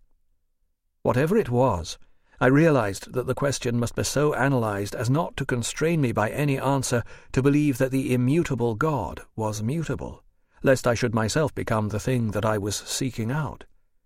And so I pursued the search with a quiet mind, now in a confident feeling that what had been said by the Manichaeans, and I shrank from them with my whole heart, could not be true. I now realized that when they asked what was the origin of evil, their answer was dictated by a wicked pride, which would rather affirm that thy nature is capable of suffering evil than that their own nature is capable of doing it. And I directed my attention to understand what I now was told, that free will is the cause of our doing evil, and that thy just judgment is the cause of our having to suffer from its consequences. But I could not see this clearly. So then, trying to draw the eye of my mind up out of that pit, I was plunged back into it again, and trying often was just as often plunged back down. But one thing lifted me up toward thy light, and it was that I had come to know that I had a will, as certainly as I knew that I had life. When, therefore, I willed or was unwilling to do something, I was utterly certain that it was none but myself who willed or was unwilling. And immediately I realized that there was the cause of my sin. I could see that what I did against my will I suffered rather than did, and I did not regard such actions as faults, but rather as punishments in which I might quickly confess that I was not unjustly punished, since I believed thee to be most just.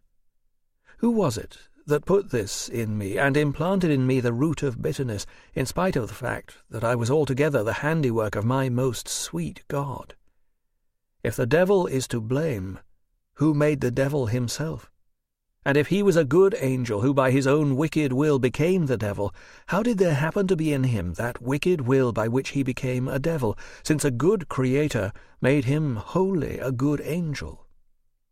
By these reflections was I again cast down and stultified.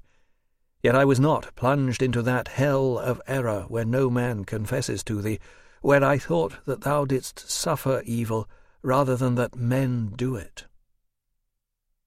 Chapter 4.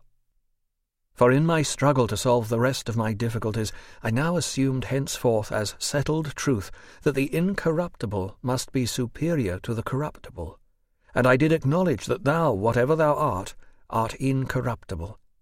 For there never yet was, nor will be, a soul able to conceive of anything better than thee, who art the highest and best good.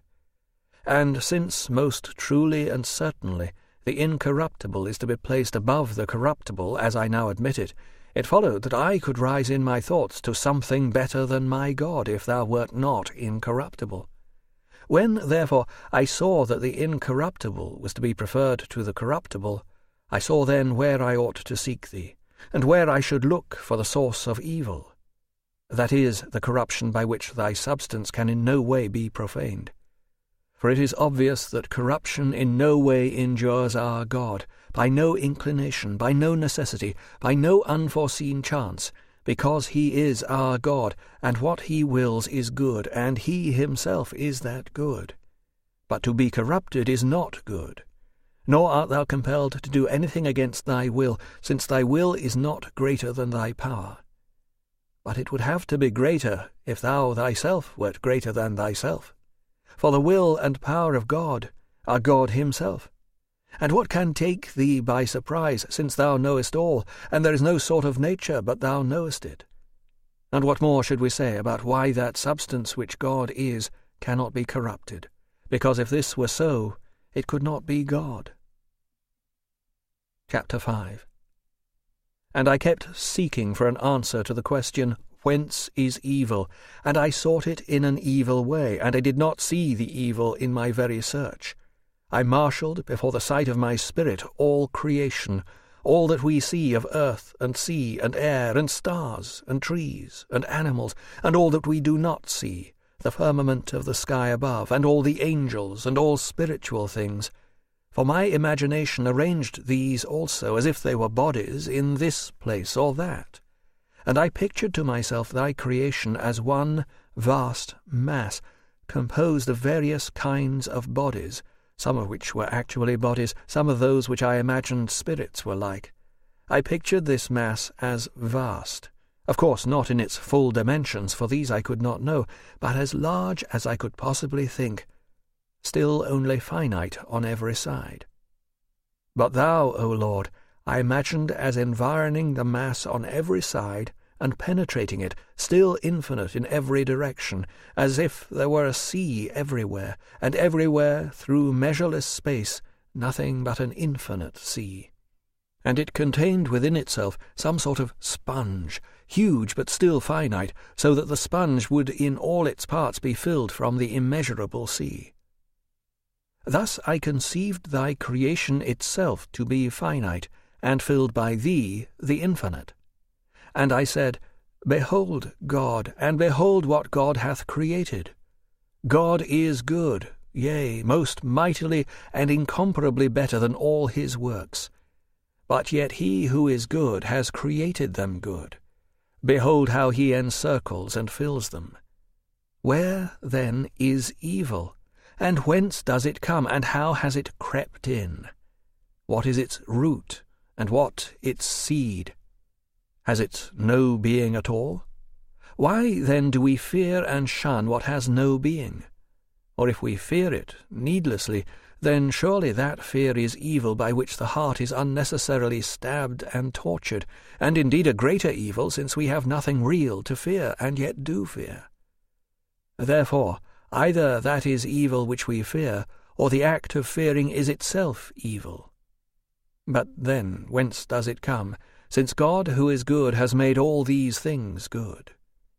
Indeed, he is the greatest and chiefest good, and hath created these lesser goods. But both Creator and created are all good. Whence then is evil? Or again, was there some evil matter out of which he made and formed and ordered it, but left something in his creation that he did not convert into good? But why should this be? Was he powerless to change the whole lump, so that no evil would remain in it if he is the omnipotent? Finally, why would he make anything at all out of such stuff? Why did he not rather annihilate it by his same almighty power? Could evil exist contrary to his will? And if it were from eternity, why did he permit it to be non-existent for unmeasured intervals of time in the past? And why, then, was he pleased to make something out of it after so long a time? Or, if he wished now all of a sudden to create something, would not an almighty being have chosen to annihilate this evil matter and live by himself, the perfect, true, sovereign, and infinite good? Or, if it were not good that he who was good should not also be the framer and creator of what was good, then why was that evil matter not removed and brought to nothing, so that he might form good matter, out of which he might then create all things?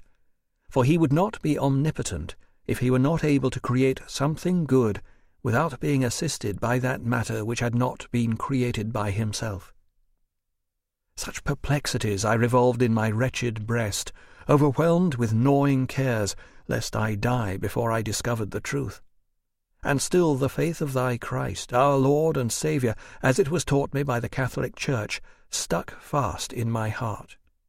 As yet it was unformed on many points, and diverged from rule of right doctrine, but my mind did not utterly lose it, and every day drank in more and more of it. Chapter 6. By now I had also repudiated the lying divinations and impious absurdities of the astrologers. Let thy mercies out of the depth of my soul confess this to thee also, O my God. For thou only, for who else is it who calls us back from the death of all errors, except the life which does not know how to die, and the wisdom which gives light to minds that need it, although it itself has no need of light, by which the whole universe is governed even to the fluttering leaves of the tree? Thou alone providedst also for my obstinacy with which I struggled against Vindicianus, a sagacious old man, and Nebridius, that remarkably talented young man. The former declared vehemently, and the latter frequently, though with some reservation, that no art existed by which we foresee future things. But men's surmises have oftentimes the help of chance, and out of many things which they foretold, some came to pass unawares to the predictors, who lighted on the truth by making so many guesses.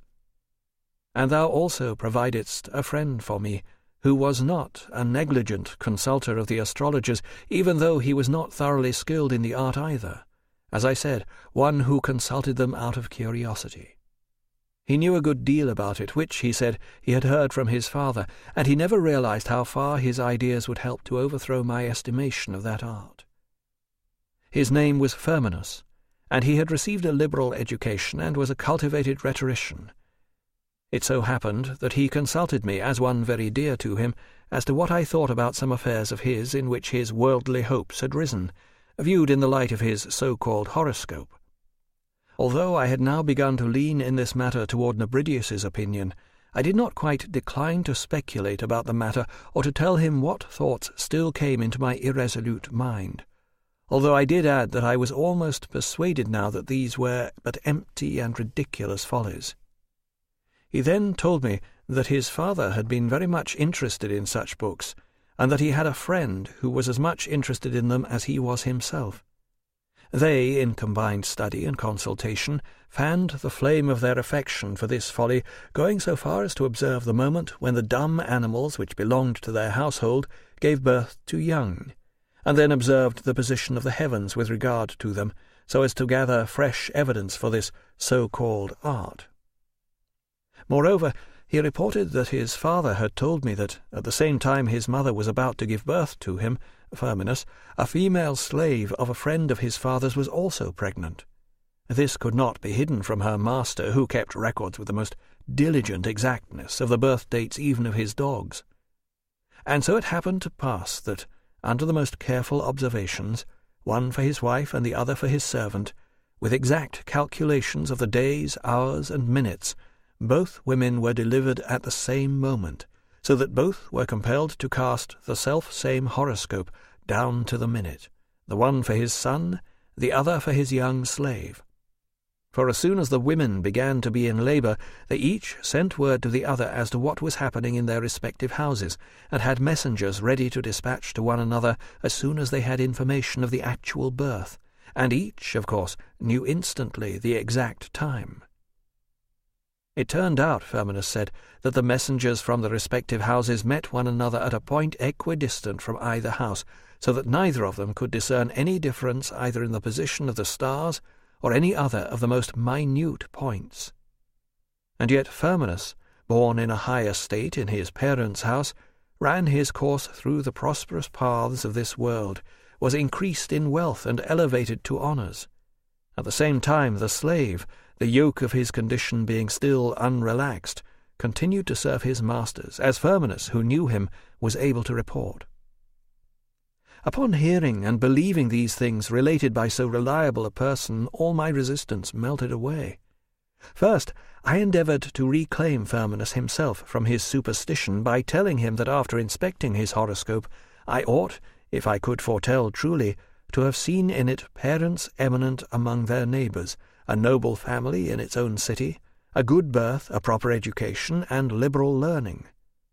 But if that servant had consulted me with the same horoscope, since he had the same one, I ought again to tell him likewise truly that I saw in it the lowliness of his origin, the abjectness of his condition, and everything else different and contrary to the former prediction.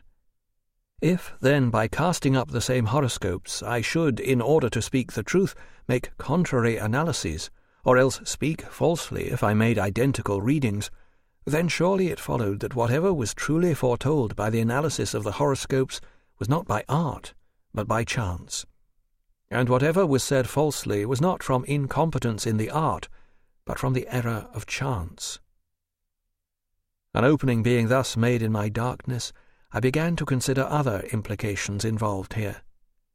Suppose that one of the fools, who followed such an occupation, and whom I longed to assail and to reduce to confusion, should urge against me that Firminus had given me false information, or that his father had informed him falsely. I then turned my thoughts to those that are born twins, who generally come out of the womb so near the one to the other that the short interval between them, whatever importance they may ascribe to it in the nature of things, cannot be noted by human observation or expressed in those tables which the astrologer uses to examine when he undertakes to pronounce the truth. But such pronouncements cannot be true, for looking into the same horoscopes, he must have foretold the same future for Esau and Jacob, whereas the same future did not turn out for them. He must therefore speak falsely. If he is to speak truly, then he must read contrary predictions into the same horoscopes. But this would mean that it was not by art but by chance that he would speak truly. For thou, O Lord, most righteous ruler of the universe, dost work by a secret impulse, whether those who inquire or those inquired of know it or not, so that the inquirer may hear what, according to the secret merit of his soul, he ought to hear from the deeps of thy righteous judgment. Therefore let no man say to thee, What is this? Or Why is that? Let him not speak thus, for he is only a man, Chapter 7. By now, O my helper, thou hadst freed me from those fetters. But still I inquired, Whence is evil? And found no answer. But thou didst not allow me to be carried away from the faith by these fluctuations of thought.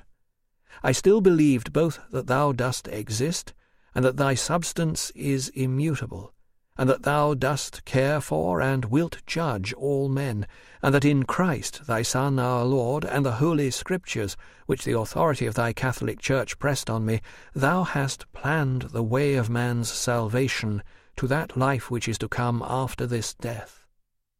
With these convictions safe and immovably settled in my mind, I eagerly inquired, Whence is evil? What torments did my travailing heart then endure? What sighs, O my God! Yet even then thy ears were open, and I knew it not, and when in stillness I sought earnestly, those silent contritions of my soul were loud cries to thy mercy. No man knew, but thou knewest what I endured. How little of it could I express in words to the ears of my dearest friends! How could the whole tumult of my soul, for which neither time nor speech was sufficient, come to them? Yet the whole of it went into thy ears, all of which I bellowed out in the anguish of my heart. My desire was before thee, and the light of my eyes was not with me, for it was within and I was without. Nor was that light in any place, but I still kept thinking only of things that are contained in a place, and could find among them no place to rest in. They did not receive me in such a way that I could say, It is sufficient, it is well, nor did they allow me to turn back to where it might be well enough with me, for I was higher than they, though lower than thou. Thou art my true joy if I depend upon thee, and thou hadst subjected to me what thou didst create lower than I. And this was the true mean and middle way of salvation for me, to continue in thy image, and by serving thee have dominion over the body. But when I lifted myself proudly against thee, and ran against the Lord, even against his neck, with the thick bosses of my buckler, even the lower things were placed above me and pressed down on me, so that there was no respite or breathing space. They thrust on my sight on every side, in crowds and masses, and when I tried to think, the images of bodies obtruded themselves into my way back to thee, as if they would say to me, Where are you going, unworthy and unclean one? And all these had sprung out of my wound, for thou hadst humbled the haughty as one that is wounded. By my swelling pride I was separated from thee, and my bloated cheeks blinded my eyes. Chapter 8.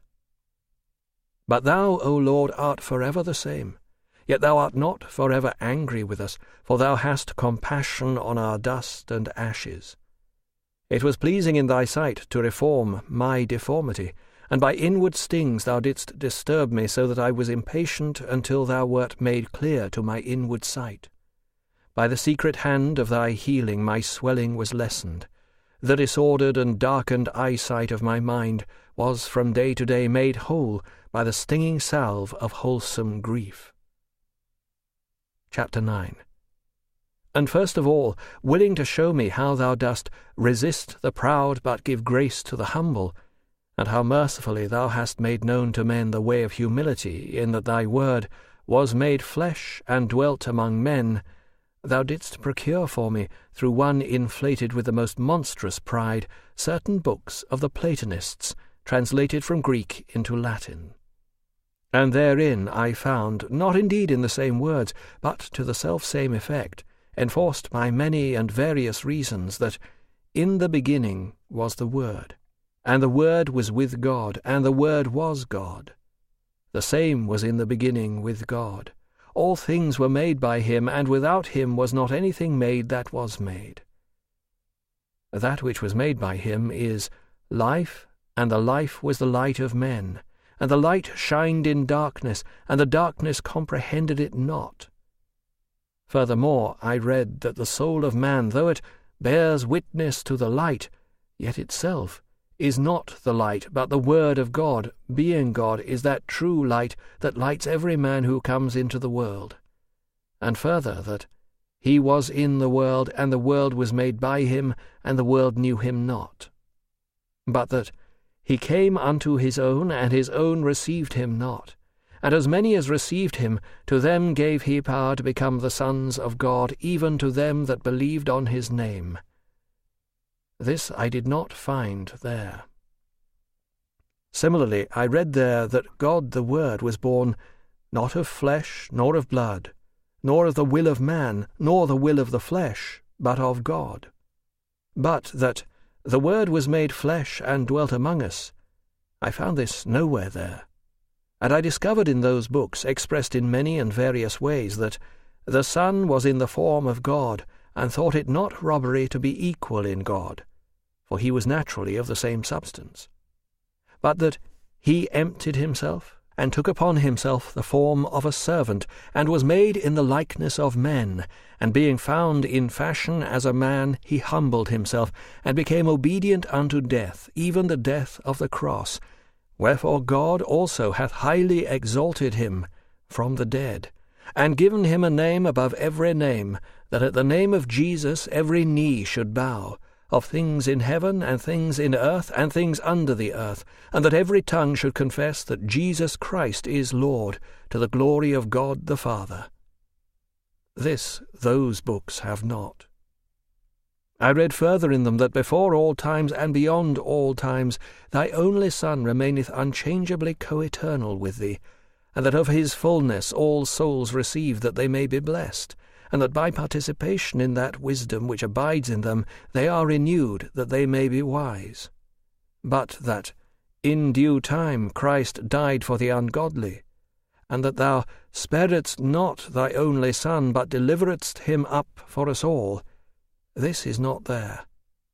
For thou hast hid these things from the wise and prudent, and hast revealed them unto babes, that they that labour and are heavy laden might come unto him, and he might refresh them, because he is meek and lowly in heart.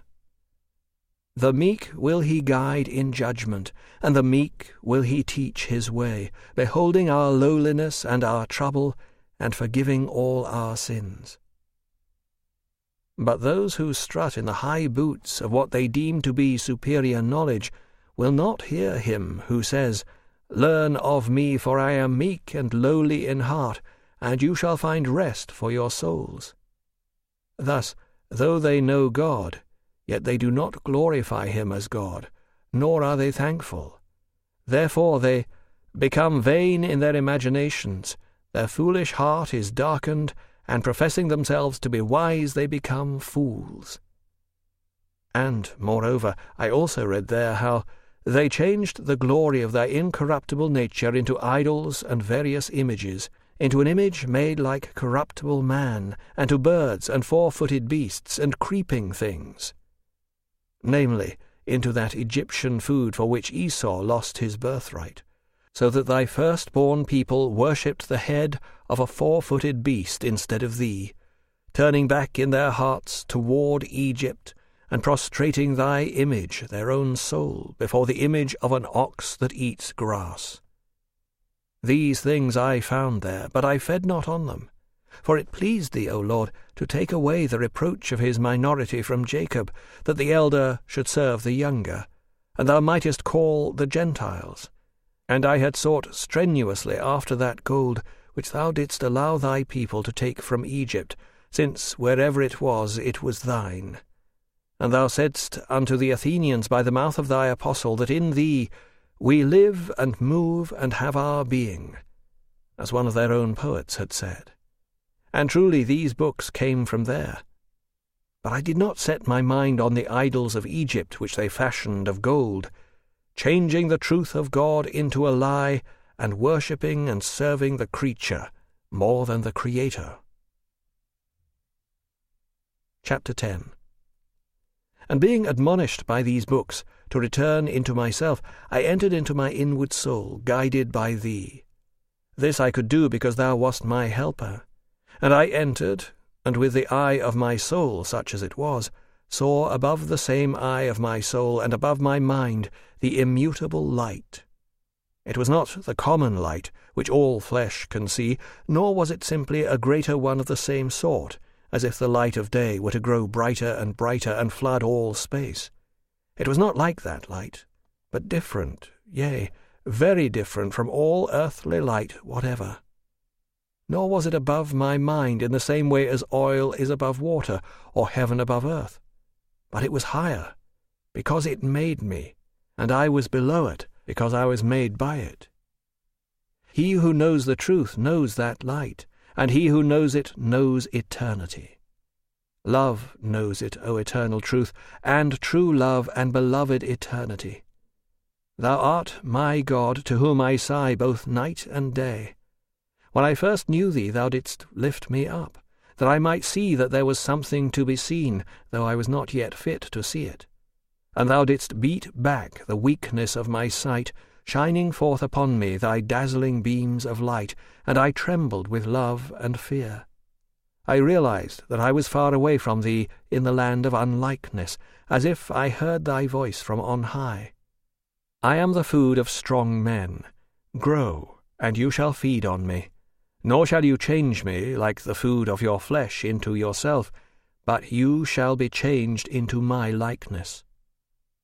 And I understood that thou chastenest man for his iniquity, and makest my soul to be eaten away as though by a spider. And I said, Is truth therefore nothing, because it is not diffused through space, neither finite nor infinite? And thou didst cry to me from afar, I am that I am. And I heard this, as things are heard in the heart, and there was no room for doubt. I should have more readily doubted that I am alive than that the truth exists, the truth which is clearly seen, being understood by the things that are made. Chapter 11. And I viewed all the other things that are beneath thee, and I realized that they are neither wholly real, nor wholly unreal. They are real in so far as they come from thee, but they are unreal in so far as they are not what thou art. For that is truly real which remains immutable. It is good then for me to hold fast to God, for if I do not remain in him, neither shall I abide in myself. But he, remaining in himself, renews all things.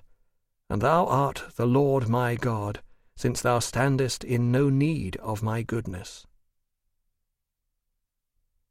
Chapter 12. And it was made clear to me that all things are good, even if they are corrupted. They could not be corrupted if they were supremely good, but unless they were good, they could not be corrupted. If they were supremely good, they would be incorruptible. If they were not good at all, there would be nothing in them to be corrupted. For corruption harms, but unless it could diminish goodness, it could not harm. Either then corruption does not harm, which cannot be, or, as is certain, all that is corrupted is thereby deprived of good. But if they are deprived of all good, they will cease to be. For if they are at all and cannot be at all corrupted, they will become better, because they will remain incorruptible.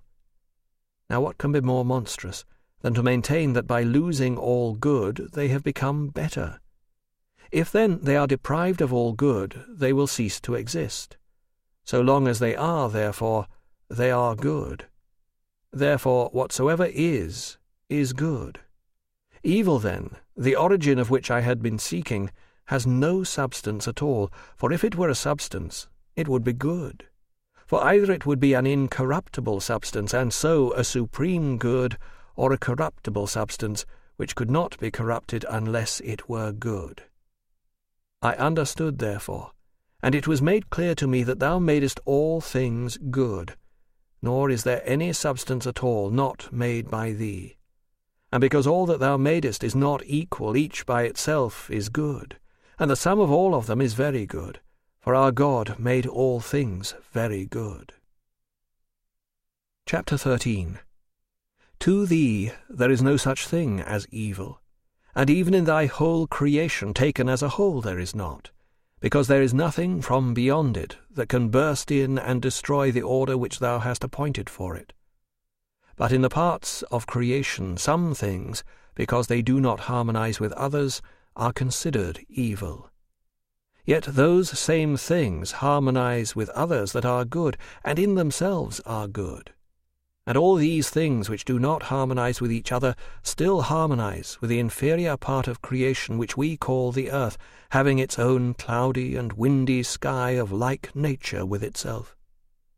Far be it from me, then, to say, these things should not be. For if I could see nothing but these, I should indeed desire something better. But still I ought to praise thee, if only for these created things.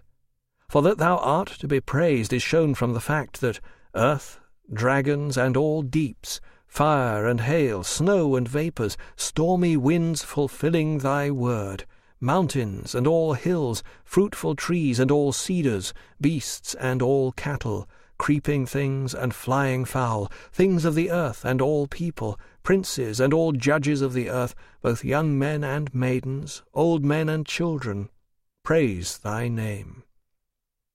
But seeing also that in heaven all thy angels praise thee, O God, praise thee in the heights, and all thy hosts, sun and moon, all stars and light, the heavens of heavens, and the waters that are above the heavens, praise thy name.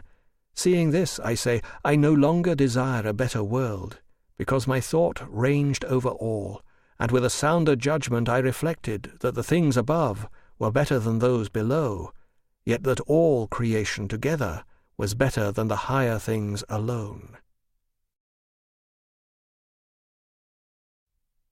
Chapter 14. There is no health in those who find fault with any part of thy creation, as there was no health in me when I found fault with so many of thy works. And because my soul dared not be displeased with my God, it would not allow that the things which displeased me were from thee. Hence it had wandered into the notion of two substances, and could find no rest, but talked foolishly. And turning from that error, it had then made for itself a God extended through infinite space. And it thought this was thou, and set it up in its heart, and it became once more the temple of its own idol, an abomination to thee. But thou didst soothe my brain, though I was unaware of it, and closed my eyes lest they should behold vanity, and thus I ceased from preoccupation with self by a little, and my madness was lulled to sleep. And I awoke in thee, and beheld thee as the infinite, but not in the way I had thought, and this vision was not derived from the flesh. Chapter 15.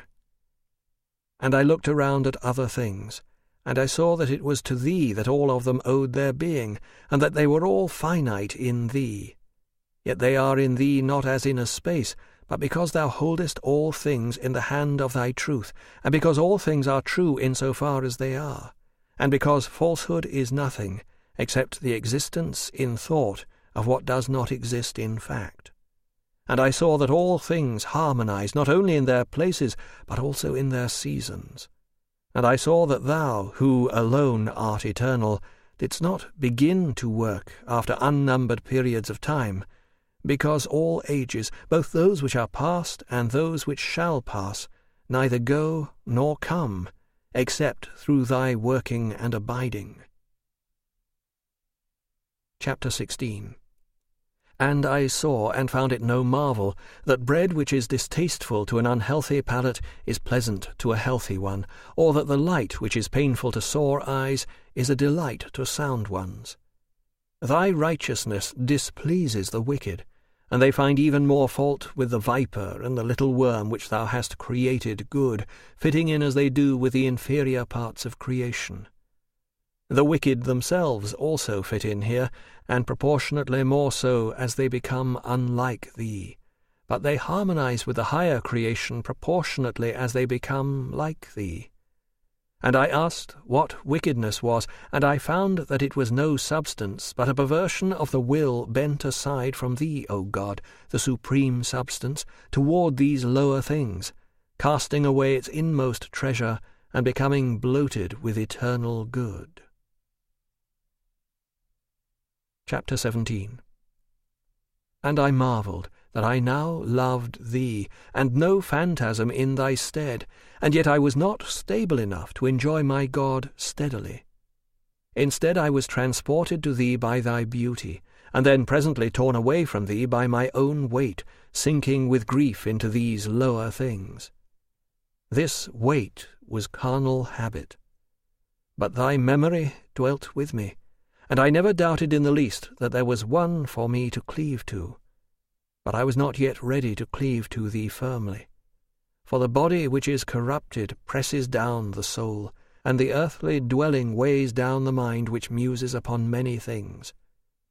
My greatest certainty was that the invisible things of thine from the creation of the world are clearly seen, being understood by the things that are made, even thy eternal power and Godhead. For when I inquired how it was that I could appreciate the beauty of bodies, both celestial and terrestrial, and what it was that supported me in making correct judgments about things mutable, and when I concluded, this ought to be thus, this ought not, then, when I inquired how it was that I could make such judgments, since I did in fact make them, I realized that I had found the unchangeable and true eternity of truth above my changeable mind. And thus by degrees I was led upward from bodies to the soul which perceives them by means of the bodily senses, and from there on to the soul's inward faculty, to which the bodily senses report outward things. And this belongs even to the capacities of the beasts. And thence on up to the reasoning power, to whose judgment is referred the experience received from the bodily sense.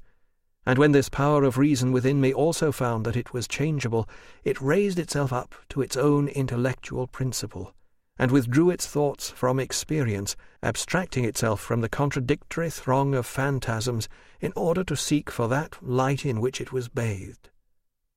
Then, without any doubting, it cried out that the unchangeable was better than the changeable.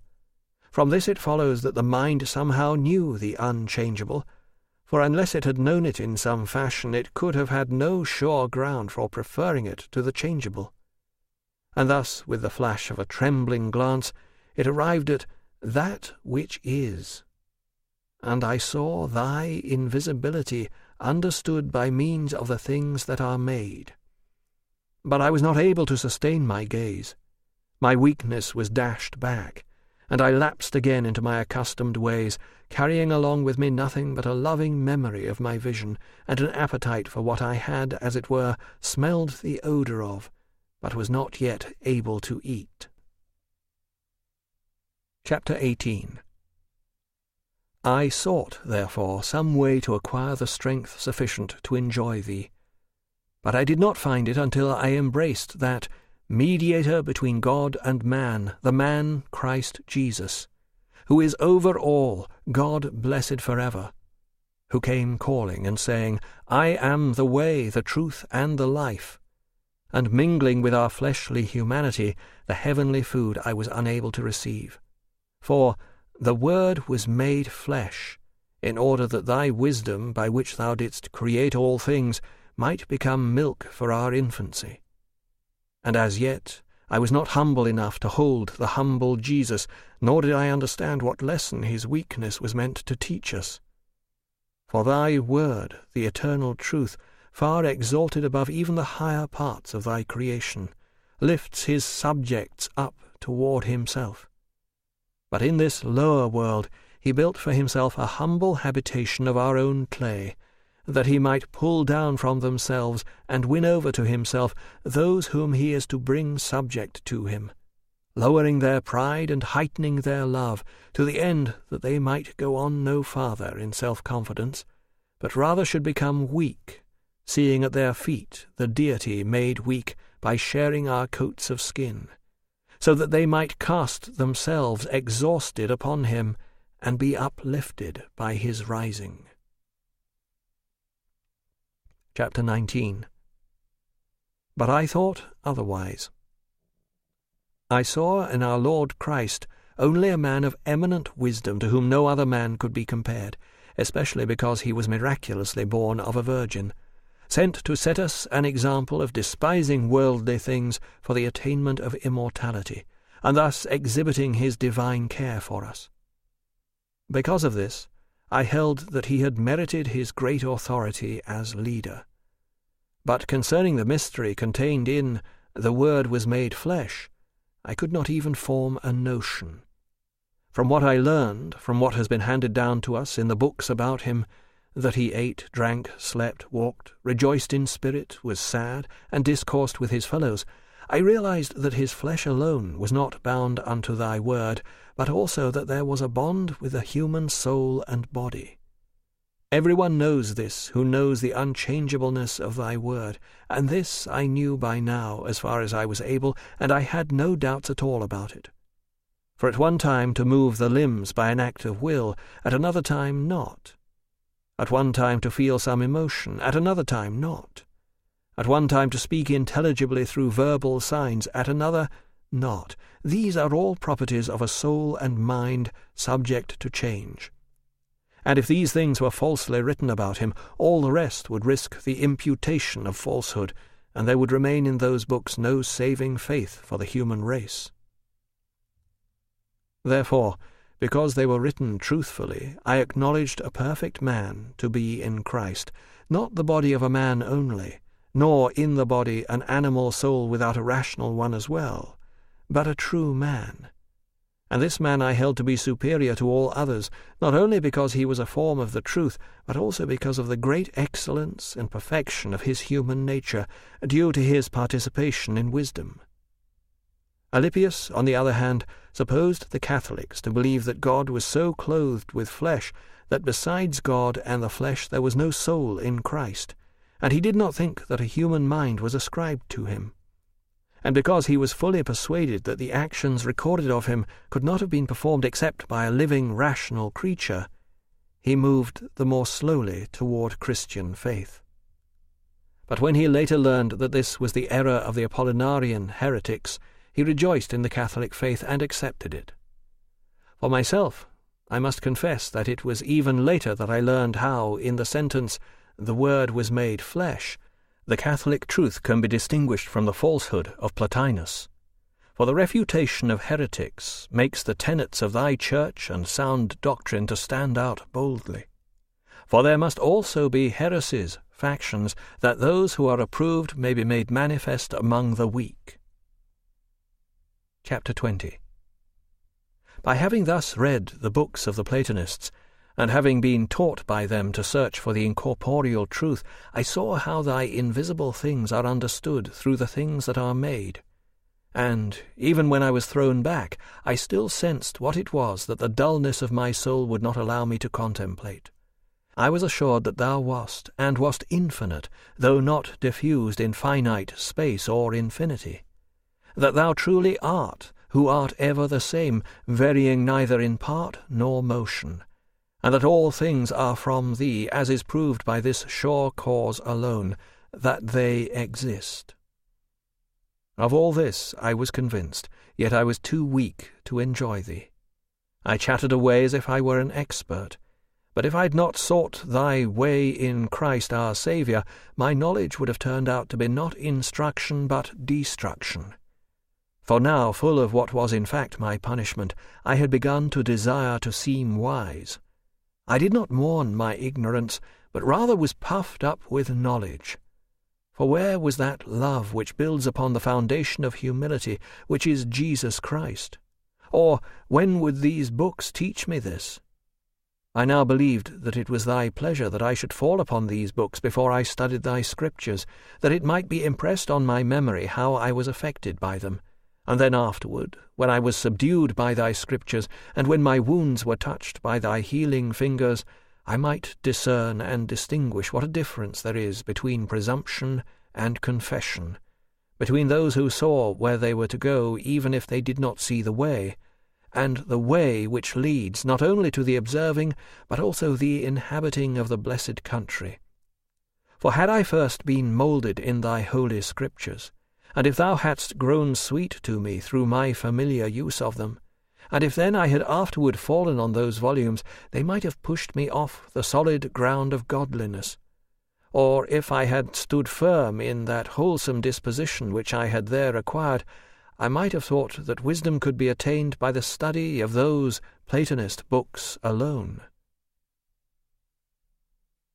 Chapter 21. With great eagerness then I fastened upon the venerable writings of thy Spirit, and principally upon the Apostle Paul. I had thought that he sometimes contradicted himself, and that the text of his teaching did not agree with the testimonies of the law and the prophets. But now all these doubts vanished away, and I saw that those pure words had but one face, and I learned to rejoice with trembling. So I began, and I found that whatever truth I had read in the Platonists was here combined with the exaltation of thy grace. Thus he who sees must not glory as if he had not received not only the things he sees, but the very power of sight. For what does he have that he has not received as a gift? By this he is not only exhorted to see, but also to be cleansed, that he may grasp thee, who art ever the same.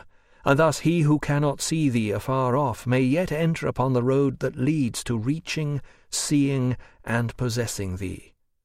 For although a man may delight in the law of God after the inward man, what shall he do with that other law in his members, which wars against the law of his mind, and brings him into captivity under the law of sin which is in his members? Thou art righteous, O Lord, but we have sinned, and committed iniquities, and have done wickedly. Thy hand has grown heavy upon us, and we are justly delivered over to that ancient sinner, the Lord of death. For he persuaded our wills to become like his will, by which he remained not in thy truth. What shall wretched man do?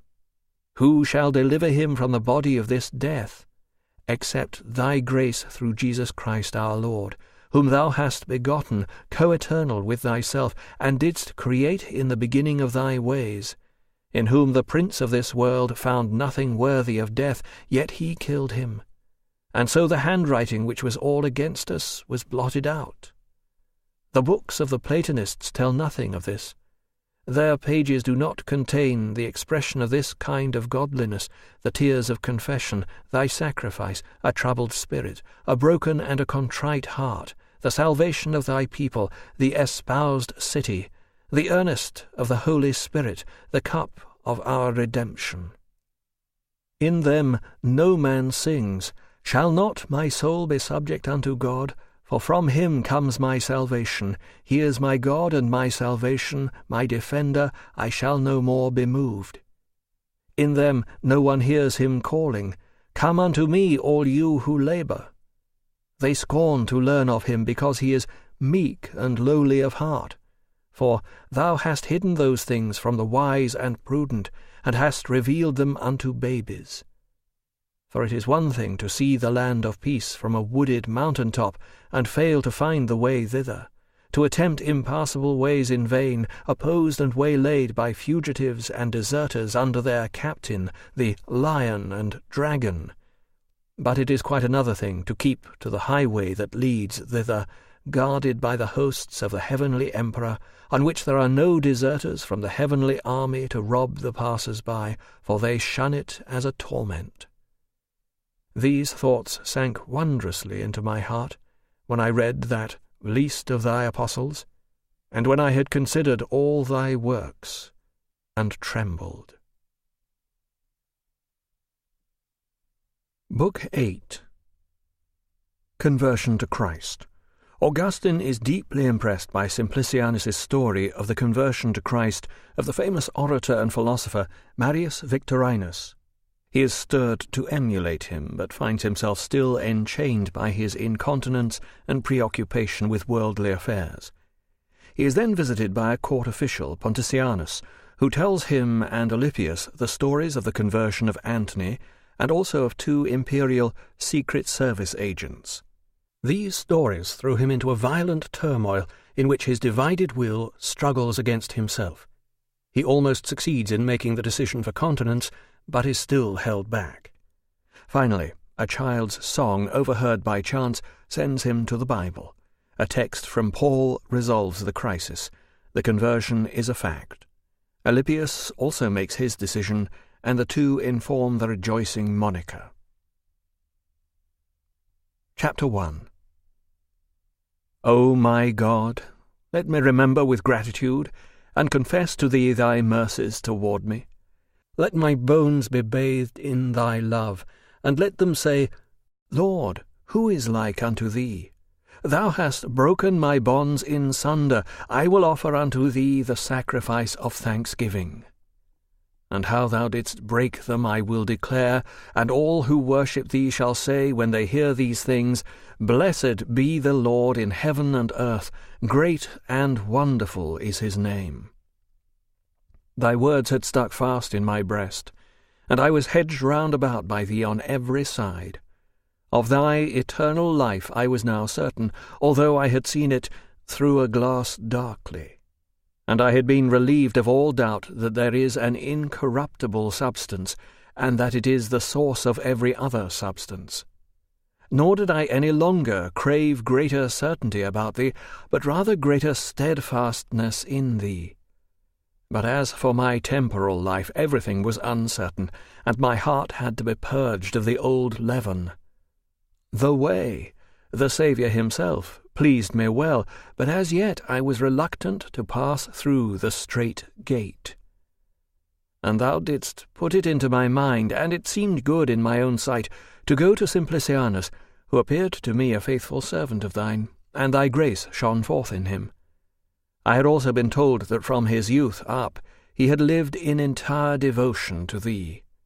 He was already an old man, and because of his great age, which he had passed in such a zealous discipleship in thy way, he appeared to me likely to have gained much wisdom. And indeed he had. From all his experience I desired him to tell me, setting before him all my agitations, which would be the most fitting way for one who felt as I did to walk in thy way. For I saw the church full, and one man was going this way, and another that. Still, I could not be satisfied with the life I was living in the world. Now, indeed, my passions had ceased to excite me as of old with hopes of honour and wealth, and it was a grievous burden to go on in such servitude. For, compared with thy sweetness, and the beauty of thy house, which I loved, those things delighted me no longer. But I was still tightly bound by the love of women, nor did the apostle forbid me to marry, although he exhorted me to something better, wishing earnestly that all men were as he himself was. But I was weak, and chose the easier way, and for this single reason my whole life was one of inner turbulence and listless indecision, because from so many influences I was compelled, even though unwilling, to agree to a married life which bound me hand and foot. I had heard from the mouth of truth that there are eunuchs who have made themselves eunuchs for the kingdom of heaven's sake. But, said he, he that is able to receive it, let him receive it. Of a certainty, all men are vain who do not have the knowledge of God, or have not been able, from the good things that are seen, to find him who is good. But I was no longer fettered in that vanity. I had surmounted it, and from the united testimony of thy whole creation had found thee, our Creator, and thy Word, God with thee, and together with thee and the Holy Spirit, one God, by whom thou hast created all things. There is still another sort of wicked men, who, when they knew God, they glorified him not as God, neither were thankful. Into this also I had fallen, but thy right hand held me up and bore me away, and thou didst place me where I might recover. For thou hast said to men, Behold the fear of the Lord, this is wisdom, and be not wise in your own eyes, because they that profess themselves to be wise become fools. But I had now found the goodly pearl, and I ought to have sold all that I had and bought it. Yet I hesitated. Chapter 2. I went therefore to Simplicianus, the spiritual father of Ambrose, then a bishop, whom Ambrose truly loved as a father. I recounted to him all the mazes of my wanderings, but when I mentioned to him that I had read certain books of the Platonists which Victorinus, formerly professor of rhetoric at Rome, who died a Christian, as I had been told, had translated into Latin, Simplicianus congratulated me that I had not fallen upon the writings of other philosophers, which were full of fallacies and deceit, after the beggarly elements of this world, whereas in the Platonists at every turn the pathway led to belief in God and his word. Then, to encourage me to copy the humility of Christ, which is hidden from the wise and revealed to babes, he told me about Victorinus himself, whom he had known intimately at Rome. And I cannot refrain from repeating what he told me about him, for it contains a glorious proof of thy grace, which ought to be confessed to thee. How that old man, most learned, most skilled in all the liberal arts, who had read, criticized, and explained so many of the writings of the philosophers, the teacher of so many noble senators, one who, as a mark of his distinguished service in office, had both merited and obtained a statue in the Roman Forum, which men of this world esteem a great honour, this man, who, up to an advanced age, had been a worshipper of idols, a communicant in the sacrilegious rites to which almost all the nobility of Rome were wedded, and who had inspired the people with the love of Osiris and the dog Anubis and a medley crew of monster gods who, 'gainst Neptune stands in arms, 'gainst Venus and Minerva, steel-clad Mars, whom Rome once conquered and now worshipped, all of which old Victorinus had with thundering eloquence defended for so many years. Despite all this, he did not blush to become a child of thy Christ, a babe at thy font, bowing his neck to the yoke of humility, and submitting his forehead to the ignominy of the cross. O Lord, Lord, who didst bow the heavens and didst descend, who didst touch the mountains and they smoked, by what means didst thou find thy way into that breast? He used to read the Holy Scriptures, as Simplicianus said, and thought out and studied all the Christian writings most studiously. He said to Simplicianus, not openly, but secretly, as a friend, "You must know that I am a Christian." To which Simplicianus replied, "I shall not believe it, nor shall I count you among the Christians, until I see you in the church of Christ." Victorinus then asked, with mild mockery, "Is it then the walls that make Christians?" Thus he often would affirm that he was already a Christian, and as often Simplicianus made the same answer, and just as often his jest about the walls was repeated.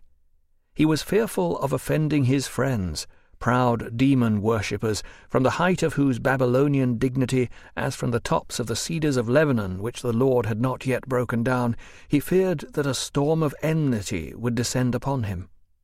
But he steadily gained strength from reading and inquiry, and came to fear lest he should be denied by Christ before the holy angels if he now was afraid to confess him before men.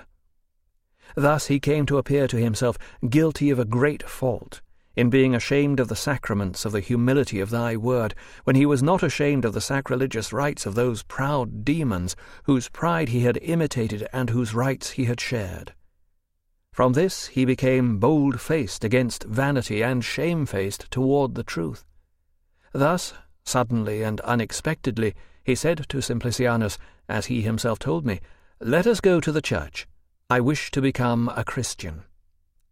Simplicianus went with him, scarcely able to contain himself for joy.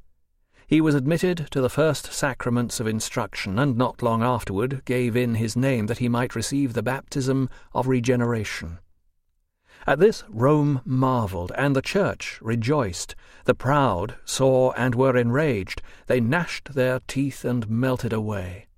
But the Lord God was thy servant's hope, and he paid no attention to their vanity and lying madness. Finally, when the hour arrived for him to make a public profession of his faith, which at Rome those who are about to enter into thy grace make from a platform, in the full sight of the faithful people, in a set form of words learned by heart, the presbyters offered Victorinus the chance to make his profession more privately, for this was the custom for some who were likely to be afraid through bashfulness. But Victorinus chose rather to profess his salvation in the presence of the holy congregation, for there was no salvation in the rhetoric which he taught, yet he had professed that openly.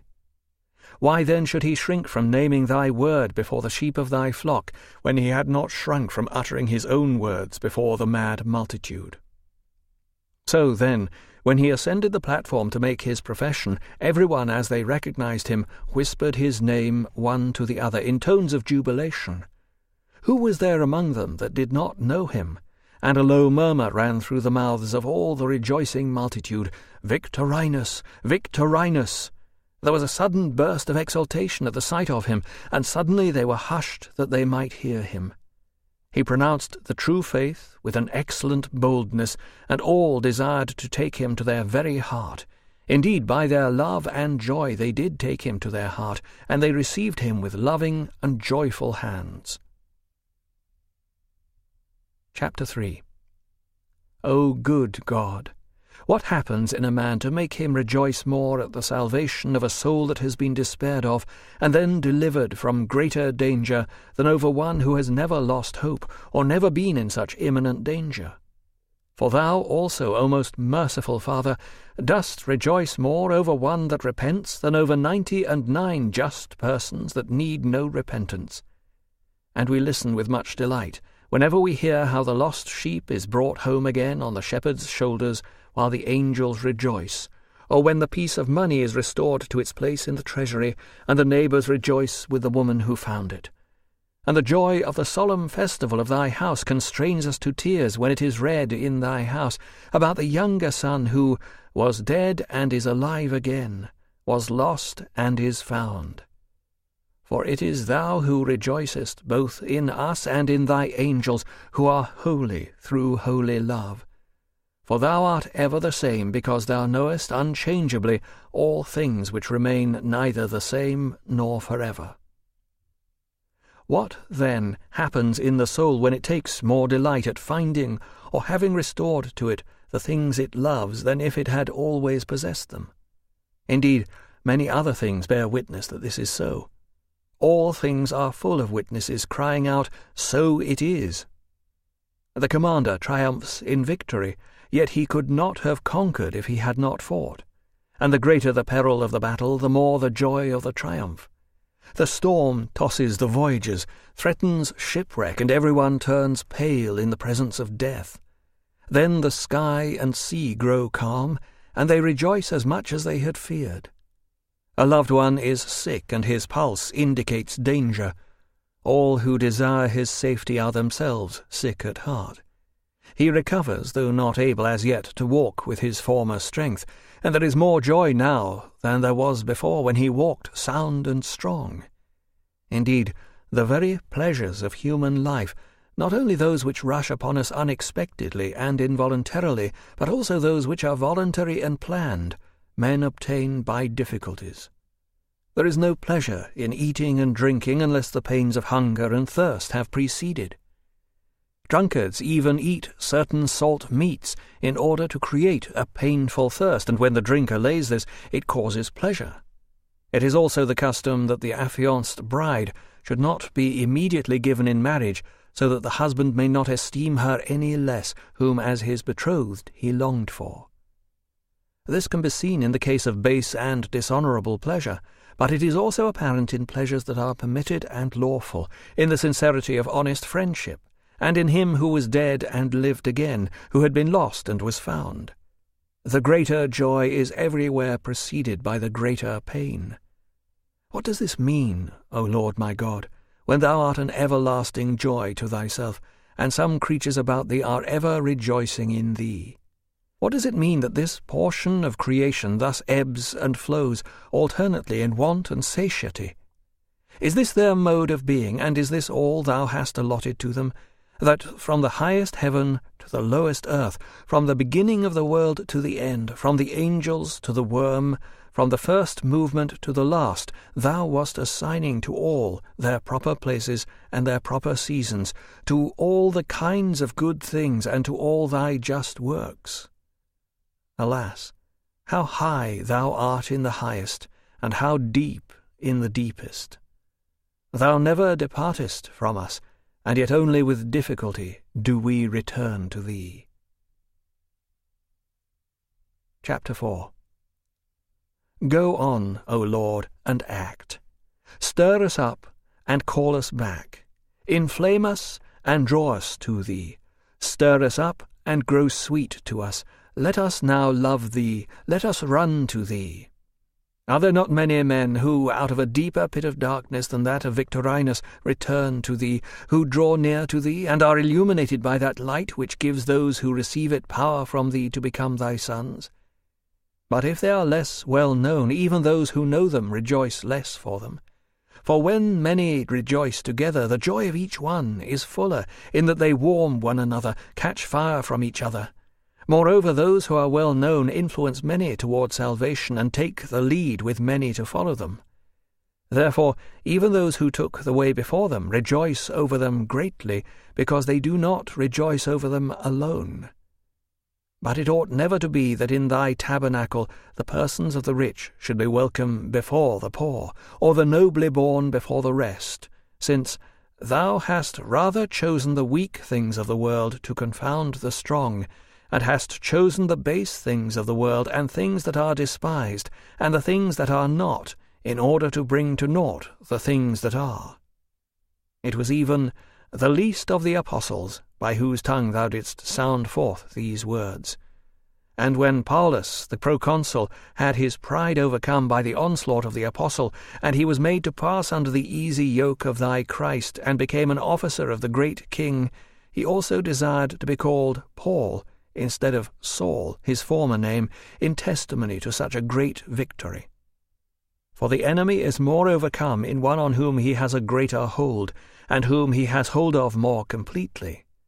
But the proud he controls more readily, through their concern about their rank, and through them he controls more by means of their influence.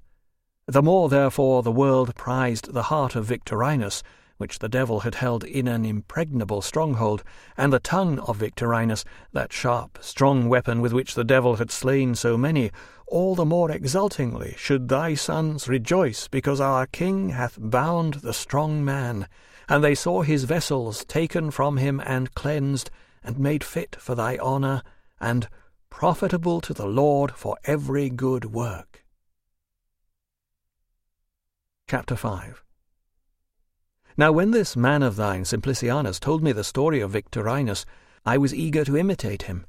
Indeed, this was Simplicianus's purpose in telling it to me. But when he went on to tell how, in the reign of the Emperor Julian, there was a law passed by which Christians were forbidden to teach literature and rhetoric, and how Victorinus, in ready obedience to the law, chose to abandon his school of words rather than thy word, by which thou makest eloquent the tongues of the dumb, he appeared to me not so much brave as happy, because he had found a reason for giving his time wholly to thee. For this was what I was longing to do, but as yet I was bound by the iron chain of my own will. The enemy held fast my will, and had made of it a chain, and had bound me tight with it. For out of the perverse will came lust, and the service of lust ended in habit, and habit, not resisted, became necessity. By these links, as it were, forged together, which is why I call it a chain, a hard bondage held me in slavery. But that new will which had begun to spring up in me freely to worship thee and to enjoy thee, O my God, the only certain joy, was not able as yet to overcome my former wilfulness, made strong by long indulgence. Thus my two wills, the old and the new, the carnal and the spiritual, were in conflict within me, and by their discord they tore my soul apart. Thus I came to understand from my own experience what I had read, how the flesh lusts against the spirit, and the spirit against the flesh. I truly lusted both ways, yet more in that which I approved in myself than in that which I disapproved in myself. For in the latter it was not now really I that was involved, because here I was rather an unwilling sufferer than a willing actor. And yet it was through me that habit had become an armed enemy against me, because I had willingly come to be what I unwillingly found myself to be. Who then can with any justice speak against it, when just punishment follows the sinner? I had now no longer my accustomed excuse that as yet I hesitated to forsake the world and serve thee, because my perception of the truth was uncertain. For now it was certain. But, still bound to the earth, I refused to be thy soldier, and was as much afraid of being freed from all entanglements as we ought to fear to be entangled. Thus with the baggage of the world I was sweetly burdened, as one in slumber, and my musings on thee were like the efforts of those who desire to awake, but who are still overpowered with drowsiness, and fall back into deep slumber. And as no one wishes to sleep forever, for all men rightly count waking better, yet a man will usually defer shaking off his drowsiness when there is a heavy lethargy in his limbs, and he is glad to sleep on even when his reason disapproves, and the hour for rising has struck. So was I assured that it was much better for me to give myself up to thy love than to go on yielding myself to my own lust. Thy love satisfied and vanquished me. My lust pleased and fettered me. I had no answer to thy calling to me, Awake, you who sleep, and arise from the dead, and Christ shall give you light. On all sides thou didst show me that thy words are true, and I, convicted by the truth, had nothing at all to reply but the drawling and drowsy words, Presently, see, presently, leave me alone a little while. But presently had no presence, and my leave me alone a little while went on for a long while. In vain did I delight in thy law in the inner man, while another law in my members warred against the law of my mind and brought me into captivity to the law of sin which is in my members. For the law of sin is the tyranny of habit, by which the mind is drawn and held even against its will. Yet it deserves to be so held because it so willingly falls into the habit. O wretched man that I am, who shall deliver me from the body of this death? But thy grace alone, through Jesus Christ our Lord. Chapter 6. And now I will tell and confess unto thy name, O Lord, my helper and my redeemer, how thou didst deliver me from the chain of sexual desire by which I was so tightly held, and from the slavery of worldly business. With increasing anxiety I was going about my usual affairs, and daily sighing to thee. I attended thy church as frequently as my business, under the burden of which I groaned, left me free to do so. Alypius was with me, disengaged at last from his legal post after a third term as assessor, and now waiting for private clients to whom he might sell his legal advice, as I sold the power of speaking, as if it could be supplied by teaching. But Nebridius had consented, for the sake of our friendship, to teach under Verecundus, a citizen of Milan and professor of grammar, and a very intimate friend of us all, who ardently desired and by right of friendship demanded from us the faithful aid he greatly needed. Nebridius was not drawn to this by any desire of gain, for he could have made much more out of his learning had he been so inclined, but as he was a most sweet and kindly friend, he was unwilling, out of respect for the duties of friendship, to slight our request. But in this he acted very discreetly, taking care not to become known to those persons who had great reputations in the world. Thus he avoided all distractions of mind, and reserved as many hours as possible to pursue, or read, or listen to discussions about wisdom. On a certain day, then, when Nebridius was away, for some reason I cannot remember, there came to visit Alypius and me at our house one Pontitianus, a fellow countryman of ours from Africa, who held high office in the emperor's court. What he wanted with us I do not know, but we sat down to talk together, and it chanced that he noticed a book on a game table before us. He took it up, opened it, and, contrary to his expectation, found it to be the Apostle Paul, for he imagined that it was one of my wearisome rhetoric textbooks. At this he looked up at me with a smile, and expressed his delight and wonder that he had so unexpectedly found this book, and only this one, lying before my eyes. For he was indeed a Christian, and a faithful one at that, and often he prostrated himself before thee, our God, in the church, in constant daily prayer. When I told him that I had given much attention to these writings, a conversation followed in which he spoke of Antony, the Egyptian monk, whose name was in high repute among thy servants, although up to that time not familiar to me. When he learned this, he lingered on the topic, giving us an account of this eminent man, and marvelling at our ignorance. We in turn were amazed to hear of thy wonderful works, so fully manifested in recent times, almost in our own, occurring in the true faith and the Catholic Church. We all wondered, we that these things were so great, and he that we had never heard of them. From this his conversation turned to the multitudes in the monasteries, and their manners so fragrant to thee, and to the teeming solitudes of the wilderness, of which we knew nothing at all. There was even a monastery at Milan, outside the city's walls, full of good brothers under the fostering care of Ambrose, and we were ignorant of it. He went on with his story, and we listened intently and in silence. He then told us how, on a certain afternoon at Trier, when the emperor was occupied watching the gladiatorial games, he and 3 comrades went out for a walk in the gardens close to the city walls. There, as they chanced to walk 2 by 2, one strolled away with him, while the other 2 went on by themselves. As they rambled, these first 2 came upon a certain cottage, where lived some of thy servants, some of the poor in spirit.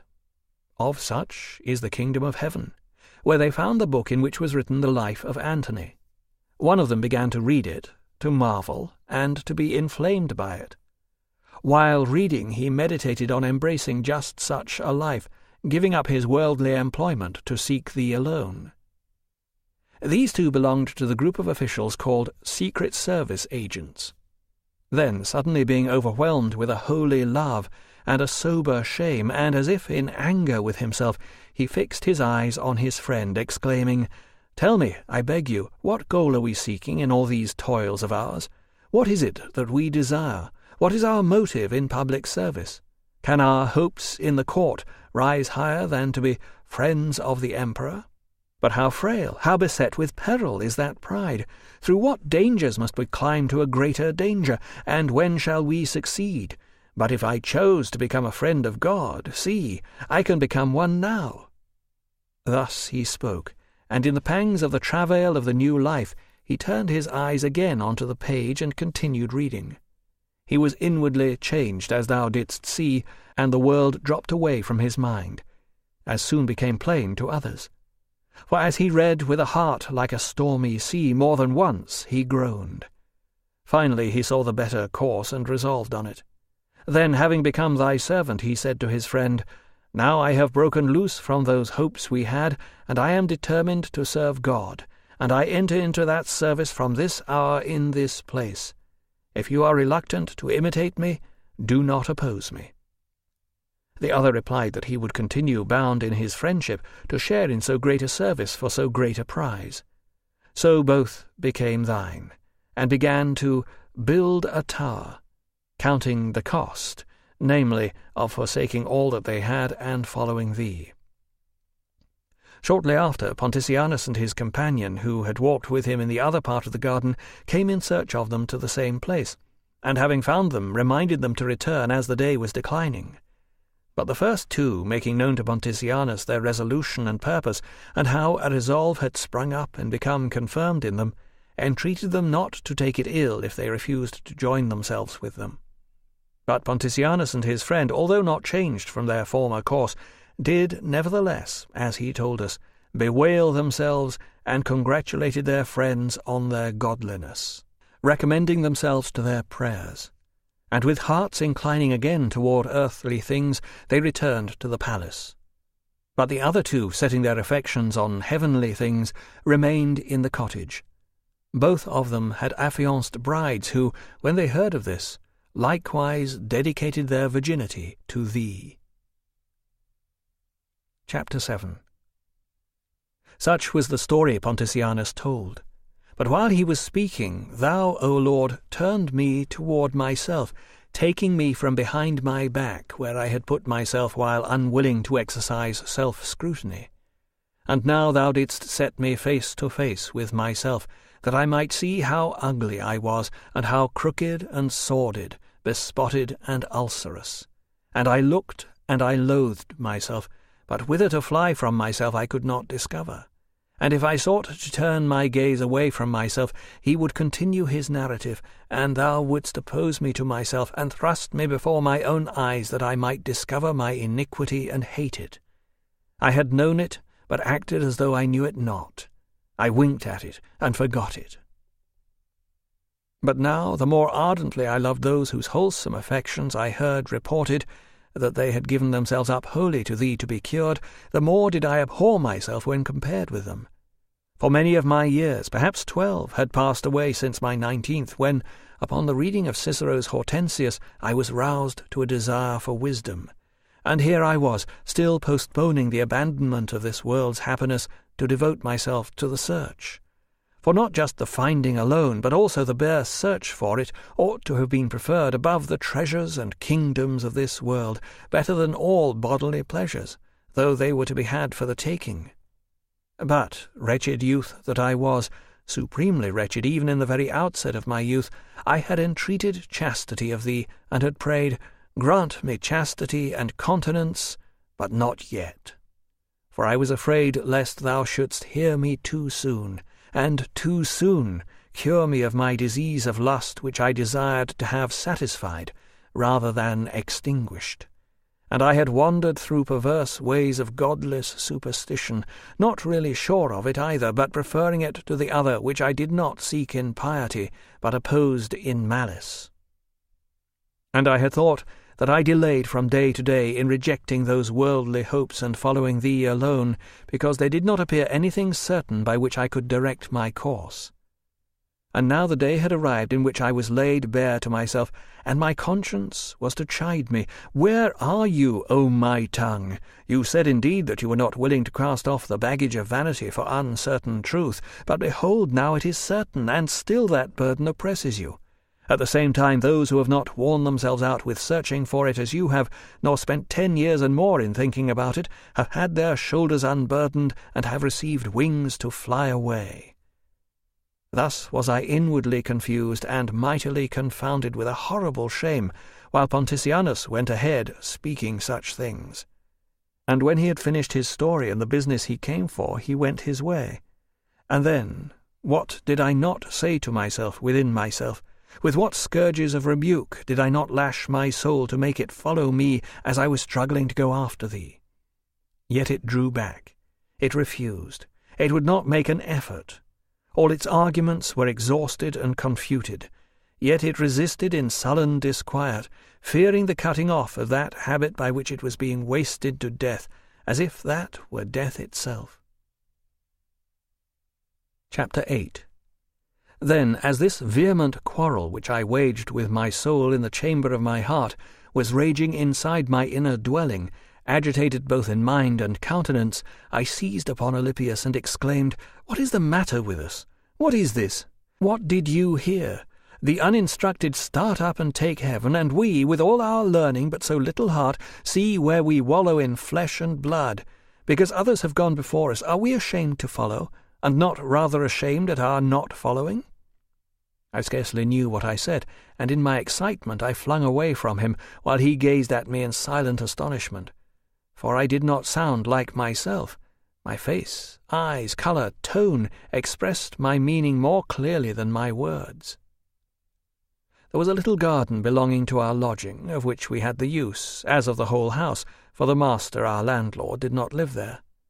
The tempest in my breast hurried me out into this garden, where no one might interrupt the fiery struggle in which I was engaged with myself, until it came to the outcome that thou knewest, though I did not. But I was mad for health and dying for life, knowing what evil thing I was, but not knowing what good thing I was so shortly to become. I fled into the garden, with Alypius following step by step, for I had no secret in which he did not share, and how could he leave me in such distress? We sat down, as far from the house as possible. I was greatly disturbed in spirit, angry at myself with a turbulent indignation because I had not entered thy will and covenant, O my God, while all my bones cried out to me to enter, extolling it to the skies. The way therein is not by ships, or chariots, or feet. Indeed, it was not as far as I had come from the house to the place where we were seated. For to go along that road, and indeed to reach the goal, is nothing else but the will to go. But it must be a strong and single will, not staggering and swaying about this way and that, a changeable, twisting, fluctuating will, wrestling with itself while one part falls as another rises. Finally, in the very fever of my indecision, I made many motions with my body, like men do when they will to act but cannot, either because they do not have the limbs, or because their limbs are bound or weakened by disease, or incapacitated in some other way. Thus, if I tore my hair, struck my forehead, or entwining my fingers, clasped my knee, these I did because I willed it. But I might have willed it, and still not have done it, if the nerves had not obeyed my will. Many things then I did, in which the will and power to do were not the same.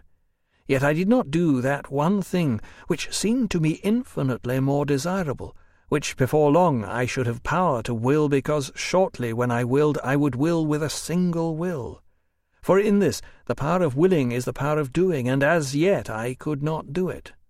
Thus my body more readily obeyed the slightest wish of the soul in moving its limbs at the order of my mind than my soul obeyed itself to accomplish in the will alone its great resolve. Chapter 9. How can there be such a strange anomaly, and why is it? Let thy mercy shine on me, that I may inquire and find an answer, amid the dark labyrinth of human punishment, and in the darkest contritions of the sons of Adam. Whence such an anomaly, and why should it be? The mind commands the body, and the body obeys. The mind commands itself and is resisted. The mind commands the hand to be moved, and there is such readiness that the command is scarcely distinguished from the obedience in act. Yet the mind is mind, and the hand is body. The mind commands the mind to will, and yet though it be itself, it does not obey itself. Whence this strange anomaly, and why should it be? I repeat, the will commands itself to will, and could not give the command unless it wills. Yet what is commanded is not done. But actually the will does not will entirely, therefore it does not command entirely. For as far as it wills, it commands, and as far as it does not will, the thing commanded is not done. For the will commands that there be an act of will, not another, but itself, but it does not command entirely. Therefore what is commanded does not happen, for if the will were whole and entire, it would not even command it to be, because it would already be. It is therefore no strange anomaly partly to will and partly to be unwilling. This is actually an infirmity of mind which cannot wholly rise, while pressed down by habit, even though it is supported by the truth. And so there are two wills, because one of them is not whole, and what is present in this one is lacking in the other. Chapter 10. Let them perish from thy presence, O God, as vain talkers and deceivers of the soul perish, who, when they observe that there are two wills in the act of deliberation, go on to affirm that there are two kinds of minds in us, one good, the other evil. They are indeed themselves evil when they hold these evil opinions, and they shall become good only when they come to hold the truth, and consent to the truth, that thy apostle may say to them, You were formerly in darkness, but now are you in the light in the Lord. But they desired to be light not in the Lord, but in themselves. They conceived the nature of the soul to be the same as what God is, and thus have become a thicker darkness than they were, for in their dread arrogance they have gone farther away from thee, the true light that lights every man that comes into the world. Mark what you say, and blush for shame. Draw near to him, and be enlightened, and your faces shall not be ashamed. While I was deliberating whether I would serve the Lord my God now, as I had long purposed to do, it was I who willed, and it was also I who was unwilling. In either case it was I. I neither willed with my whole will, nor was I wholly unwilling, and so I was at war with myself, and torn apart by myself. And this strife was against my will, yet it did not show the presence of another mind, but the punishment of my own. Thus it was no more I who did it, but the sin that dwelt in me, the punishment of a sin freely committed by Adam, and I was a son of Adam. For if there are as many opposing natures as there are opposing wills, there will not be two, but many more. If any man is trying to decide whether he should go to their conventicle or to the theatre, the Manichaeans at once cry out, "See, here are two natures, one good, drawing this way, another bad, drawing back that way." For how else can you explain this indecision between conflicting wills? But I reply that both impulses are bad, that which draws to them and that which draws back to the theatre. But they do not believe that the will which draws them can be anything but good. Suppose, then, that one of us should try to decide, and through the conflict of his two wills should waver whether he should go to the theatre or to our church. Would not those also waver about the answer here? For either they must confess, which they are unwilling to do, that the will that leads to our church is as good as that which carries their own adherents and those captivated by their mysteries, or else they must imagine that there are two evil natures and two evil minds in one man, both at war with each other, and then it will not be true what they say, that there is one good and another bad. Else they must be converted to the truth, and no longer deny that when anyone deliberates, there is one soul fluctuating between conflicting wills. Let them no longer maintain that when they perceive two wills to be contending with each other in the same man, the contest is between two opposing minds of two opposing substances, from two opposing principles, the one good and the other bad. Thus, O true God, thou dost reprove and confute and convict them. For both wills may be bad, as when a man tries to decide whether he should kill a man by poison or by the sword, whether he should take possession of this field or that one belonging to someone else when he cannot get both, whether he should squander his money to buy pleasure or hold on to his money through the motive of covetousness, whether he should go to the circus or to the theatre, if both are open on the same day, or whether he should take a third course, open at the same time, and rob another man's house, or, a fourth option, whether he should commit adultery, if he has the opportunity. All these things concurring in the same space of time, and all being equally longed for, although impossible to do at one time. For the mind is pulled four ways, by four antagonistic wills, or even more in view of the vast range of human desires. But even the Manichaeans do not affirm that there are these many different substances. The same principle applies as in the action of good wills. For I ask them, is it a good thing to have delight in reading the Apostle, or is it a good thing to delight in a sober psalm, or is it a good thing to discourse on the gospel? To each of these they will answer, it is good.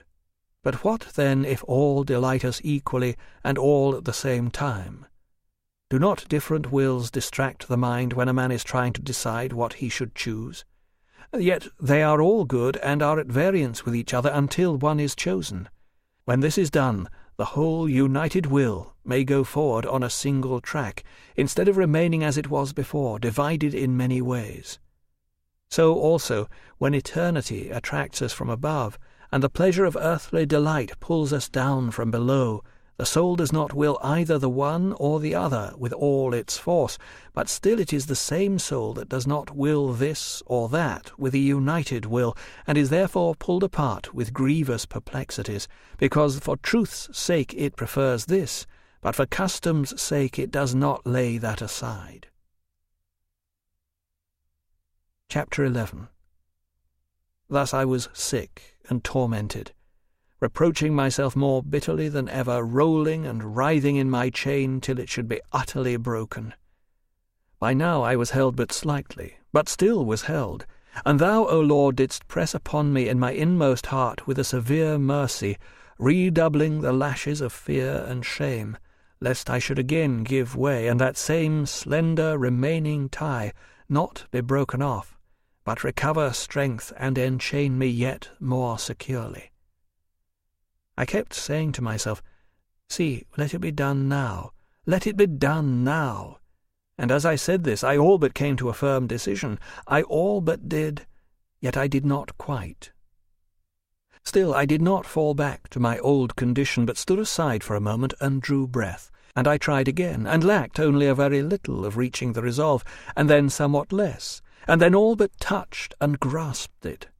Yet I still did not quite reach or touch or grasp the goal, because I hesitated to die to death and to live to life. And the worse way to which I was habituated was stronger in me than the better, which I had not tried.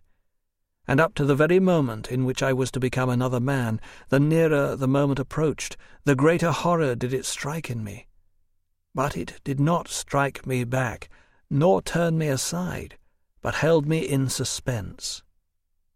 It was, in fact, my old mistresses, trifles of trifles and vanities of vanities, who still enthralled me. They tugged at my fleshly garments and softly whispered, "Are you going to part with us? And from that moment we will never be with you any more? And from that moment will not this and that be forbidden you forever?" What were they suggesting to me in those words, this or that? What is it they suggested, O my God? Let thy mercy guard the soul of thy servant from the vileness and the shame they did suggest. And now I scarcely heard them, for they were not openly showing themselves and opposing me face to face, but muttering as it were behind my back, and furtively plucking at me as I was leaving, trying to make me look back at them. Still they delayed me, so that I hesitated to break loose and shake myself free of them, and leap over to the place to which I was being called, for unruly habit kept saying to me, "Do you think you can live without them?"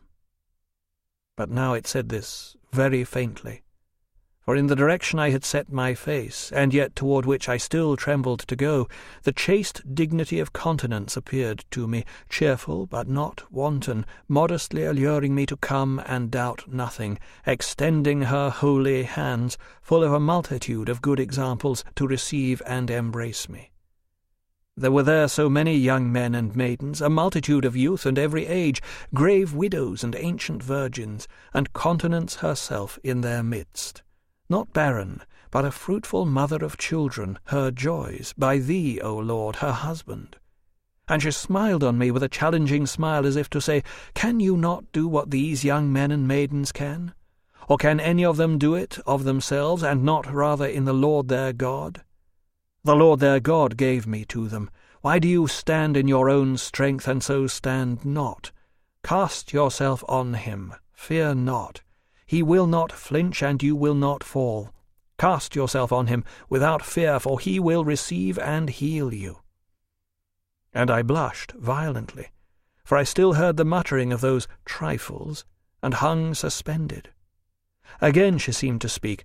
"Stop your ears against those unclean members of yours, that they may be mortified. They tell you of delights, but not according to the law of the Lord thy God." This struggle raging in my heart was nothing but the contest of self against self, and Alypius kept close beside me and awaited in silence the outcome of my extraordinary agitation. Chapter 12. Now, when deep reflection had drawn up out of the secret depths of my soul all my misery, and had heaped it up before the sight of my heart, there arose a mighty storm, accompanied by a mighty rain of tears. That I might give way fully to my tears and lamentations, I stole away from Alypius, for it seemed to me that solitude was more appropriate for the business of weeping. I went far enough away that I could feel that even his presence was no restraint upon me. This was the way I felt at the time, and he realized it. I suppose I had said something before I started up, and he noticed that the sound of my voice was choked with weeping. And so he stayed alone, where we had been sitting together, greatly astonished. I flung myself down under a fig tree, how I know not, and gave free course to my tears. The streams of my eyes gushed out an acceptable sacrifice to thee, and, not indeed in these words, but to this effect, I cried to thee, "And thou, O Lord, how long, O Lord? Wilt thou be angry forever? O remember not against us our former iniquities." For I felt that I was still enthralled by them. I sent up these sorrowful cries, "How long? How long? Tomorrow and tomorrow? Why not now? Why not this very hour make an end to my uncleanness?" I was saying these things, and weeping in the most bitter contrition of my heart, when suddenly I heard the voice of a boy or a girl, I know not which, coming from the neighbouring house, chanting over and over again, "Pick it up, read it, pick it up, read it." Immediately I ceased weeping, and began most earnestly to think whether it was usual for children in some kind of game to sing such a song, but I could not remember ever having heard the like. So, damning the torrent of my tears, I got to my feet, for I could not but think that this was a divine command to open the Bible and read the first passage I should light upon. For I had heard how Antony, accidentally coming into church while the Gospel was being read, received the admonition as if what was read had been addressed to him. "Go and sell what you have, and give it to the poor, and you shall have treasure in heaven, and come and follow me." By such an oracle he was forthwith converted to thee. So I quickly returned to the bench where Alypius was sitting, for there I had put down the Apostles' Book when I had left there. I snatched it up, opened it, and in silence read the paragraph on which my eyes first fell. Not in rioting and drunkenness, not in chambering and wantonness, not in strife and envying, but put on the Lord Jesus Christ, and make no provision for the flesh to fulfill the lusts thereof. I wanted to read no further, nor did I need to. For instantly, as the sentence ended, there was infused in my heart something like the light of full certainty, and all the gloom of doubt vanished away. Closing the book, then, and putting my finger or something else for a mark, I began, now with tranquil countenance, to tell it all to Alypius. And he in turn disclosed to me what had been going on in himself, of which I knew nothing. He asked to see what I had read.